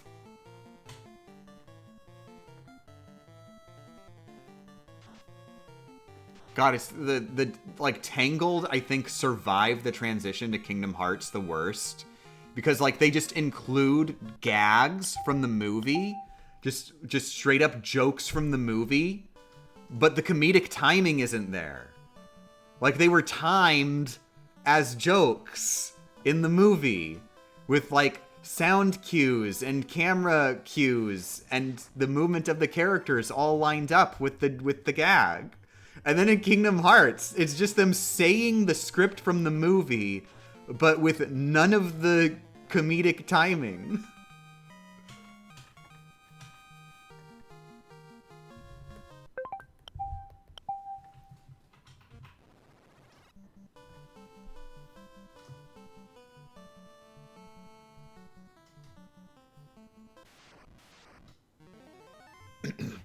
I feel like it's the first one is a good way to reason out a starting point, with the small exception of cases like Battle Network, where the first game is awful. But that doesn't, that's not a, one, nuh-uh, Battle Network is awesome. Two, but that's not, but it's the first one. It doesn't matter if it's awful. It's the first one. The other ones are sequels to it. You can't just play Battle Network 2 and be like, I'm playing and getting everything out of this video game, when the first one's right there.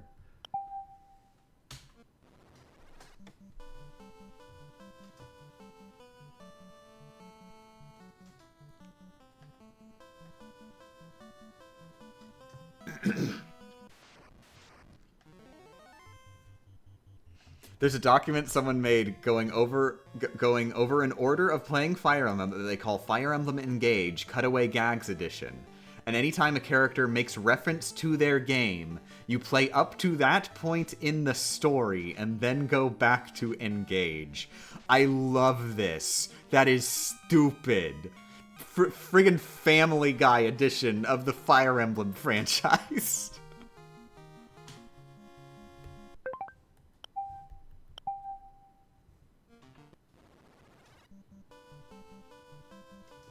I got into Battle Network through 3 and then 5. I do not feel like I lost much, though. I'm sorry. No, don't apologize. Never apologize for playing video games the way you enjoy. I'm just saying that the objectively correct way to play video games is release order, and if you do it differently, then bad things, occurrences of bad, are gonna happen. You're gonna be living in a world that you don't want to live in.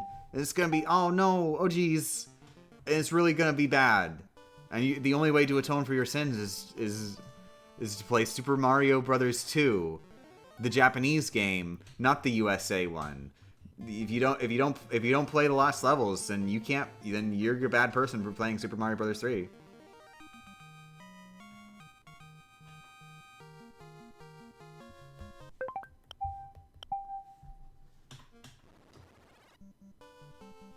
Playing Battle Network 1 is an occurrence of bad, but I love Battle Network 1. And also, it's the first one! The second game literally goes, previously, on Battle Network 1. And it's like, look at me, I'm Battle Network 1 man! I'm back for revenge!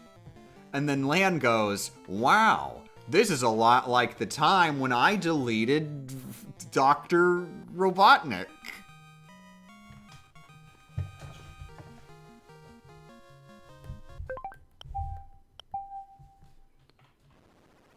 I played the DS version of Battle Network 1. Chaotic evil. My god. That's hardcore.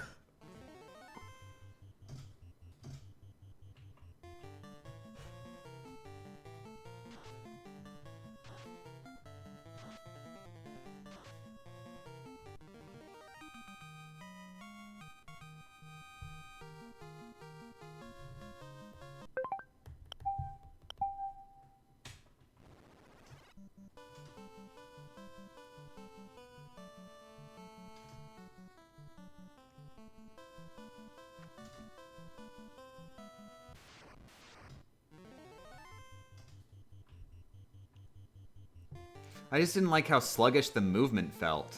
Just toggle between left and right. Just go left and right, left and right, left and right, left and right. If you just go left and right, left and right, left and right, left and right, then you'll be able to shoot really, really, really, really fast. It's basically like having the second most upgraded Buster for free. I'm not sure that's what you're talking about, but it always bugs me so much. It bugged me so much when the Battle Network collection came out and I saw people playing it. And like, I remember watching on stream, somebody was streaming and they got an upgrade. They got an upgrade and they were thinking, huh, should I upgrade my damage? Or no, it's really important that I upgrade my Buster.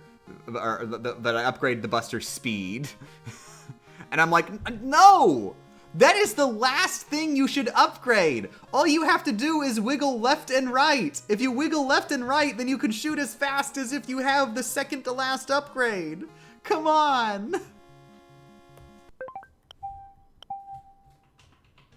No, I mean the battle movement, like moving between spaces. I remember it being basically the same between 1 and 2. So I don't even know. Buster speed is easy because you just need to sit right next to an enemy. Distance does not matter as long as you wiggle left and right. Even if the enemy is you're at the farthest left 2 spaces and the enemy is on the farthest right space, your firing speed is identical if you just wiggle left and right. And the speed that you fire is about the same as upgrading your Buster all the way to like the second to last level. It's totally free. There is no cost to this other than you've got to have 2 spaces horizontally next to each other that you can move between.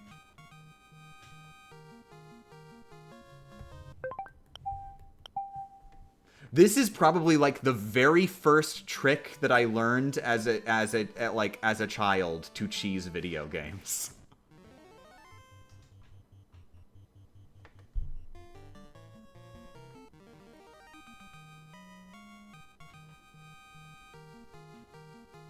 I also didn't hear about this left-right trick. I'm so surprised because it just seemed like I felt like everybody would know about this. Like it'd just be obvious. Well, I guess it's just obvious to me since I found it like decades ago. So I've been living in a world for decades where that's how you play Battle Network. But yeah, it really helps in the early game because like you got just super duper Buster speed for free. Don't even need to use chips. And then you could just focus all your upgrades into damage. And then you've got like max damage Buster really early in the game, and you've got almost max firing speed. It's really good.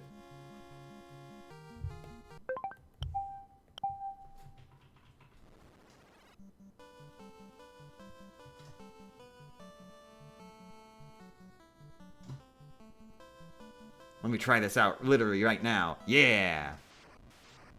Video games.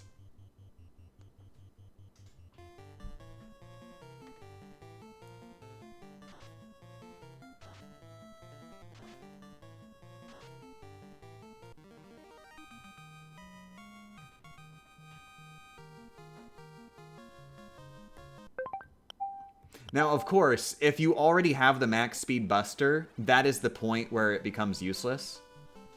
Because then, like, you're firing at full speed, even if you're standing in place. Like, there's no point.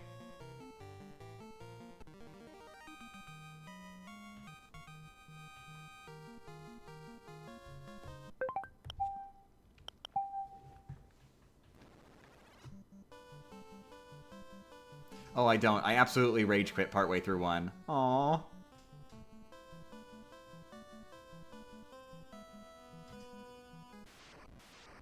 This is... You play video games the way you enjoy. I'm not judging. It's just such a foreign concept to me, and it makes me sad.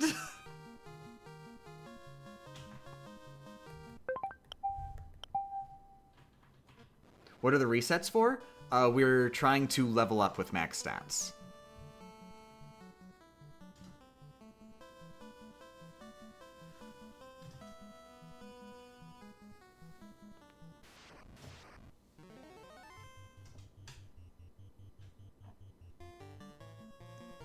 Do I have a favorite Rockman series? Mighty Number 9. Genuinely, I think Mighty Number 9 has the best formula of all the Rockman games. I'm very sad that Mighty Number 9 ended up getting the reputation it has.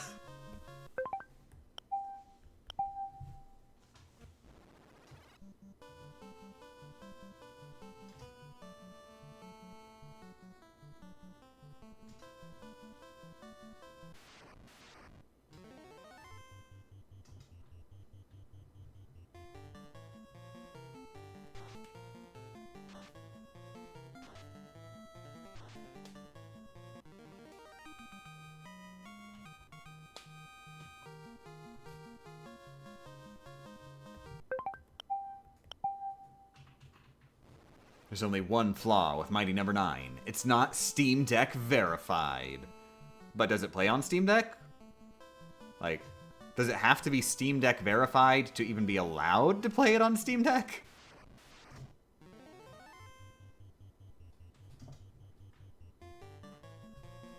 I love to try out Mighty Number 9, but sadly, the only semi-modern consoles I have are a Vita and a 3DS. And I'm going to assume not a PC either.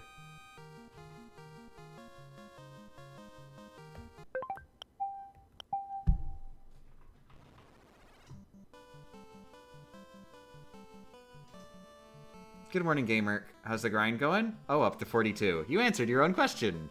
This one's taken a while. We've been getting like a couple like long grinds today.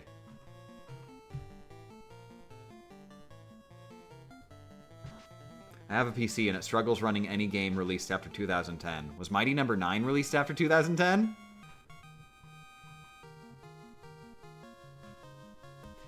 Mighty Number 9 was like functionally like a released for digital game, so it can't be like that intensive of a game to run. Although it was lacking a lot of polish, I wouldn't be surprised if its required specs are much higher than they should be.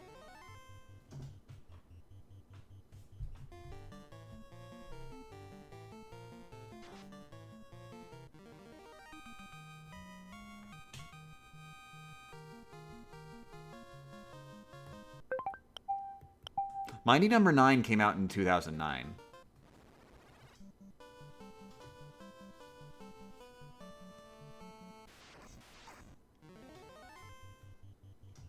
When else would it come out?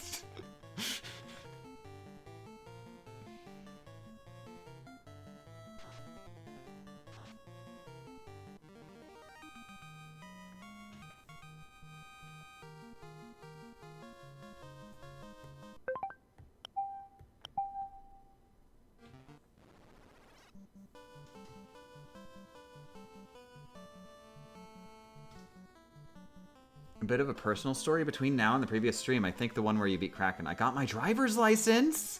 Ooh, congrats! You've not actually used it. Don't feel obligated to use it. It's really more of a, like... Now you won't necessarily be as inconvenienced thing than, like, a super-duper unlock the world kind of thing. I mean, I guess it depends on your life, but... I wouldn't imagine that you've got that much to drive for if you just got the license.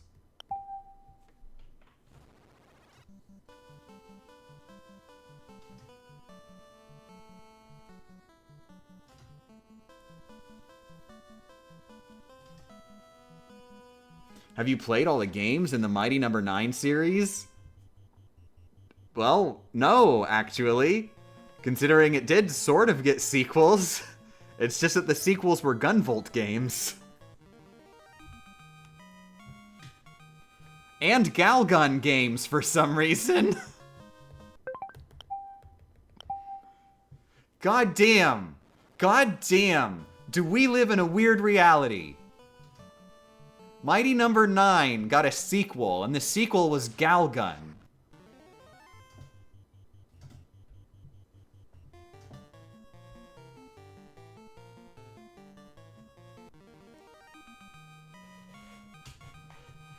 Wait, there, Mighty Number 9 got sequels? It got, like, crossover sequels.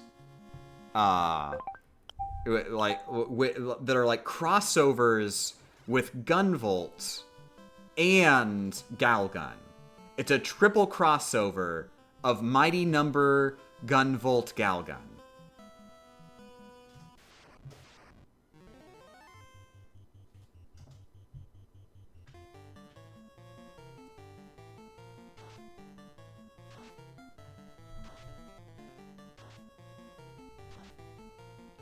Was Egoraptor in the sequel too? Was Egoraptor in regular Mighty Number 9?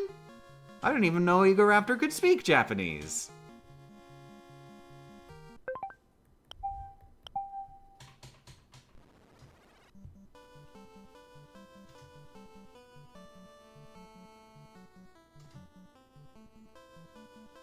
I know nothing about Galgun. If you know nothing about Galgun, then you may want to keep it that way.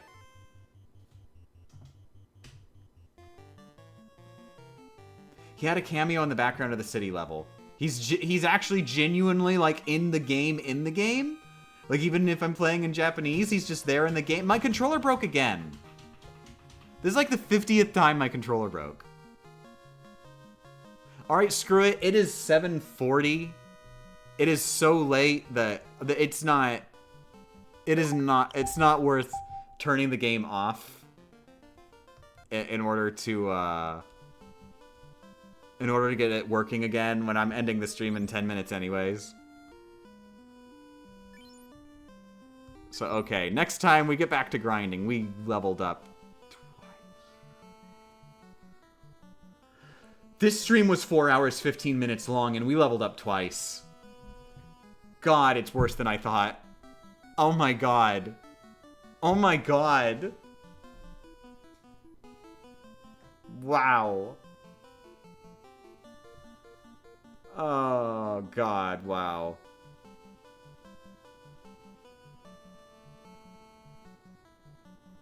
Alright, night everybody. We grind some more next stream. It'll be a few days. Heart emojis.